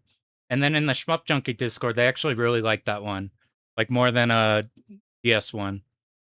You should start making up insane super play video titles for regular ass clears. You're kind of cooking with that. Oh shit. You know what you should do? So Pearl has the DVD tech to make it look like this shit is like archaic ass footage. And then you should just do like a Gunbird 1-all. Or like do a like 1-all where you die a lot on the early stages. And then fucking just title it like Cave Super Play DVD Dodonpachi. And you could put like you'd have to make the DVD border looking thing and like have a Japanese title of player that means nothing. And then just have some huge ass score that doesn't even match the ending score. Now we're talking. We'll trick them. Extreme absurdity of the limit. Gunbird. Yeah, have you ever seen those? So I don't blame anybody for having a different opinion on difficulty on things. But I find it really funny when you watch a shmup video by somebody who's like a retro gamer, but not a shmup player. And this is fine. You don't need to be a shmup player to enjoy like a Thunder Force 4. You can think it's awesome and not be like in the in-group of shmup people. But I do find it funny whenever they're like top 5 hardest shmups on the Mega Drive, #1. And then they'll be like, I can't, it's so unmemorable. Arrow Flash. Now we're talking hard arcade shoot 'em up. Or there's games where it's like Thunder Force 3 is not a hard clear, but it is a memo game. So like I would respect somebody being like, I have a hard time in Thunder Force 3. So if like a retro game person was like, oh yeah, I have trouble in Thunder Force 3 on Mega Drive, I'd be like, that's totally fine. But if it's like this is one of the hardest arcade games you can find, Escaluda 1. Or like, I think I saw it for like something. Let me see the STG list. I saw that shit for something really funny. It was like something like really not hard. Like you can debate on what games you find hard or not hard. Like Escaluda, a lot of people have trouble with the final boss and like some of the bosses in that game. But they were like, now we're talking one of the hardest shmups you can find. It was like some console game that's like not that bad. They'll be listing like Steel Empire. I'm like, that one's recommended by Shmup Junkie for new people. Hardest shmup on the N64. Are there even shmups on the N64? There's the soldier game, which a Goji guy made a video on. That's a fucking awesome video, by the way. Amiga game for aliens. Dude, Amiga. I find Amiga so weird. So weird. Like, am I wrong for thinking this? But is the Amiga a bunch of people who've seen games before, but they don't know, like, why they work that way? It feels like they're like, if they make an Amiga shmup, it's like they've seen what Gradius looks like before, but they don't know what, like, underlying works of it. Or, like, every genre, I think it's just because there was an open entry to making games, as opposed to, like, making a Super Nintendo game. Hardest shmups on ZX Spectrum. Uh-oh, I'm turning English. I said Zed. Good description of Amiga. Sometimes it's awesome. Like, I watch Macaw's stream a shit ton. And, like, some of the games, which are technically, like, god-awful, will, like, have the most amazing, like, pixel art or, like, unbelievable other thing. Adventure of Dizzy.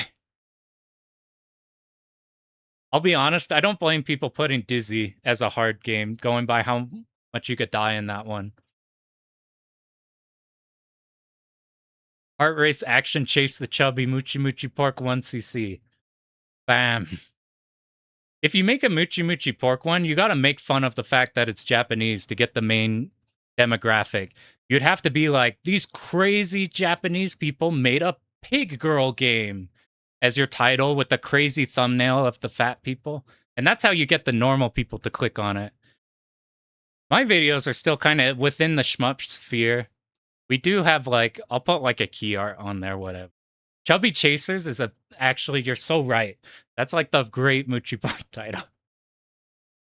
Up History, Space Invaders, Galaga, Nothing Till Ikaruga.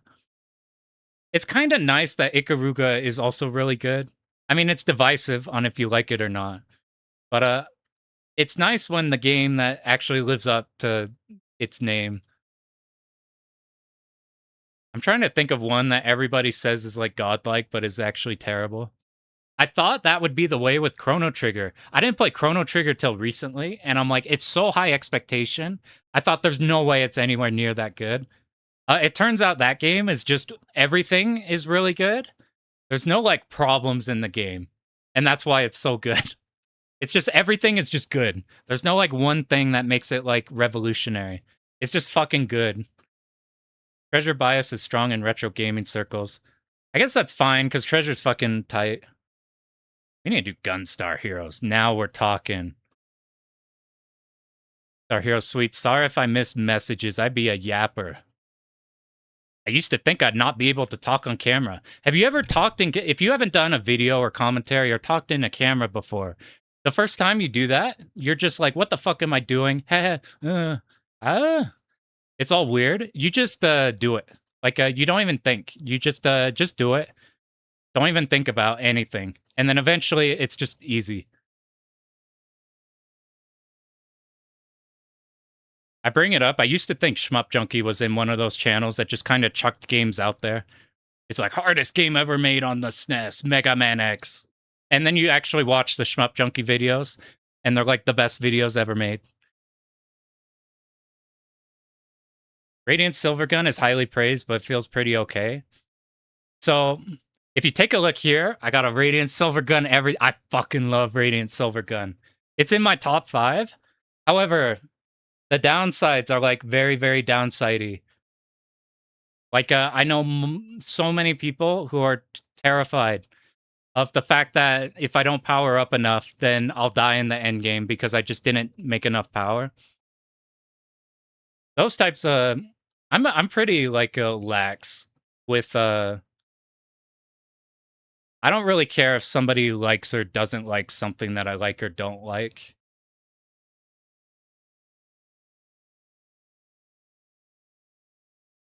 For example, Ikaruga, I fucking hate the dodging in that game. It does nothing for me. Should you see a doctor? No. I've thought about if I made more scripted videos, which would be too pain in the ass, it'd have to be in like a ramble format or something where I could just yap, but that's what the stream is for. I'd make a video on how interesting I find what people like attach to what thing. RSG actively punishes blind credit feeding. I'm in a position where I might be weird, but I go straight. Scripting is so impossible. It is. Can't do it anymore, dude. It's a problem. It's so... And then when you record the lines, you have to perform the lines well. And you have to perform it in a way that it's like if you're talking like this. Like, I script the intros of my videos just because, I don't know. And then the rest, I don't. Because it's just too much. And already scripting and editing the intros of my videos takes too long. I thought about having to shrink it somehow.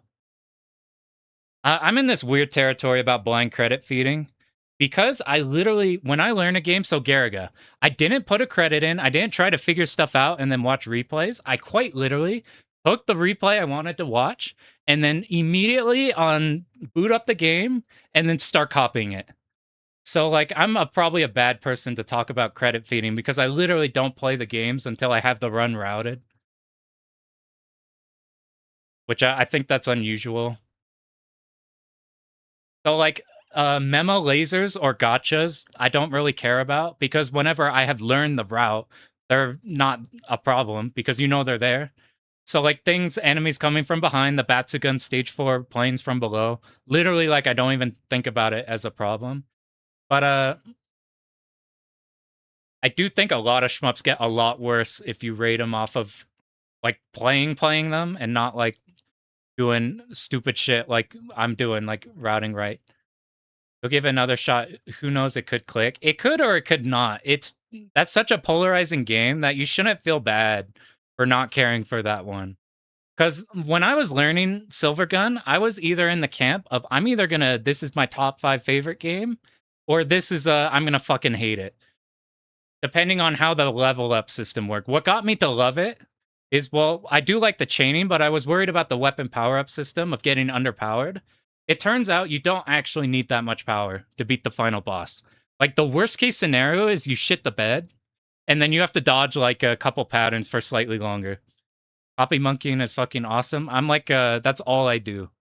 Ikaruga's polarizing multiple ways. Like, I like, theme part of Radiant Silvergun. I think if you use, like, Special K, you can make it slightly less laggier. It's not that laggy. It's pretty good. That's why I use for runs. It's good enough. But, yeah, Ikaruga chaining. I've thought about... so I don't like Ikaruga normal because I'm bad at the final boss. But I've thought about scoring Ikaruga easy mod. It looks so fun. I love chaining. That's my favorite part of Silvergun and my favorite part of Ikaruga. You watched a Shmup Junkie video about beginner stuff. Blazing lasers so much started to piss you off. So that's one that's like, it's what you want in one. That game, like, that game does get easier if you like, pacifist the start of the game. Because if you pacifist the first boss, then you get 900 billion resources. It's kind of hard, though. Why Ikaruga is polarizing, you still feel the same. Yeah, the like, used to call... I think I still use copy monkeying as a term. When are you gonna learn 2-player 1 human route? Have you seen those double plays of Ikaruga where the one person is playing both of them? It's not okay. It's unbelievable. And Neo Anton's right, by the way. Learning a stage a week. It's not the compile game you'd recommend for beginners. GGLS to 1, a way better pick. Yeah, thanks for good lucks. Oh yeah. If you're wondering why Garegga's not... Oh yeah, what was I saying about... Oh yeah, so if I did want to make scripted videos, I would talk about something I'm interested in, is what things people care about in a shmup that might make them want to like it. And also things that hard get them off a game. So I've seen multiple times on like certain Toho games where people are like, I'll never play that because the visibility's dog shit. Or like Garegga is an easy example. The visibility's dog shit, I won't play that. Or things like Psychio. So I like Psychio. A lot of people don't. That's probably the most polarizing company, to be honest. But for example, like Psychio, some people don't like how it's not like you can't sight read dodge in Psychio games. That's not a thing. It's all memo dodging. So it's like people who don't like I've talked about how I don't like dodging in a run. I think dodging is super, super fun to do. Not when something is on the line. Because for me, I'm like I want super, super consistency. That's something I extremely value. I value consistency above like everything else. So dodging is inherently a random thing because it all comes down to can you execute in the motion. You ever play a sport before? Shit's fucking turbo execution like all the time. It's fucking crazy hard. It's not enough to know like what to do. I don't like knowing how to do something, but just not being able to physically be able to do it. So that's like one thing of how I've talked about how I don't like dodging. I don't like when you have to dodge a lot. So when sports are memo because you gotta follow the rules. But never play cave because the bullets move. I respect that in the bullet wobble. Like Blazing Lasers has shit tons of bullet wobble. It's so weird. I've seen that for Ray Force, but due to the perspective of Ray Force, the wobble isn't really wobble in my opinion. Because since it's like 3D, like perspective based, all of the top things not moving at the same pace of the background is totally fine. Oh, the sprite animation. The sprite animation makes it easier to see. Otherwise, you get like you get bullets that can't catch your eye. Yo, see you later, Curvy. Thanks for popping in, dude. I'll see you soon for Slam. BTF Eno's insane, man, doing the 2-player 2-handed run. Shit's fucking nuts. You haven't heard much Psy hate? There's so much Psychio hate. It's crazy.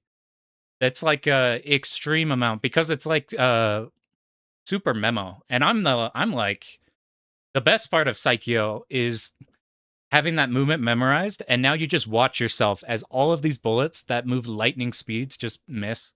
Because you're just like left, left, right, right. And now you see this huge wave just completely miss. Sent you 4 papers about the human eye worked and you didn't read a single one.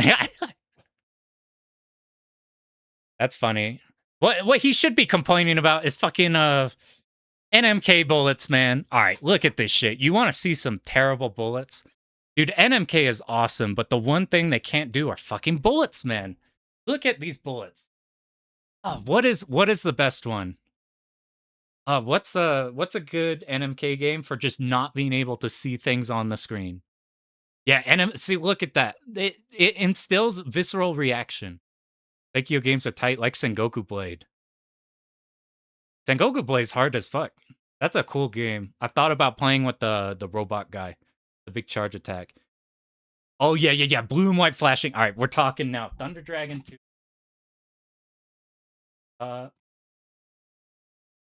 Let's see how many cheated runs we get. Oh, they're all good. RZM got this not... Oh my god, I was gonna say not that long ago. This shit was 5 months ago. Oh god, time. This is RZM's run. Okay, I need you to see these bullets. So this is already... Gunnail I was also thinking about. And one of the P47s. You have to play more memo games, see where you land. You lean towards sight dodging because dodging gets the dopamine going. Yeah, see, there's like so many different things you might value in a game. So for me, being able to like have a strategy that can consistently route it, some people might not like that because now it's like, well, now it's solved. I love solved things. You can't see jack shit in the Raiden series. That's fair.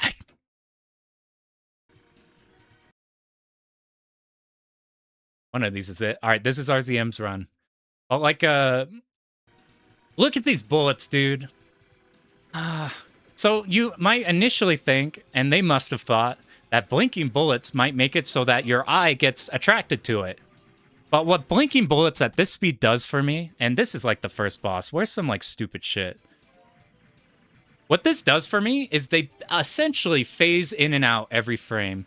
Yeah, gun nail. Yeah, let's look at gun nail. So like, look at these blue are like, at least the blue is seeable. But like, effectively what the blinking does is it phases in and out of existence. It feels like you're playing at 30 hertz, which means like your eyes like aren't refreshing it fast enough. It's so weird. What's gun nail? Now let's look at gun nail. I think this is a cheater channel. This is not a cheater channel. This is Peg's run. PEG. This game also has a thing where to score, you have to be at no life remaining, and then you have to listen to an alarm sound the whole game. It's fucked up. Except there's a mod or patch or something that you can do to reduce the sound. You feel like you're seeing 2 copies of each shot. Yeah, they like... It's so weird. All right, here's gun nail. Oh, God. See, it's the same blinking. Oh, my... But, like, the way they blink also... It's like you're seeing, like, crescent moons of bullets. The patch is cheating. 100% volume or don't bother. You're so right. Wait, does he have it? This doesn't... I think he might actually be using it.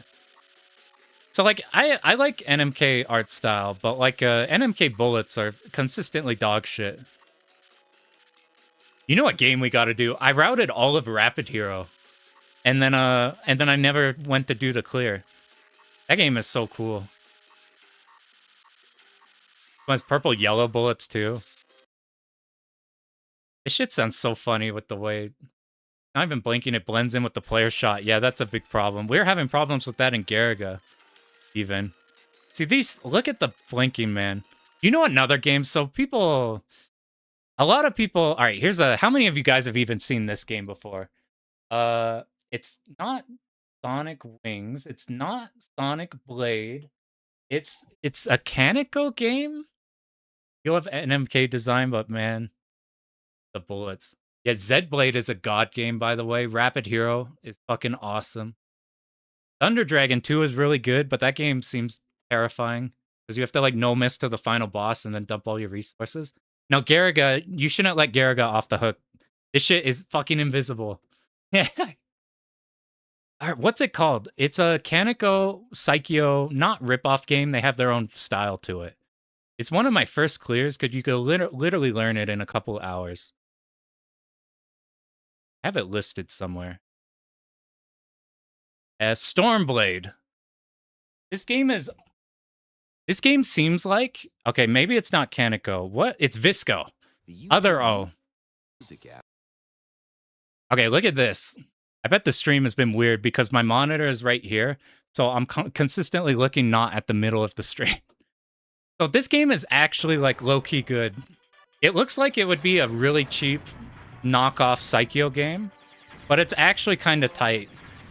What is not tight about this game is the fucking bullets, dude. Wah! The 2 colors I can't see are extremely light pink, combined with extremely light, what's the other color? Yellow or whatever. Let's just go further on. Ooh, he does 2 loops, so we can see... what run is this? I probably should have looked. I used a character with, I think I used Lucky, because that's the only way I could see any of the fucking bullets on screen.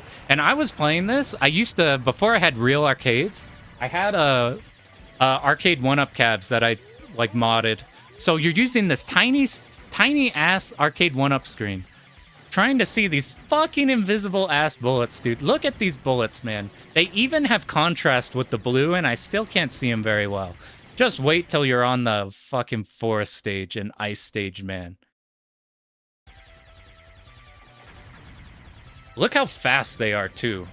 Like, I can see them pretty easily right now, but when you're playing and you're, like, focusing on up here, making sure you kill thing, and then another thing pops up, yeah, they're not that bad, and that's why they're terrible. Because they're just okay enough to lure you in. God.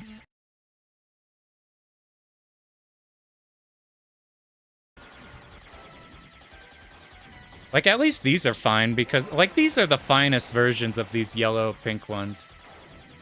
Last stage is bad viz. Yeah, you're using blue shot with fucking light pink. Like, there's a reason that Mushihime-sama is, like, all the purples are so noticeable. They're just the worst. The explosions of them. Yeah, and then you got that. Fucking hiding bullets. I think I played Lucky, because Lucky was the only ship I could actually see anything on. Been toying with making Game Boy. It's a nightmare to make bullets visible and have it run over. I can see that being a problem. I haven't seen enough Game Boy to see how the actual good ones try to figure out how to overcome that. Yeah, I do think Mushi has the best bullet visibility. You know what has good bullet visibility? Death Smiles has Mushi dodging in it. I really, really like Death Smiles dodging. Everything glowing, too. I'm a weird person who likes glowing bullets in Toho. Yeah, can 2 all in a day sort of thing. It's in that category of the, like, all I want the 1cc a game super fast, but do I actually want to learn this and not, like, another game?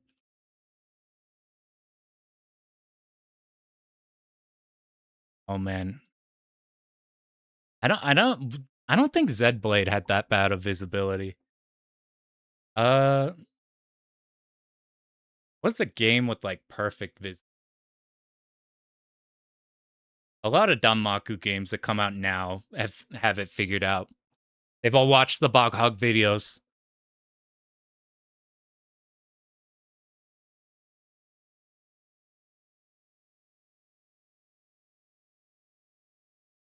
I was trying to think of, like, what could be the worst possible one.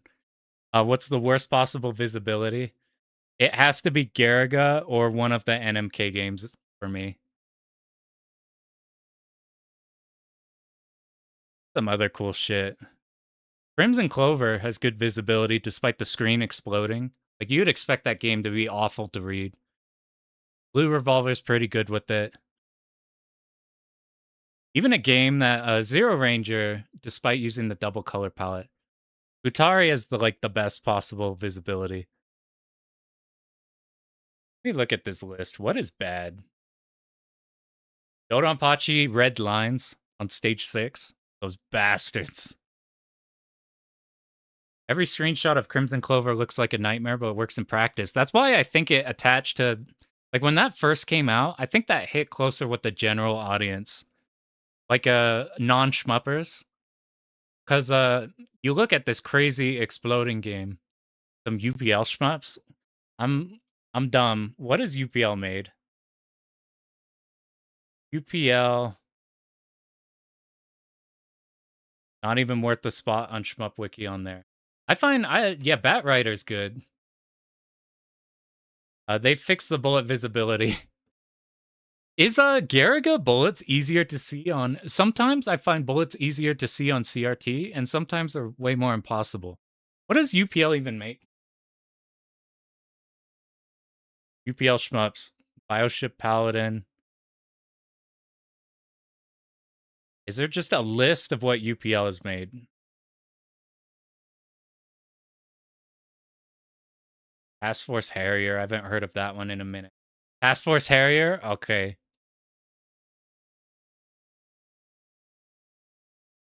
I keep mixing this up with the Konami game. Uh, anybody got a 1cc that's not slouched? There are so many Shalanchis. There's so everything is a Shalanchi or a long play. You know another sign that something might not be a real shmupper thing, but sometimes has exceptions, is if somebody puts in their description, like a description of the game, like it's not, hey, I just 1cc'd Metal Black. And then they're like, here's my 1cc, we did pretty good till here, or stuff like that. If they put in the description, they're like, Task Force Harrier was made by UPL in 1980, whatever. And like, yada, yada, yada, yada. Enjoy the sick, fascinating gameplay type of shit. Yeah, wiki copy paste. Replay burners, though, I think they get like the real people. At least to my knowledge.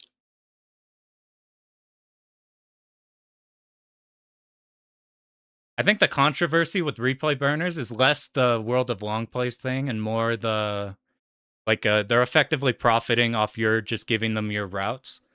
So it's like you get a lot of views when you chuck them your video, but they're the ones making the money. I think that was the controversy or something. I don't know. I might be talking. Dude, I'm trying to find. Is there on Restart Syndrome? Does anybody have a single Task Force Harrier replay?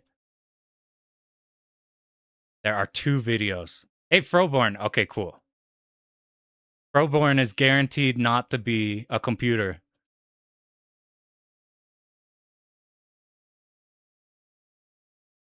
I hope Froborn's at Slam again. All right, let's. And the more kind of. Sorry, I have to mute the commentary. I'm just, oh my god, I saw the pink bullet. I just need to see some bullets super fast.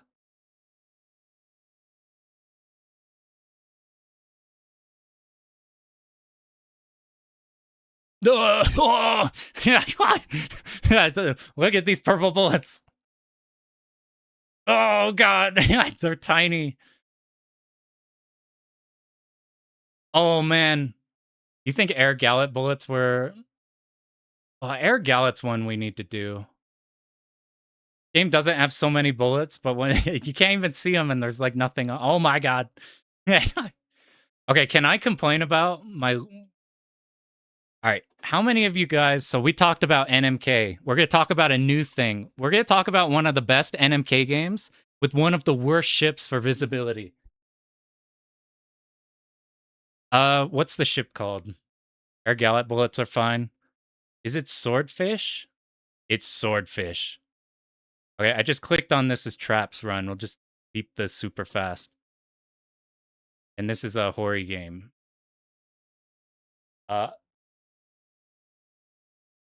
Look. Feast your eyes. Okay, so obviously NMK bullets are a problem. Wait, am I tripping?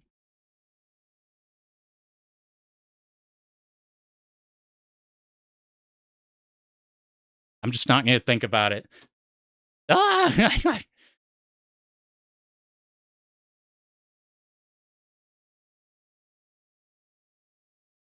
Whatever. Okay, look at this. All right, so Swordfish. So these are NMK bullets. Let's look at the NMK bullets. So they're flashing, but because these are not... These are fine.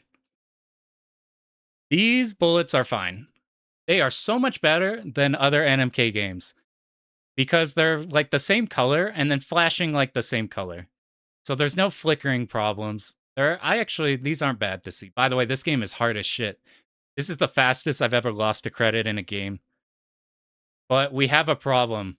If you pick Swordfish, who's really good in this game, I want you to look at the bomb. Bump scoring. Yeah, this is what you do. You bump in the background. NMK games have funny scoring systems. Look at this bomb, dude. Oh, God.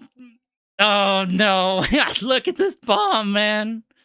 What the fuck is this shit? You cannot see anything. You cannot... Your bombing covers the entire screen. Look, we're in the back and it's covering the entire screen. Dollar type shit. By the way, this stage is fucking awesome, by the way. Let's go up to... I need to hear this music for a sec.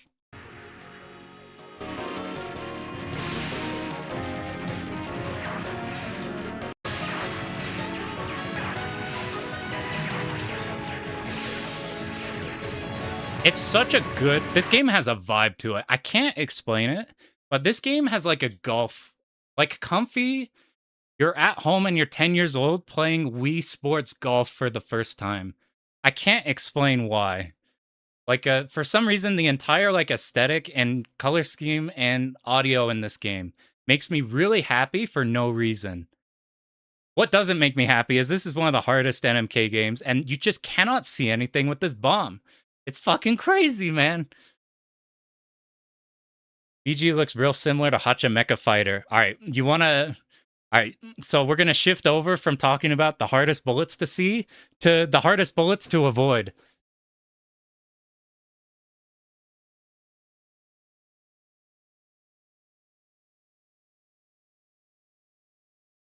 Hey, Shadow Zerg, the Go. I'm just clicking on a Jamer's video.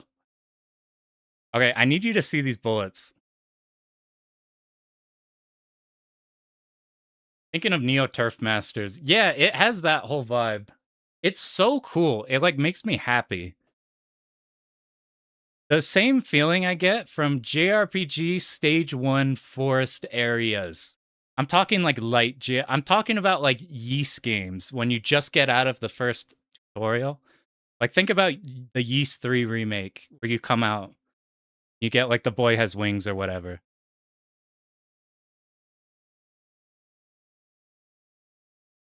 Okay. AJ. Okay, look at oh, what's the AJ? I'm missing something. Look at these bullets. Let me fucking find better bullets. This is just Jamer's run real quick. I just want to show what the bullets look like real quick. This game, winner stage, top tier visuals. Let's do that. This game is really good looking. You're kind of right about the colors. You're right about the color scheme. It's got this like glow light palette. I don't know what the fuck I'm talking about. So this shit looks really easy, right? It's just like aim single shots. I want you to look at your ship. I want you to think about the hitbox of this ship. Fucking huge. And these bullets are fucking huge, dude.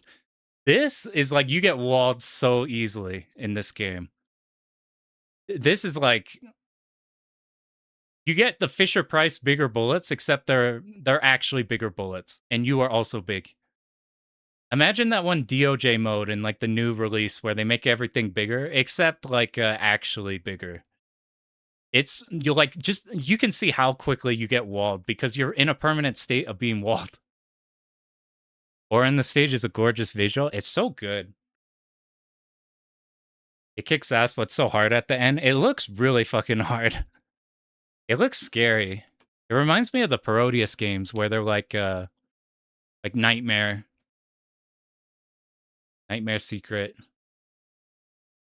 You love Yeast? They're pretty good. Angel at Dusk. Don't want to go back to that in harder difficulties. Angel at Dusk is like 9,000 variants difficulty.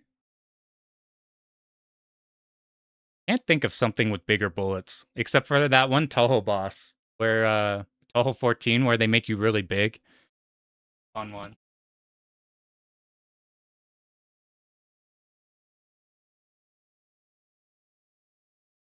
Fuck it, we're leeching this time. We're leeching off Pearl. Just don't tell him.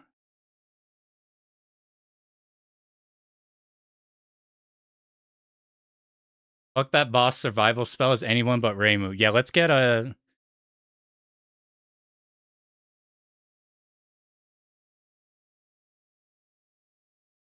You have like a Sakya.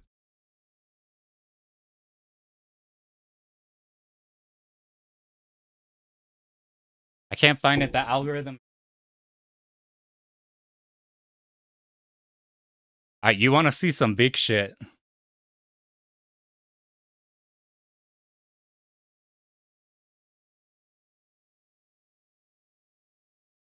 Your latest vid is Sakya?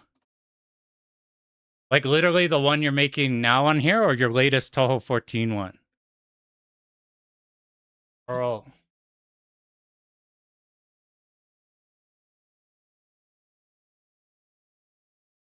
Dude, there's a dude, algorithm fucking sucky.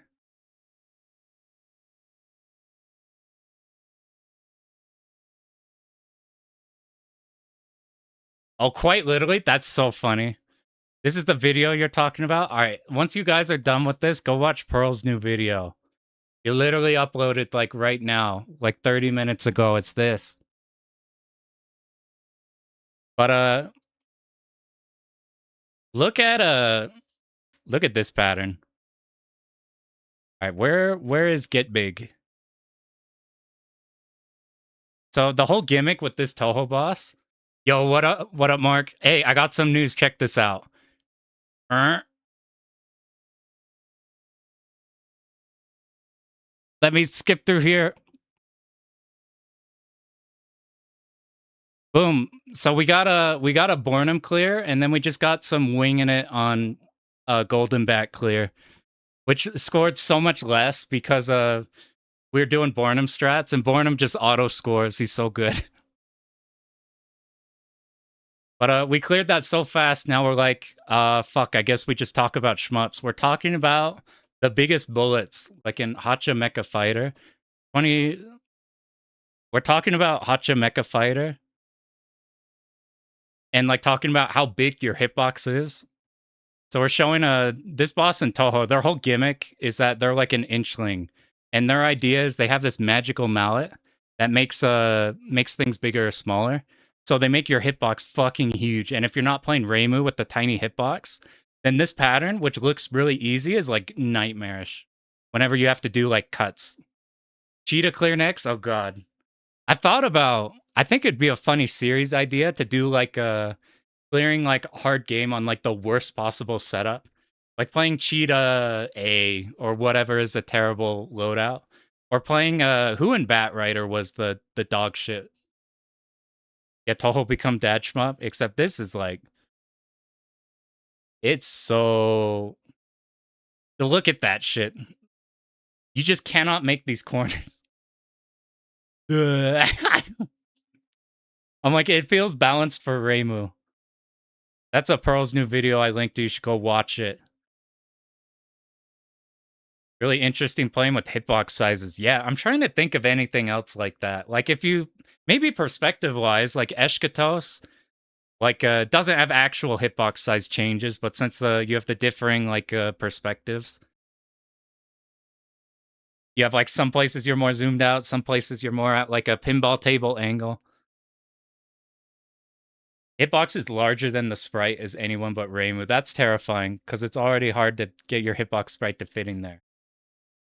Giant Sakya. There's some memes in there somewhere. I can't think of any I guess Toaplan in general's got fucking fat ass hitboxes. Dude, Toho 6 has the biggest hitboxes on everything. I think that game, even if the bullets are diagonal, I think they're still square.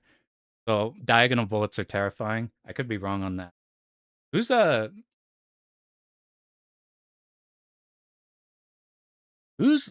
bad in Bat Rider? Who's the worst one in Bat Rider? It'd be interesting to do a clear. It was like that one guy we're playing, right? Who just shoots straight up. Yeah, bubbles. Bubbles are fucking terrifying. Have you been practicing for Slam? You've been grinding Ketsuya Mote. Starting to sweat? Now what? What I do, I just run it. In the worst case scenario, you could just load a state for a start of a Mote loop. And then show what it's like. That would be the worst case. I want to turbo stress. Isn't Gain kind of bad? I think so. My impression is that he's dog shit in everything but Garegga. I'm assuming he's pretty bad. I'm starting. This is the last new game I wanted to clear before I like started turbocharging into Shmup Slam. We did a DDP stream where I was trying to relearn the 2-all stuff, and most everything came back. So now it's just making it as consistent as possible before Slam. Cheetah's also bad. Yeah, fucking, why is Cheetah? Yeah, you'd think they'd make one game where Cheetah's good. Like, she's good in Mushi 1, or Muchi 1, or Mushi, I'm tripping. In Maho 1. I think Gain has to pay for being top tier in a Garegga by being shit everywhere else. They always be doing her dirty. That said, I got her in a like Maho 1. She's like the flamethrowers are really good. Like some of the final boss rush at the end where you're doing the arena boss gauntlet, the flamethrower is actually really good on. Gain and Bat Riders aggressively mid. That's not the place you want to be. How is he in a Dimahu? You know, we don't have anything going. I need to put some music on. He did good in Maho 1. Yeah. She's like I got her on the first clear and I never felt like she's bad or anything. I think Miyamoto and Borenum are better, but not like she's bad. Whereas like fucking Dimahu, you can't even pick up a power up with her or else you lower your power. Secret gain ship. Okay at best. Secret power up makes it better. How can you find a survival tier list for Bat Rider? I've seen scoring tier lists. I would just say, I don't know tier list wise, but Shorty, Maria, Tag T, this is unordered. I'm just thinking about the ones I see a lot. If you look at the Shmup Wiki list of them, yeah, Pearl will know better. Maria C is really good. Maria C covers the entire ass screen. I like Shorty a lot. I didn't do Maria because Pearl already did a video on Maria. I'm trying to think if I make a Bat Rider video before Slam or if I just hard focus Slam. S Shorty, Maria, Tag T, Strawman, Carpet. Strawman I keep forgetting about. Strawman also hits everything, I think. You have ships in that game that hit everything, or they're like straight shot ships? And if they're not goated straight shot ships, then they have problems. Having ships with coverage makes that game so much easier. Like most of the Zako sections don't exist in Bat Rider.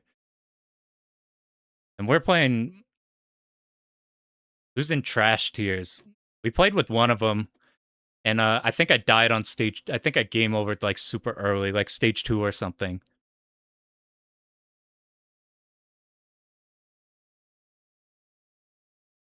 What's some other cool ass...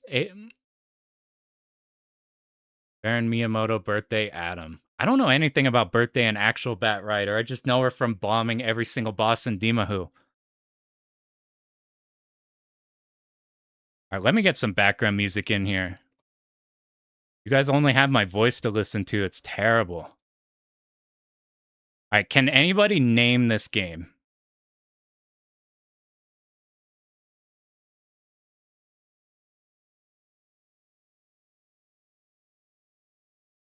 Not this one. This is Garegga.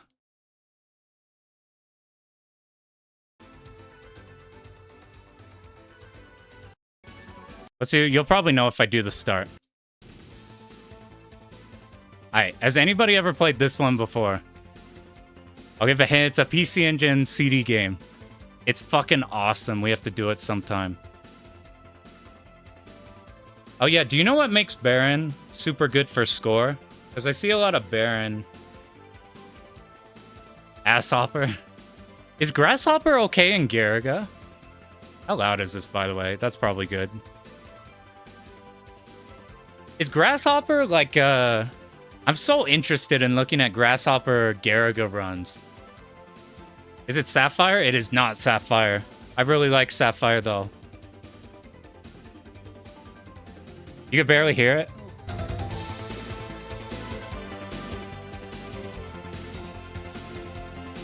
How about another track?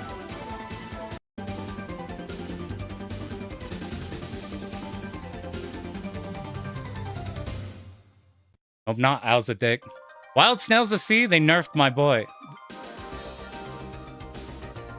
Nexer, there it is.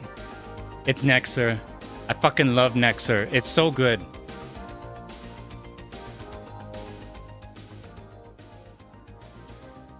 Nexer, I'm really interested in because I want you to look at this run. Vegeta and Juji. We did one run of Juji just for shits and giggles, and it was so bad. It was so bad. Yeah, Nex is good. They have a Amuro and a Char voice actors. They went pretty crazy with it. I have too much shit open. I found this run by Musha Lest, and it's super interesting to me. Look at... So this is like it's a mix between your PC Engine, Star Soldier games, and your like compile style. So like it very much feels like this is a PC Engine shmup. It does have checkpoints and checkpoint recovery. This is closer to your IREM style of game. But here's the thing with this game why I'm super interested in it. One, the color scheme. You can't see it too much on this video. But the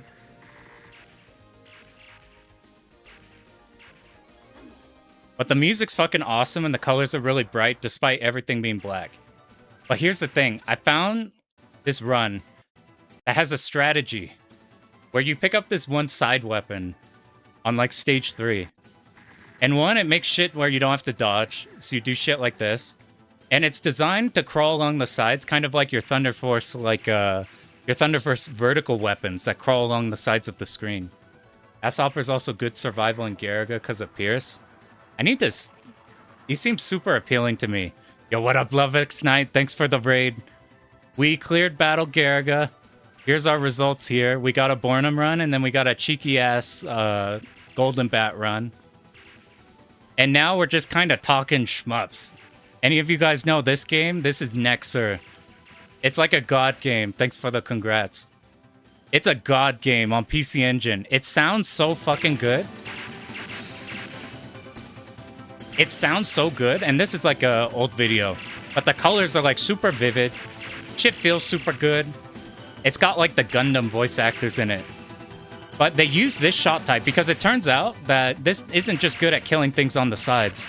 What this ends up doing is whenever it collides with something, Nexer, another compile game. It's in that style, but it's not by compile. It's spelled like that. This is a Hudson game. I think so. Next, it's can it go? I don't know who's publisher, who's developing, whatever. But basically, this shot type, if you just keep this shot type throughout the whole game, if you keep this throughout the whole game, then you can use this to delete bullets everywhere. So you don't get this power-up again in, like, not that many places. But you can carry it over to, like, we have this image fight style giant battleship. And, like, it just deletes bullets.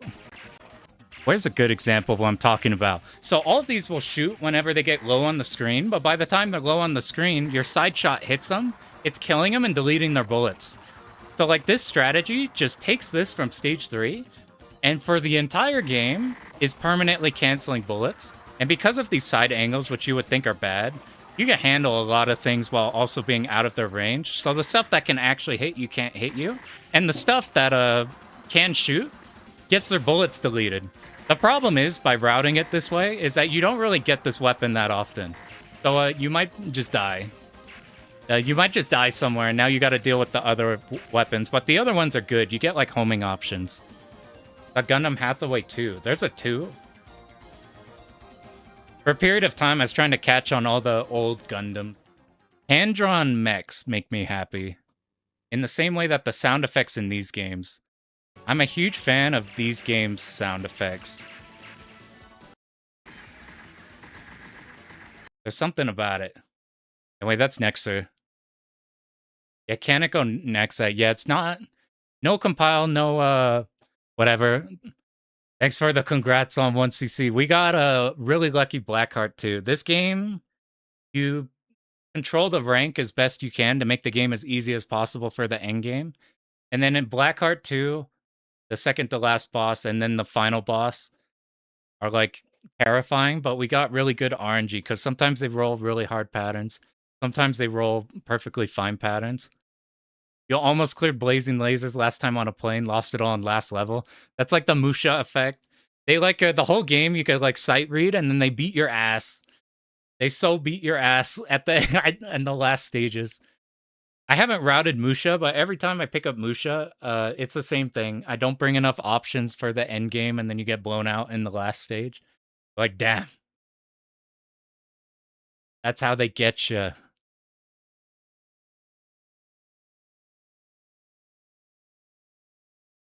We're also talking about, so Shmup Slam is coming up super soon. We're going to be practicing for that. We're going over like Rising games we think are interesting. We're talking Dimahu, other bunch of crazy stuff. We got on 9,000 tangents. I'm not sure where we left off on.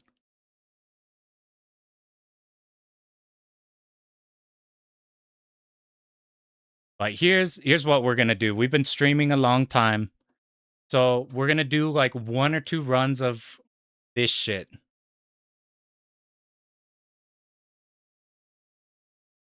Because it's addicting. You probably know what's coming here. What are you playing at Slam? I'm doing Dodonpachi 2-all. The 1-all should be easy to get into the second loop. It'll be one of the easier DDPs to ensure that live I can get into the second loop. And I've just played that one so much that there's not too many problem areas that I have to fix up before. All right, where is... I can't find it. All right, here it is. We're going to do this real quick, then we're going to pop on out of here. This is the Shmup Stage 1 quiz. We have to guess what Shmup it is based off of what... You guys are probably sick of me doing this, but the shit is too satisfying. It's too addicting. We must do a run of it. It's time to lock in. We have to know what Shmups they are.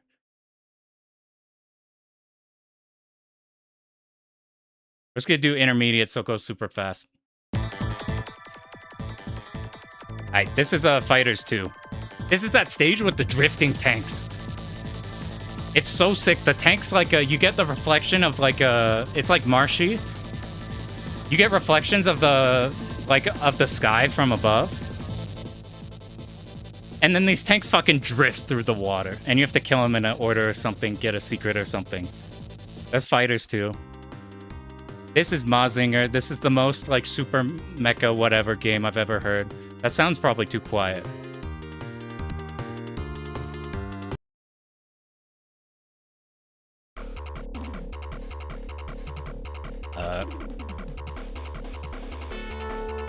What the fuck?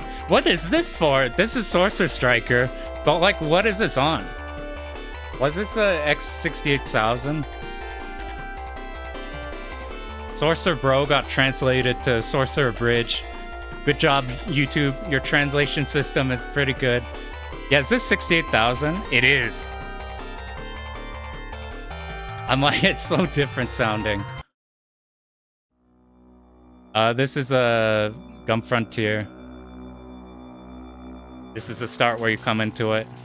Adjacent game to Battle Garegga. This is the main inspiration for Battle Garegga, including the rank stuff, the general already lost. Don't worry, we have to beat last time with the first try. We got like 16 or 17 is not too good. This is a Blazing Star. You got the big ship coming in the background, and the Zalkos will come out of it. Then you see them coming in. Blazing Star is one of the games I keep forgetting about, but if I want a score game, this is on the list of ones that might be viable for score. It's so fucking sick. Bonus, bonus, bonus, bonus.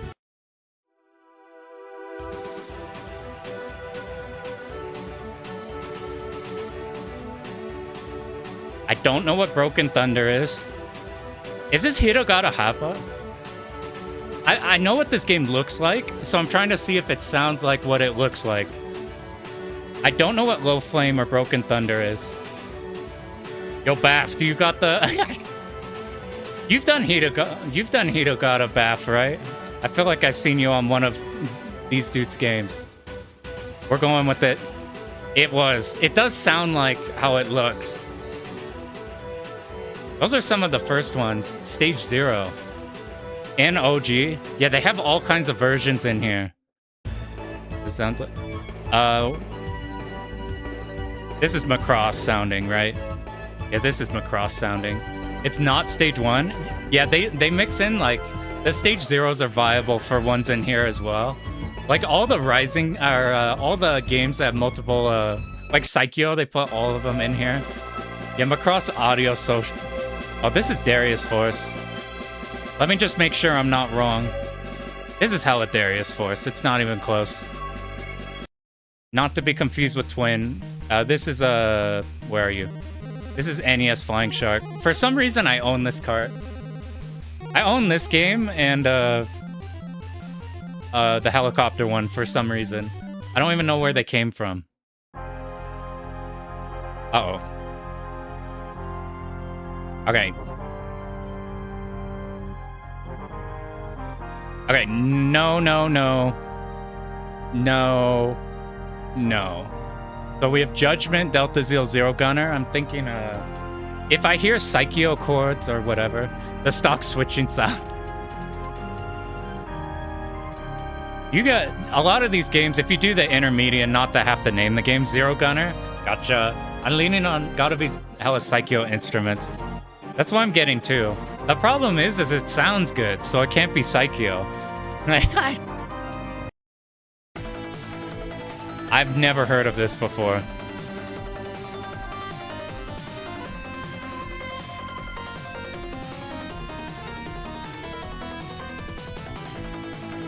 It's...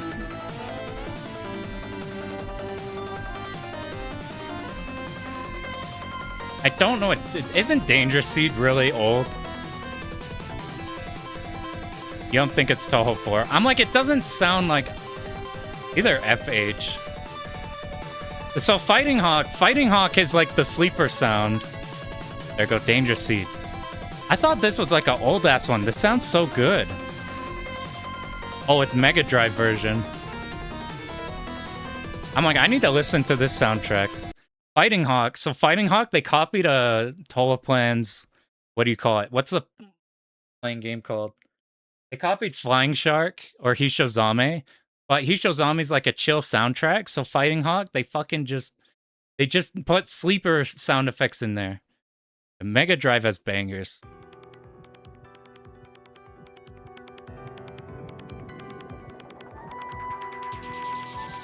I don't know what Sky Robo is. Is this Thunder Force 6? Or is this a remix of Futari?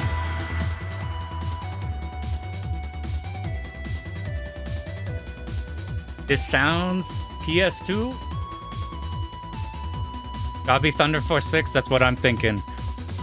Yeah! Just saw an interview, something with somebody talking. Yep, it's... If there. You guys are on point. Help. Is it Star Force? Oh, God. It's Star Force, right? It's Star Banger? Oh, 9. Help. Somebody restart it.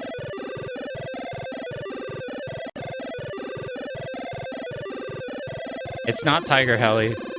What if it's Tiger Heli? It's not Tempest, it's not Flanks, I don't know what this is. It has to be Star Force. Fizzle's coming in. What the fuck is Nyax, dude? I've never heard of this shit before. Oh, that one was so hard. Sometimes you have context to make these easier. That was fucked up. That was fucked up, man. Is this Saint Dragon? I bet that's alright. That shit is fucking hard. I would never have done Nyax. I've never heard of that before. Master of Weapon? I don't even know what this is, but it sounds like Master of Weapon. No way it's Saint Dragon. It actually sounds good. You're so right. It's not Soul Divide. That's older. It's not Finals. It's fucking Master of Weapon. It's a PC Engine. It's the fucking new version. It's a new version. That's what the mix-up was. Yeah, dude. Okay, this is 94. Or 45. I'm tripping balls.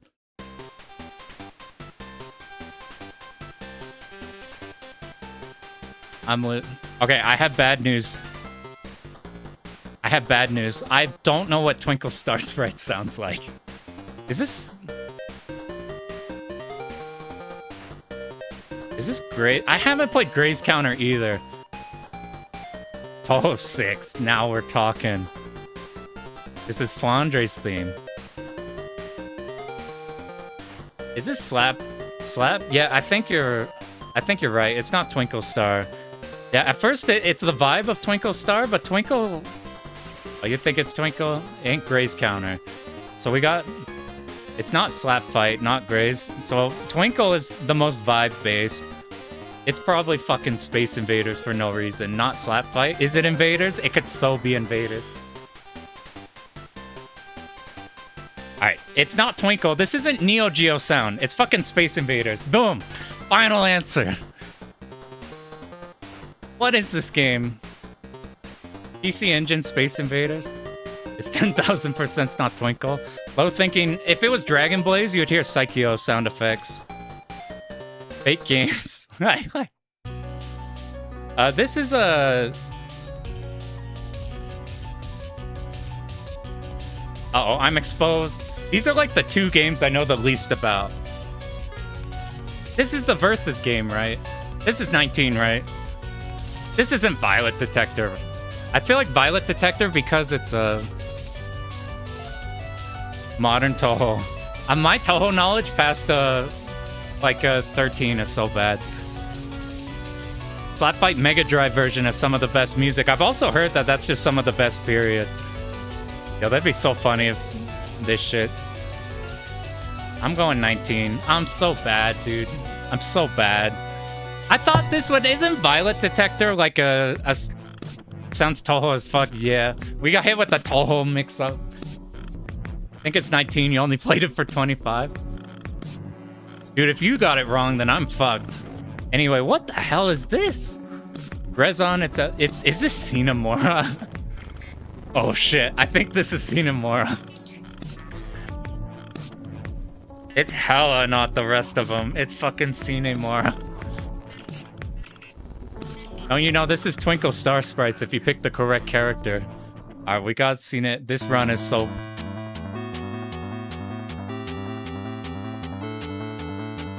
Is this Judgment Silver Sword? This is Silver Sword, right? Because Silver Sword's a handheld game, right? Unil, Cinemora. Crash Mora? Guys, you're disrespecting the shmup of our generation. Yeah, you're so right. Judgment Silver Sword. Have you ever seen a Wander Swan color? It's the coolest thing ever.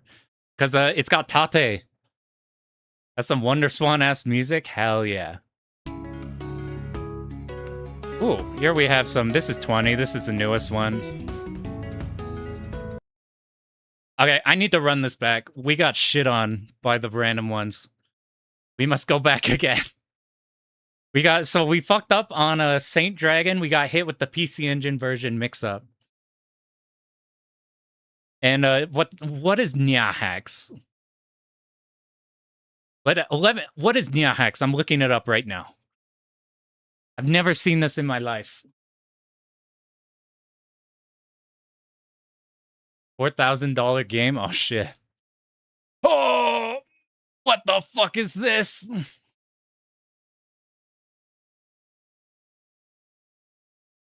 Okay, you're not ready for this.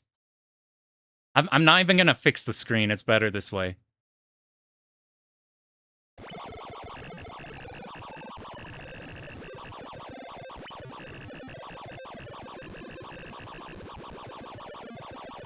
I bet on the, you know, the Shmup Junkie Discord, they're doing they do all of the going year by year. I think that game was on there.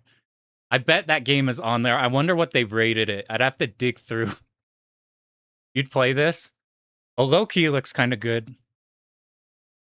A mouse ran out of batteries. We have second mouse. All right, back to... We need to run back. We lost to Toho. How did we lose to Toho? What a Balavan.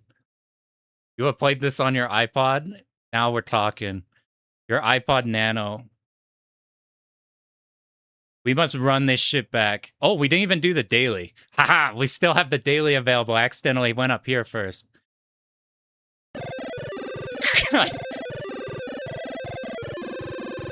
How did we get it immediately? To be fair, it was Violet Detector. That's fair, yeah. We know the matchup now. We have learned. Yeah, this is my favorite shit. There's actually one more thing. There's like one where we have to name all of the top 25 I'll talk about it after. Is this Aqua de Blue? Oh god, I don't know. It's a Ray Durgy. Alright, do you guys know your Ray Durgies? I don't know my Ray Durgies. It's not this, it's not this, it's not this, it's not this, it's not this. What if it's a pork remix? Antoine. Doesn't sound like pork, it doesn't to me. ATV has a pretty rocking soundtrack. It kind of does. I have it on my phone. I played like one half of a stage on it. I got the blue. Bam. Good. They need to put this game on an actual port and not on Exa.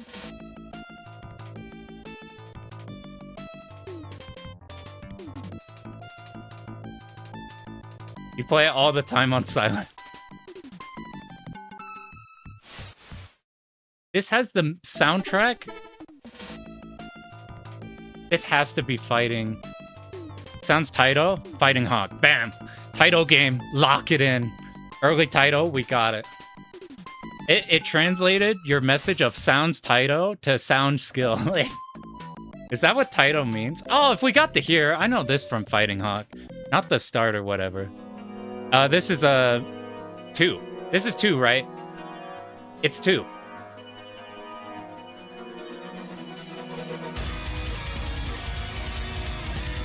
It's 2. Can anybody confirm it's 2 and not 3? I haven't played 3. It's 2? Oh shit, we have Fizzle here. Then we're carried for the Danmaku Unlimiteds. You know what's interesting? So I knew about this game really early on, before I really knew about games.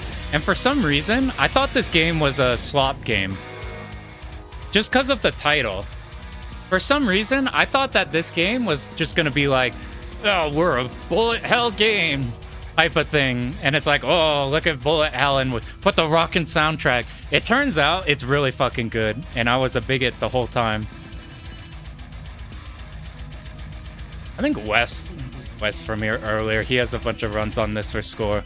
Isn't Danmaku Unlimited 4 happening soon? Danmaku 2 is one of the first shmups you ever played? Hell yeah. That's a cool one to start. It sounds generic, but actually good. That's like a... It's like at first it sounds generic. You're like, this is just some rock. And then it's like, nah, this is actually sick. I had the same thing with Gunvein. At first I'm like, Gunvein is kind of like this. And then now I really like how Gunvein sounds. On the old iPod Touch, now we're talking. This is S-Raid. Can you guys name which version this is? All right. I need you guys, because this game has choosable stages. I love this so much. This is the best first stage, but you never get this one on the first stage. All right. You got to name which stage this is. You don't need the song name. Is this what are the stages called? Is this the like dark city where you assassinate? Or is okay, we got it. Yeah, it's Yosuke stage 1. This shit is so good sounding. Like the Psy version is just so good for these fucking remixes. It's fucking awesome. Yeah, school stage. It's so good, man. This is probably my favorite track. And what's cool is they have a song. Look, we're gonna pause this right now because we have to go listen to what's Gara's name? All right, what's S-Raid? What's boss? We need to do S-Raid sometime. We did it on here, but on the wrong version of we did the wrong version of RetroArch. So we had Teleporting Gara. One of your favorite games and favorite remix soundtracks. It's so good. I talked about before the like okay, S-Raid OST. That's the arcade version. Okay, first, this is like the greatest TLB song.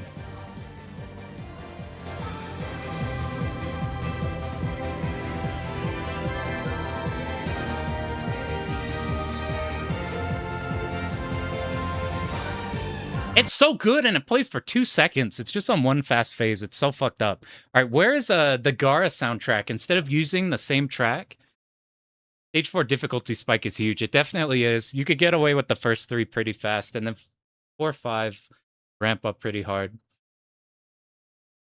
Yeah, they cut out the milking. That's a big deal. Where is... I'm trying to find the Gara track. It's so good. That's not the Gara track. Where's... Okay.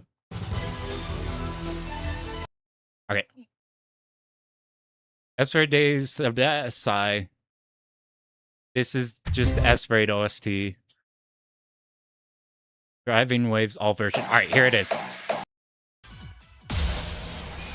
So, instead of getting to Gara and it playing the normal soundtrack, if you play the Psy version, they remix all the boss tracks on a per-boss basis. Playing on pad is so tough, though. Yeah, pad is... I'm not very good at pad either. Look, this is so much better.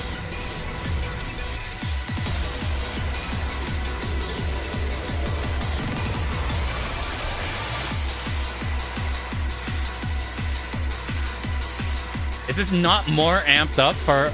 Okay, let me...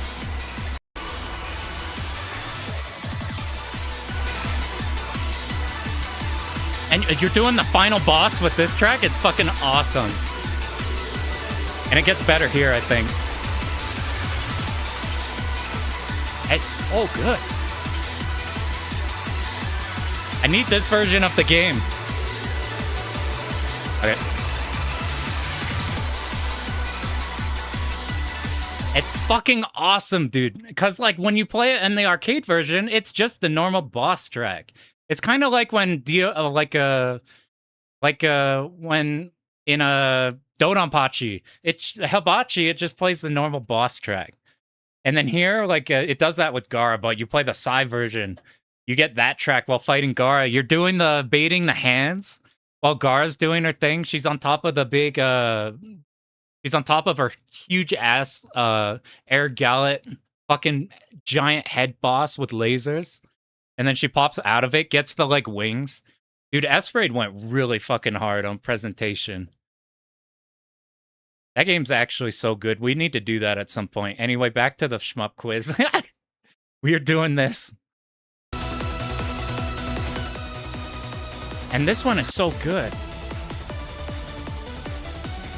Yeah, Alice Master, they shit the bed on. That's the only problem. Okay, unfortunately... Oh, this is a fighter and attacker. I only know this story from Lord BBH. I might be saying it wrong, but I think they made this game, like, specifically to get this, like, music guide to just make this track on or something. Yeah, frame one fighter and attacker. It's so recognizable once you know this shit. This game does not live up to the soundtrack. The soundtrack, they, like, made this game. They did the Toho thing, where they fucking made the GOAT soundtrack, and then they're like, and then we'll make the game. The guy who made it's awesome. I think I don't know much about the artist if he went on to other shit that we know of. This is a Toho. This is Mystic Square. I probably would have guessed Mystic Square if I had all the PC 98 ones. Let me just make sure I'm not a bitch. Some of these are easy because instead of giving you like 2 Tohos. Damn, I wish YouTube had the dance emotes. Those are pretty good. Those are pretty good ones. You heard this song 999 times? It's pretty good. Dude, Toho's pretty. Toho's pretty. Oh, this is where are you? This is Thunder Force 3 because you can select different stages, so there's a lot of stage 1s. Wait, is this not a stage 1? What stage is this? Am I tripping? This is 100% Thunder Force 3. Damn, Neil Antoine's also got the Go emote. Oh, this is a... Oh, I just got hit with the biggest mix-up ever. You know what I did? I thought 100%. I was going through Thunder Force 4 tracks. I was going for all the Thunder Force 4 stages. Oh, speaking of, while you're here, Neil Antoine, what I've been wanting to do, I've been wanting to have a pre-stream, like, instead of just starting the stream and now it's here, having, like, the pre-stream countdown, and I was thinking of having all of, having like some dodging in the background zoomed in and just like the game whatever, and then just have some like gif in the corner of like some Sailor Moon arcade footage, and I'm like, oh, this is perfect. Yeah, you've taken control of both chats. And Love Knife, you got so many. We need to figure out some emotes.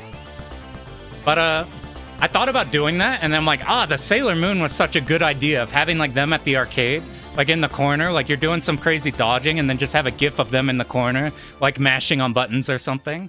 And then I popped up your stream, and I'm like, oh, I accidentally took that from you already. I realized you already did that. I'm like, I subconsciously took that idea. I'm like, oh, that's where I got the idea from. What the fuck is this? Is this Death Smiles 2? It has the... It's Death Smiles 2, unless Ray Durgy for some reason has this. Yeah, DS2. Okay, real quick. I've heard, so everybody says this game is dog shit for the longest time. Worst cave game. And then people started playing more and they really like it. How actually is this game? Is this game actually good? DS2 is good? I'm so interested to try. It's just ugly. That probably just what carry it. DS2 X of Range is so good. It kind of, you know what it looks like? It looks like a early Chuck E. Cheese arcade game. Arcade DS2 is so ass. X of Range is great. Okay, I didn't know about the arranges. Ugly shmups need love too. What is the ugliest shmup? There's a lot of good-looking shmups. I don't have an immediate one off the top of my head. Is this Soul Divide? No, wait, this is Zero Gunner, right? After how sick DS1 was, they probably wrote it off.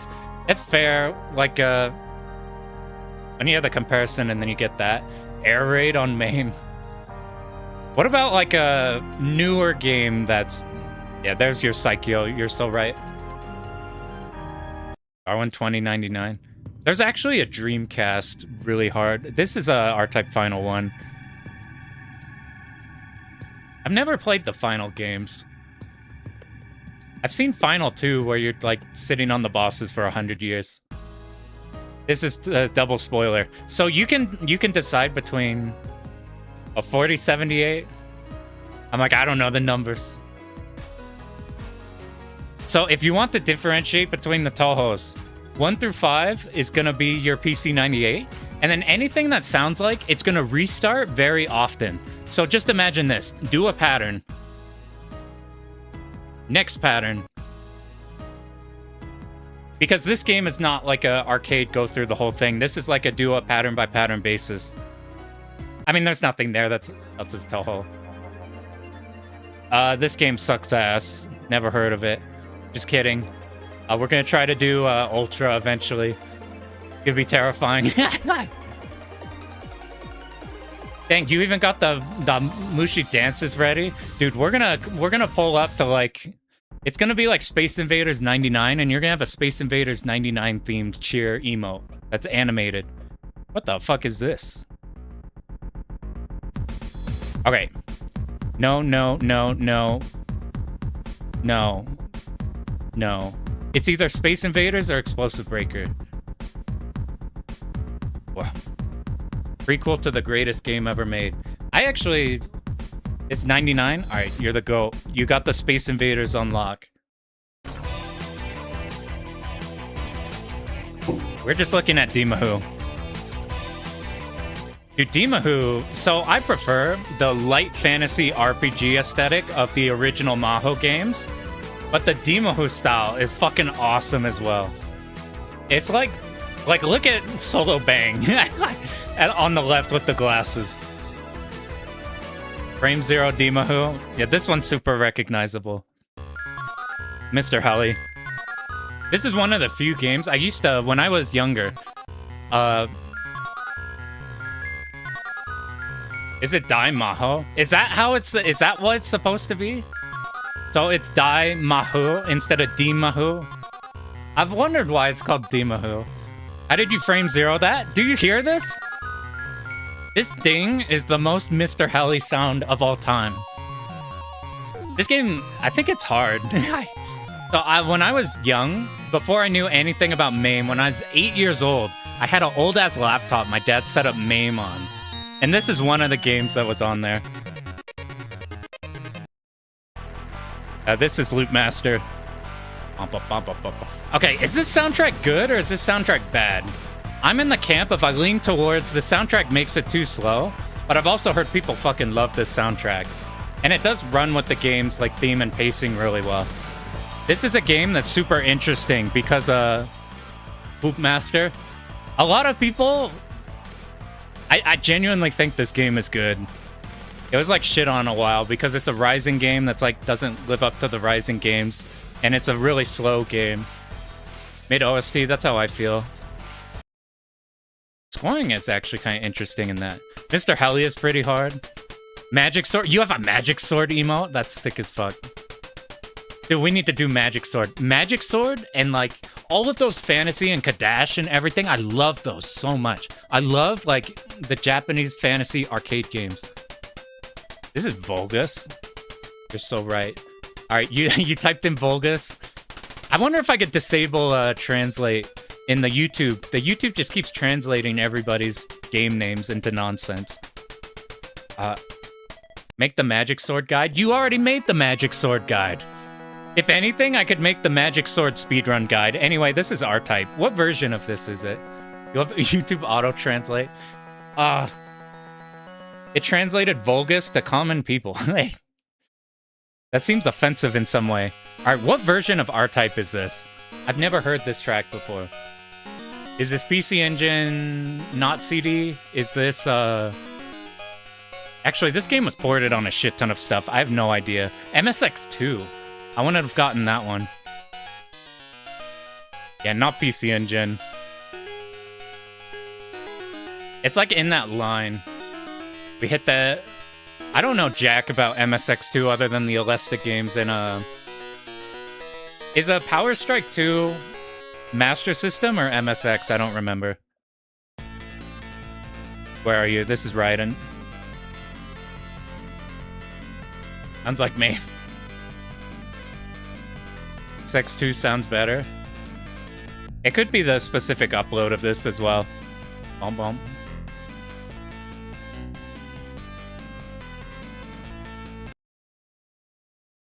PS2 Master System. Holy shit.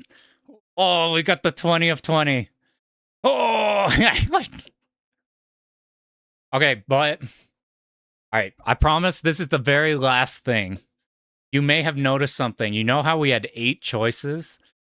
This is the final thing we'll do, and then we'll close out the stream. Oh, there's an advanced difficulty. Are you guys ready? I need you to help on this, because there's no fucking way we're clearing half of these. I could have when this first came out, and you only had like 200 games in here. You'll see you later, Fizzle. All my cords are fucked. Ugh. All right, this is the last one, and then we pop out of here. But we haven't done advanced in a minute. And while we have people who know what they're doing, this is how we're going to get carried. I could be like, yeah, we 2020'd out of that. All right, this is Axelay. Axelay's so good.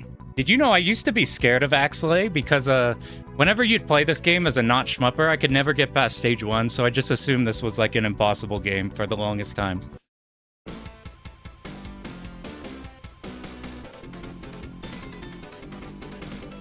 You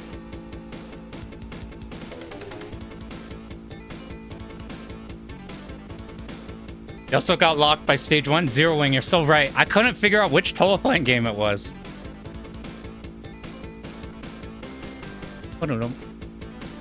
This game's really weird. Do you guys know there's like a, if you hit and extend at a certain frame in this game or something, you get like a 10 up or something like that. It gives you an absurd amount.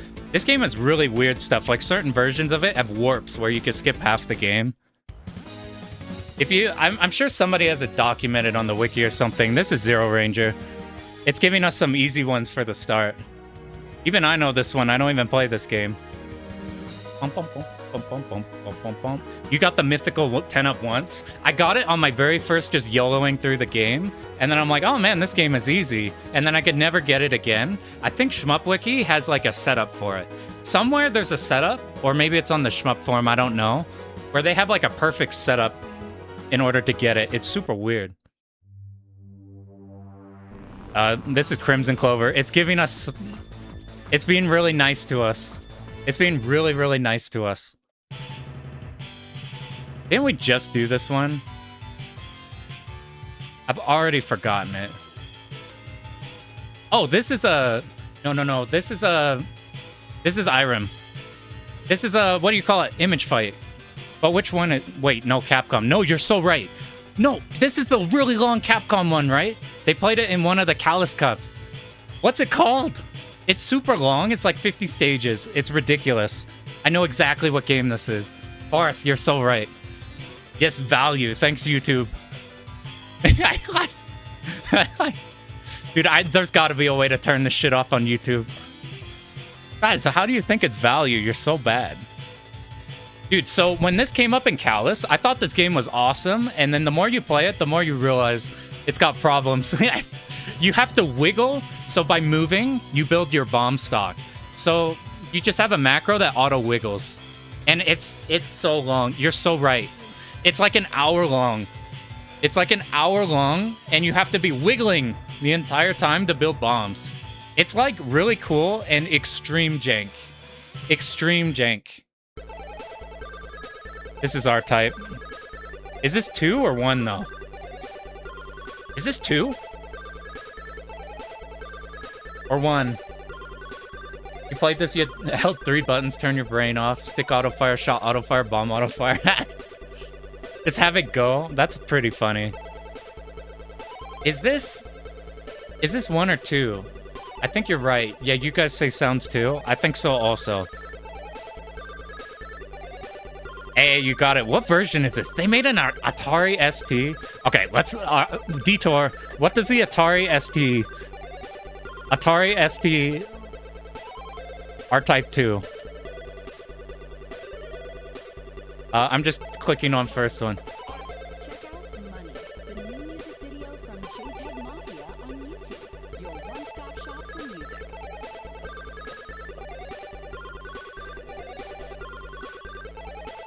I'm not even gonna bother scrolling the screen. It's not worth it for this port. Alright, that's about enough that we've seen of Atari ST R-Type. The song's pretty good. Oh god, this is 42. It's the first one on the list. If you want to know, if you get mixed up 42 and 43, if you listen to both of them and you want to kill yourself, then it's 42. You have to listen to the... Oh. This is Eshkatos. Dude. Okay. Do I still have the video of it? I bet I do. Okay, I gotta show you something. So this game locks training mode.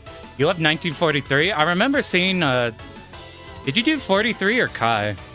This game... Dude, I fucking love Eshkatos. We're gonna go... Alright, I'm sorry. But you know what I just found out about? So I found out that the Eshkatos soundtrack, obviously, is fucking awesome. And then I found out that there's an Eshkatos arranged soundtrack. You did both. Isn't 43 harder and then Kai, you do the shotgun stuff? That's the extent of my knowledge. But like, then I found out about the arranged soundtrack. You gotta listen to this shit. It's fucking awesome. Yeah, just show me all of them. Okay, here's like later on.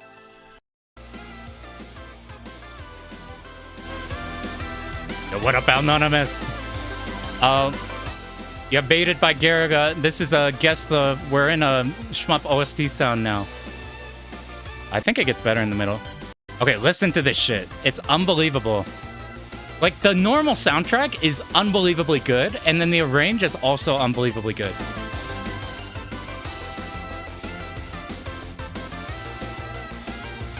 It's like, you kick in like a couple minutes in.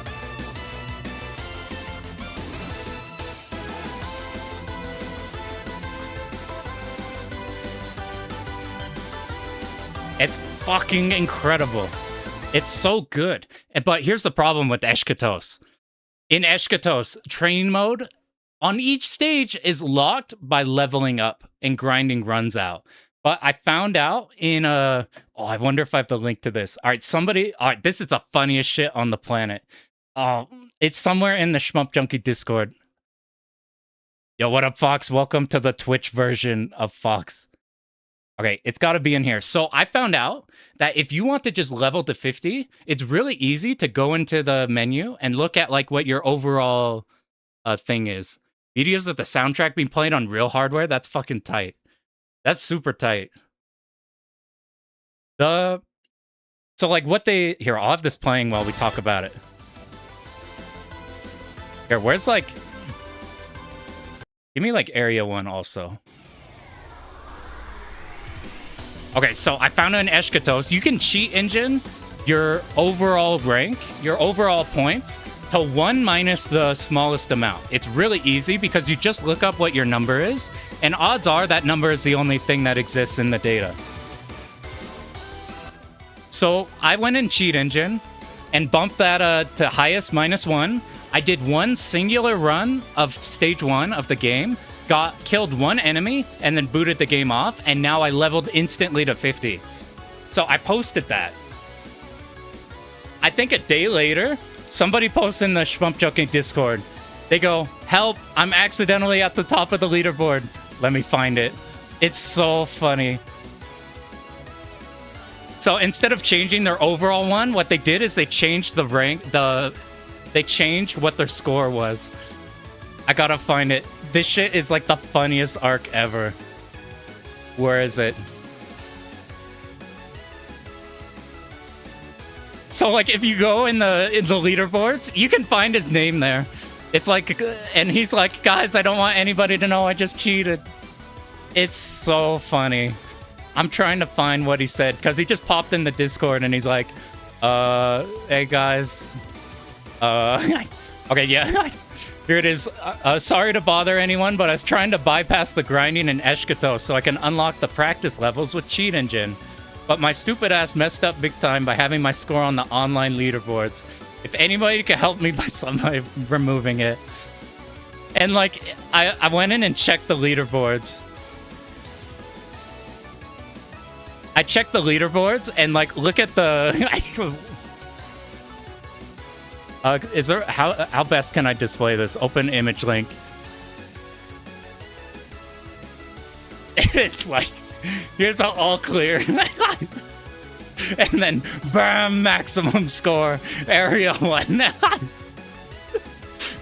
So he's like, oh shit. No, I'm accidentally the highest scoring run. I'm accidentally the highest scoring. Yo, what up for the raid? What's up, dude? We cleared Garegga a couple times, and now we're talking about Shmup OST, because there's a Shmup guessing one. And like, now he's accidentally up there. And I checked the other leaderboards, and the other leaderboards also have like people who did the same thing. It's like original normal. It's like, whoop, there's somebody who just wanted to skip the grind. Come to Brazil. Yo, what up? Are you guys from Brazil? That's sick as fuck. I'm stuck in a way more boring ass place. Would rather be there. And then like you go to original hard and there's like 2 people who just have max score Area 1. I thought that shit was so funny. I'm like, did I cause this? Because I literally just posted there like, oh hey, you could just cheat engine and skip the grind. And then there's like, I have the max score on the leaderboard now. Anyway, nobody's ever heard of this before. This is Gaiden. I was watching Dot Level play this. So everybody who just got here, yo, what up, Pee Mao? Right from Japan? Hell yeah, welcome, welcome. So what we're doing now is there's this website where we have to guess the game. Wait, did I get it wrong? Wait, did I get it wrong? I fucking wasn't looking. Oh, no. Anyway, this is Toho 7. So we have to guess, based off the sound, what the shmup is. It'll be a Battle Garegga competition for a stream. I will probably get last. Look at the scores we got today. You got the... Is that Rumia? How do you get so many emotes? Anyway, this is 7. You know what I used to think about this game? I used to not like this game because of the aesthetic. My idea when I was younger... You put Darius Gaiden... Oh, no. I put Darius Gaiden instead of Gradius Gaiden. Damn it. But I used to think this game was like grandma's guest bedroom vibe. Just because of the way the sound is, the way the UI is. And then once we went in and did it on Lunatic, I'm like, no, the vibe of this game is fucking awesome. Console versions are the most legit scores now. There's probably not much of that going on. This is a Gunbird. Anybody know which stage this is? This is Psycho. It's the... what do you call it? It's like the cave stage. The all orange one.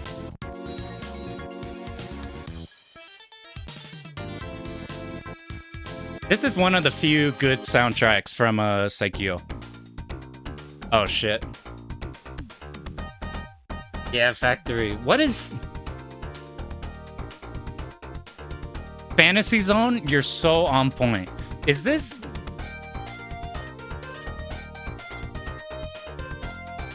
Is it 2 or 1? It's 1? Alright, you're such a fucking carry. Let's go. You're right with the Sega. It's got the Sega... It's got those sounds. Fantasy Zone, good. We got you guys to help us carry. This is was this?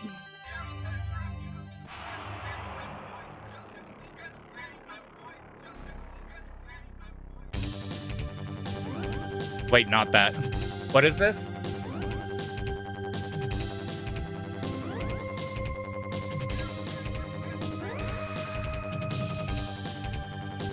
I got no clue. Is this Space Invaders? It's gotta be fucking Space Invaders, dude. It's always Space Invaders. Alright, anybody got another guess? Because I got no idea. You got no idea? That means it's guaranteed Space Invaders. This is Neo Geo? What the fuck? This is Neo Geo game? I got blindsided by that one. I was not ready for that one. We'll have to remember that. Oh, this is your question marks? That's what I'm thinking. Anyway, this is is this Slap Fight? No, this is not. This is the one before. A Tiger Heli. I almost got baited. Yeah, Tiger Heli, lock it in. I have Tiger Heli on a NES cart. I don't know why, and I don't know where it came from. You only know the SNES games? You'll be our SNES game carry. Okay, your guess is as good as mine. There's Creepypasta Tiger Heli cart. It's just... the ghost of... I can't remember the Toilet guy's name. What the hell is this?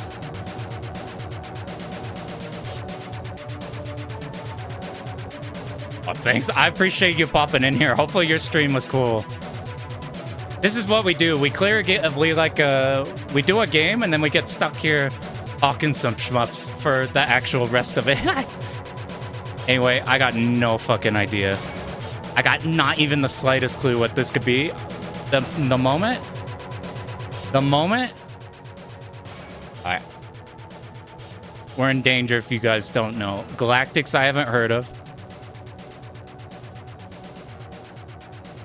I'm just clicking on the first name that sounds vibey like it. Torrent? Torrent kind of sounds... It's not Metamorph Jupiter. I remember we got baited by that one on one time. It's not Nebulous Ray.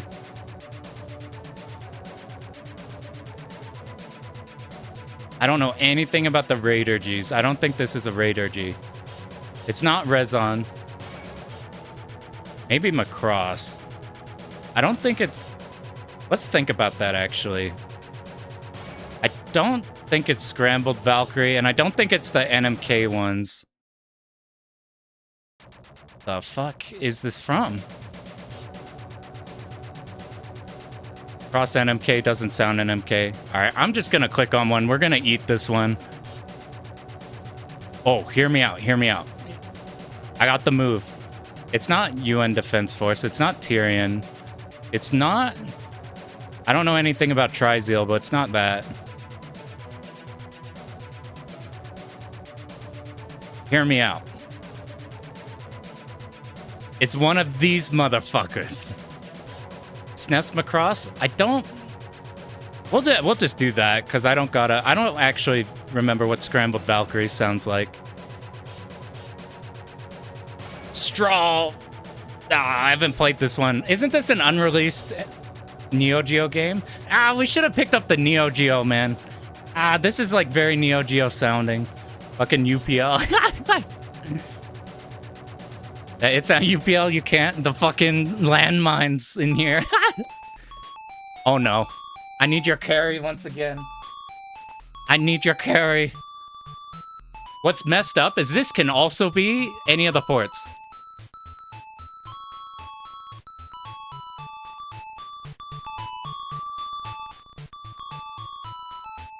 First off, what console is this? This is a Famicom game? Yeah, Famicom. Famicom Fantasy Zone. I think you're onto something. We already picked it, though. Is there Fantasy Zone 2 on Famicom?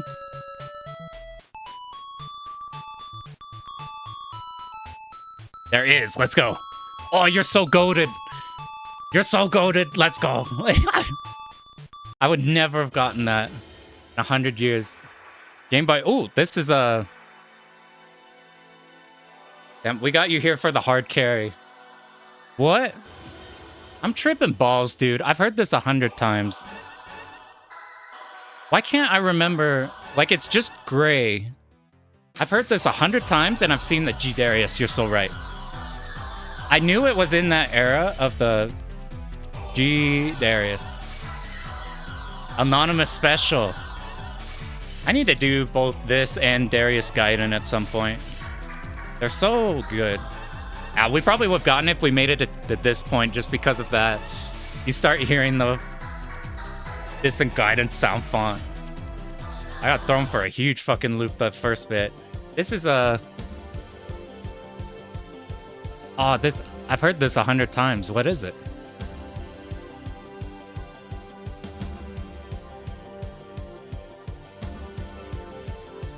This is why I usually do the 8 one, because this shit's really hard without you guys. You guys are the carry, because I don't know...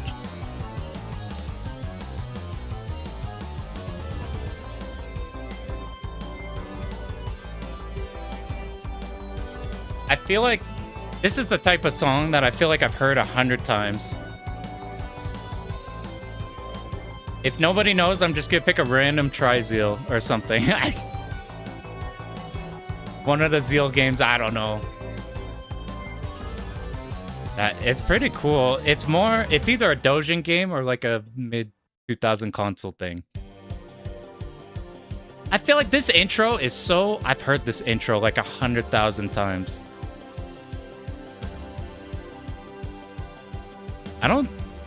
I'm not sure Under Defeat. I'm gonna go with that though, because I don't know. Is it? I'm starting to agree with Under Defeat. Wait. What if it's not Under Defeat? I think I know what it is now. Oh shit, what's before Under Defeat? Wait, no, you're so right. It's this, I was just looking up runs of this. It's gonna be Under Defeat anyway, after... What's it called? The one Border Down. Is this Border Down? Uh-oh, we have a problem. There's no Border Down here. Am I wrong? Not Border Down? Okay, you're so right. It's Under Defeat. It's definitely G-Rev, right? It's super G-Rev. We're just going with it. Oh, it's Metamore Jupiter. What the fuck? This is a PC Engine CD game. Oh, God. We got hit by this last time. I should have known, dude. I knew we should have remembered what this was. Damn.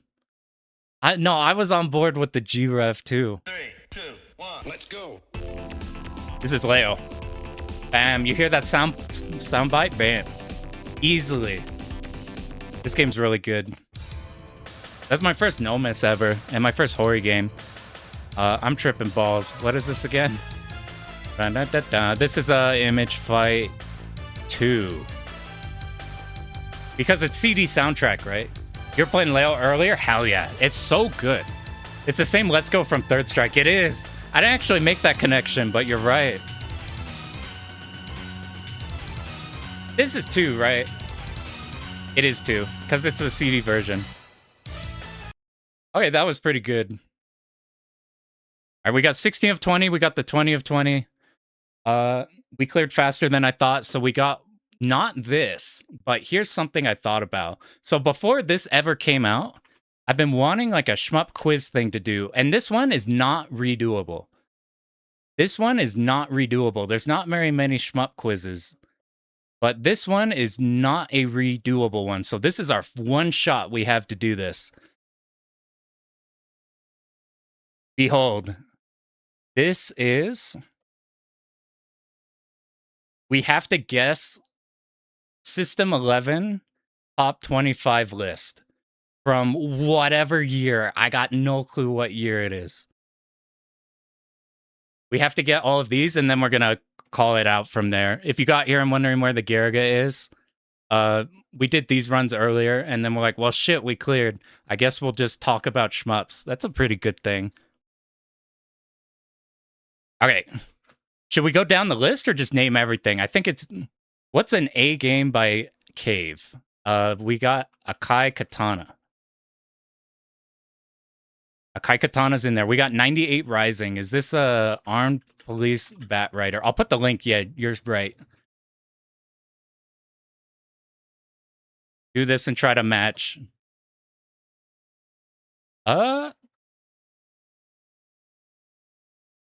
Okay, Armed Police Bat Rider. That's the 98 Rising because it was 96 for Garegga and Soki. 92 Konami Axelay. 94 Tolaplan. That starts with an A or a B. This is a Batsugun. 99 Rising. With a B? Battle Garegga. Battle Bakrate. I'm fucking dumb. I'm like, Rising game that starts with a B? I'd never heard of this before. What is 89 Compile? That starts with a B. For some reason, Power Strike, Musha, we got the Spriggans, we got the Blazing Lasers. Is Blazing Lasers really in the top 25 list? It is. So I think Shmup Junkie had some influence on this list. G-Rev, Border Down. I used to not know anything about G-Rev. Yeah, Border Down. Alpha System. Who is Alpha System again? What does Alpha System do? Is this a Castle Shikigami? Castle of Shikigami. 1, 2. Hey, it is Castle Shikigami. We just winged it on that one. Yotsubane, the only thing they made is Crimson Clover. This guy, by the way, Clover Tech. The guy who made that, I think Crimson Clover was mostly solo or something. He has a shit ton of like world record stuff he's got before. 98 Cave. What is 98? Doranpachi, I'm tripping. C with Cave. What's a C game with Cave? 98? I'm tripping balls. What's the dance game called again? Fever SOS, Dangun Fever on? It was Dangun. Pyramid. What is Pyramid? Are they Cotton? No, we're in the D's now. No, this is Darius Burst. 94 Taito with a D. It's probably Darius Gaiden. 2007 Cave. It's probably Daifukatsu. The Pearl's Dismay. Oh, we got it later. What's 2007 that starts with a D? Death Smiles. 2002 Cave. With a D. 2002. Let's go backwards. You got the Katsui or DOJ. You got your Pro Gear, you got your Guwange, you got your we did Dangum Fever Run. What's a Guwange's there? Where's Esperade? Is this Esperade? Escaluda? Esperade? No, they're over there. What is I'm fucking tripping. What's the cave game that starts with the D that's not Dodonpachi? Oh, it's fucking Dodonpachi Dojo. I'm so dumb. It's yeah, you're right. It's that. Oh, yeah, it's fucking Dojo. I even say that out loud. What is 2012 cave with the D or an E? That's Site Dojo.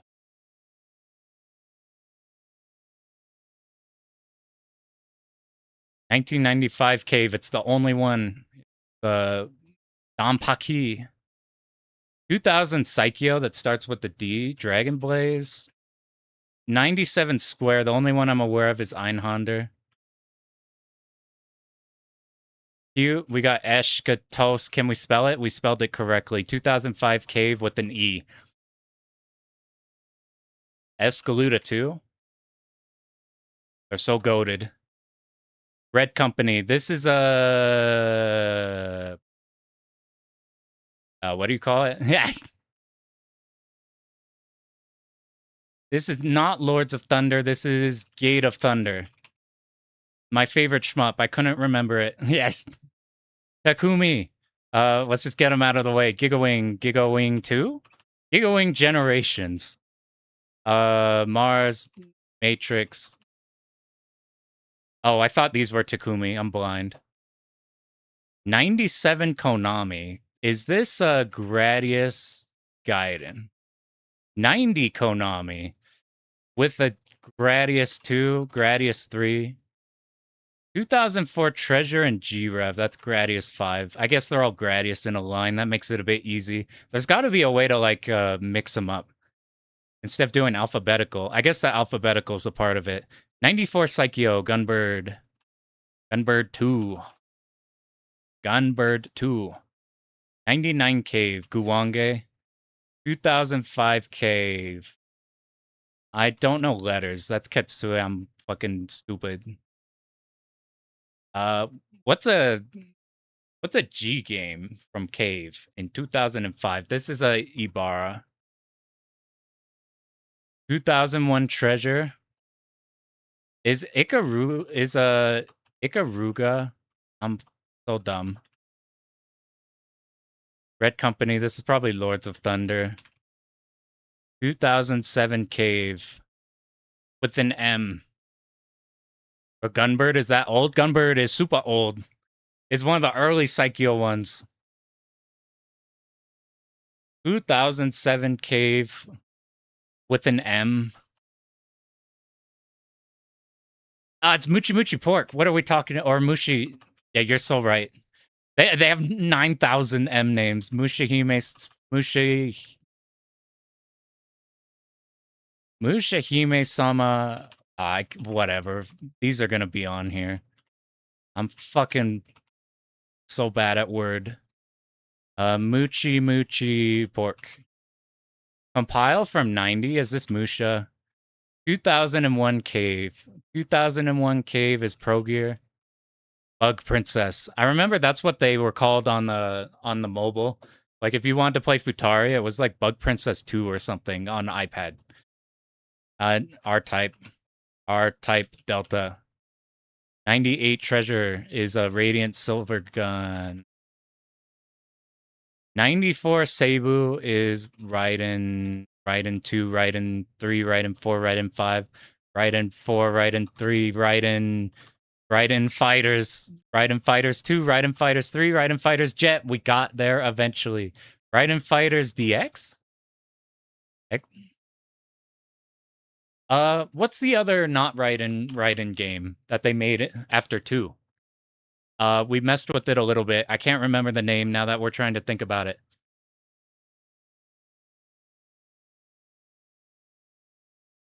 It doesn't start with the R. What Raiden game are we missing? Raiden DX. It was DX. I wonder what I put there before. Yeah, Viper Phase 1. That game's fucking sick. We should do that one at some point. We labbed a little bit of it just to try it out. 94 Taito. With an R. This is Ray Force. 86 Konami is, at this time, is Salamander. 96 Psycho with an S is Strikers. I'm gonna guess it's 2. How about Strikers 3? Okay, just that one. 96 with an S in a Psycho game. Before Strikers 1945 2. Oh, Sengoku games. Sengoku Ace, Sengoku Blade. There we go. 92 Hudson. With an S. This is Soldier Blade.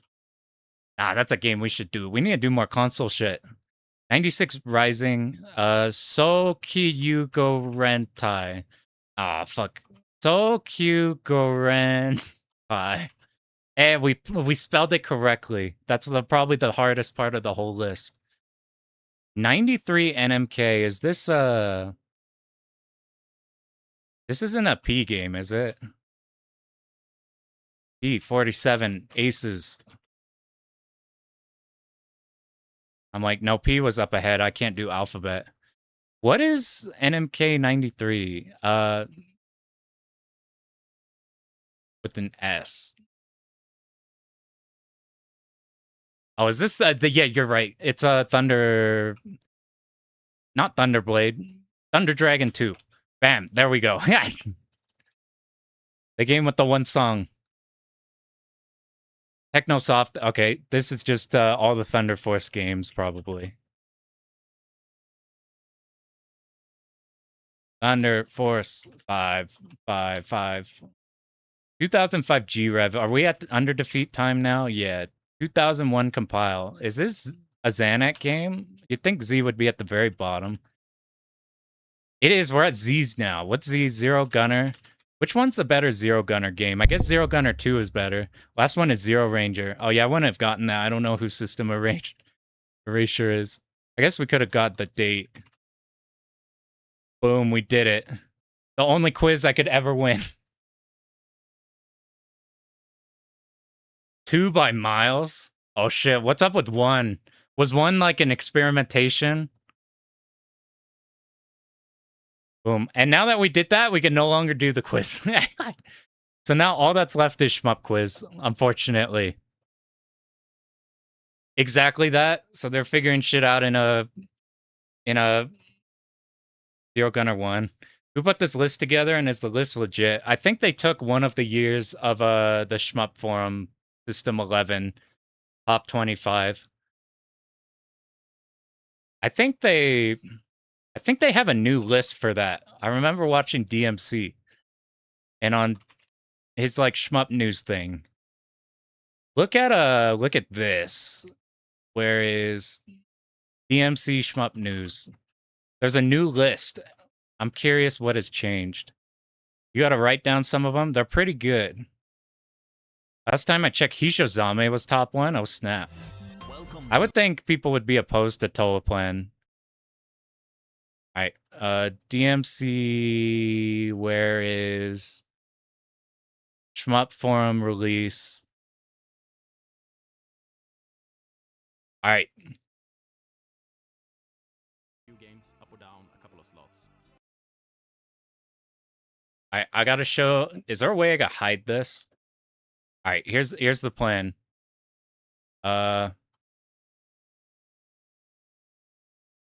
Okay, I got the tech.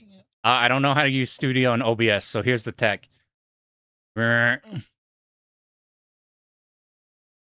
you guys ready? The top 25 list. Behold, Sokyu Garentai, 25th. Great Maho, 24. Zero Gunner 2. Garegga at 22 is pretty crazy, actually. Bat Rider ahead of Garegga, kind of based, to be honest. G Darius. Quimby Yahoo. Yahoo is fucking awesome. If you haven't seen what Yahoo looks like, that's an unbelievably good-looking game. Radiant Silver Gun, the GOAT. Brave Blade. Am I tripping? Is this his votes? Wait. Hold up. Nobody's ranking Brave Blade over Battle Garegga. For Battle Garegga, voted the best. You have no idea what Sokyo Gurentai is. All right, let me show you. It's fucking sweet. They made this the same year as a Battle Garegga. So, Gurentai. Who has a run? Okay, I'm pulling up. Pull up Buffy's run.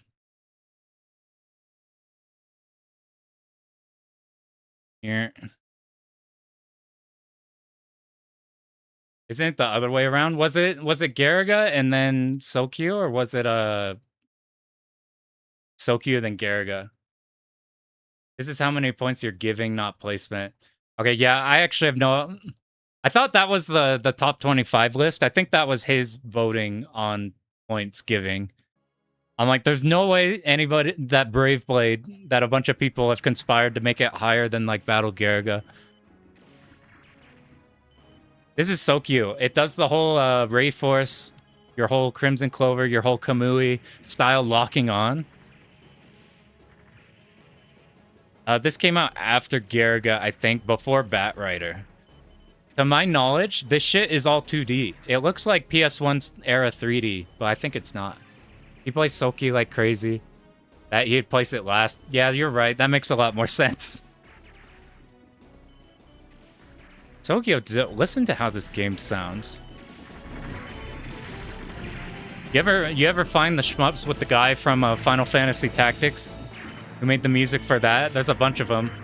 Your Silver Gun, your Shippu, your Shippu Maho. But this game's fucking cool. Samsonite has been playing this one a lot. The thing with this game, I don't have much experience with this at all, though. I can't talk about how hard or whatever it is. But what I've seen is I've seen runs that pacifist a lot of the bosses by setting it up to be it's probably terrible for score, but you pacifist the bosses and it sets you up in a position to you like kill all the parts, so the only parts remaining are easy to dodge stuff, and then you could time them out. That's a run I was looking at that's interested in. Okay, yeah, that was his votes. Is there actual... For some reason, System 11 doesn't pop up on... It's fucking 11 for me already. Alright, let's just check this thing and then we'll be out of here. Like, Shmup System 11, it doesn't pop up on Google anymore. Love Radiant Silvergun soundtrack. It's fucking awesome. There's a few shmups that use that guy. The board. Okay, where would it be? Would it be Shmup Chat? Top 25 shmups of all time. Is there like a recent thing? Yo, what up? Yeah, we got distracted by everything. This says sent 2024. Is there like a super recent? Or are they just voting on it now? Whatever. Yeah, Garegga, Diojo, Black Label, Katsui, Futari, Dodonpachi, Mushi, Darius Gaiden, Ikaruga, Rayforce. It's about what you expect in there. Yeah, we ended up clearing on both of our first runs. Distraction wasn't Dojo, it's everything else. We did a bunch of that quiz thing and talking about runs and stuff. Music. That's a super fun stream, though. We got through... apparently, this was a Garegga stream. Apparently, we cleared today. That feels like it was days ago.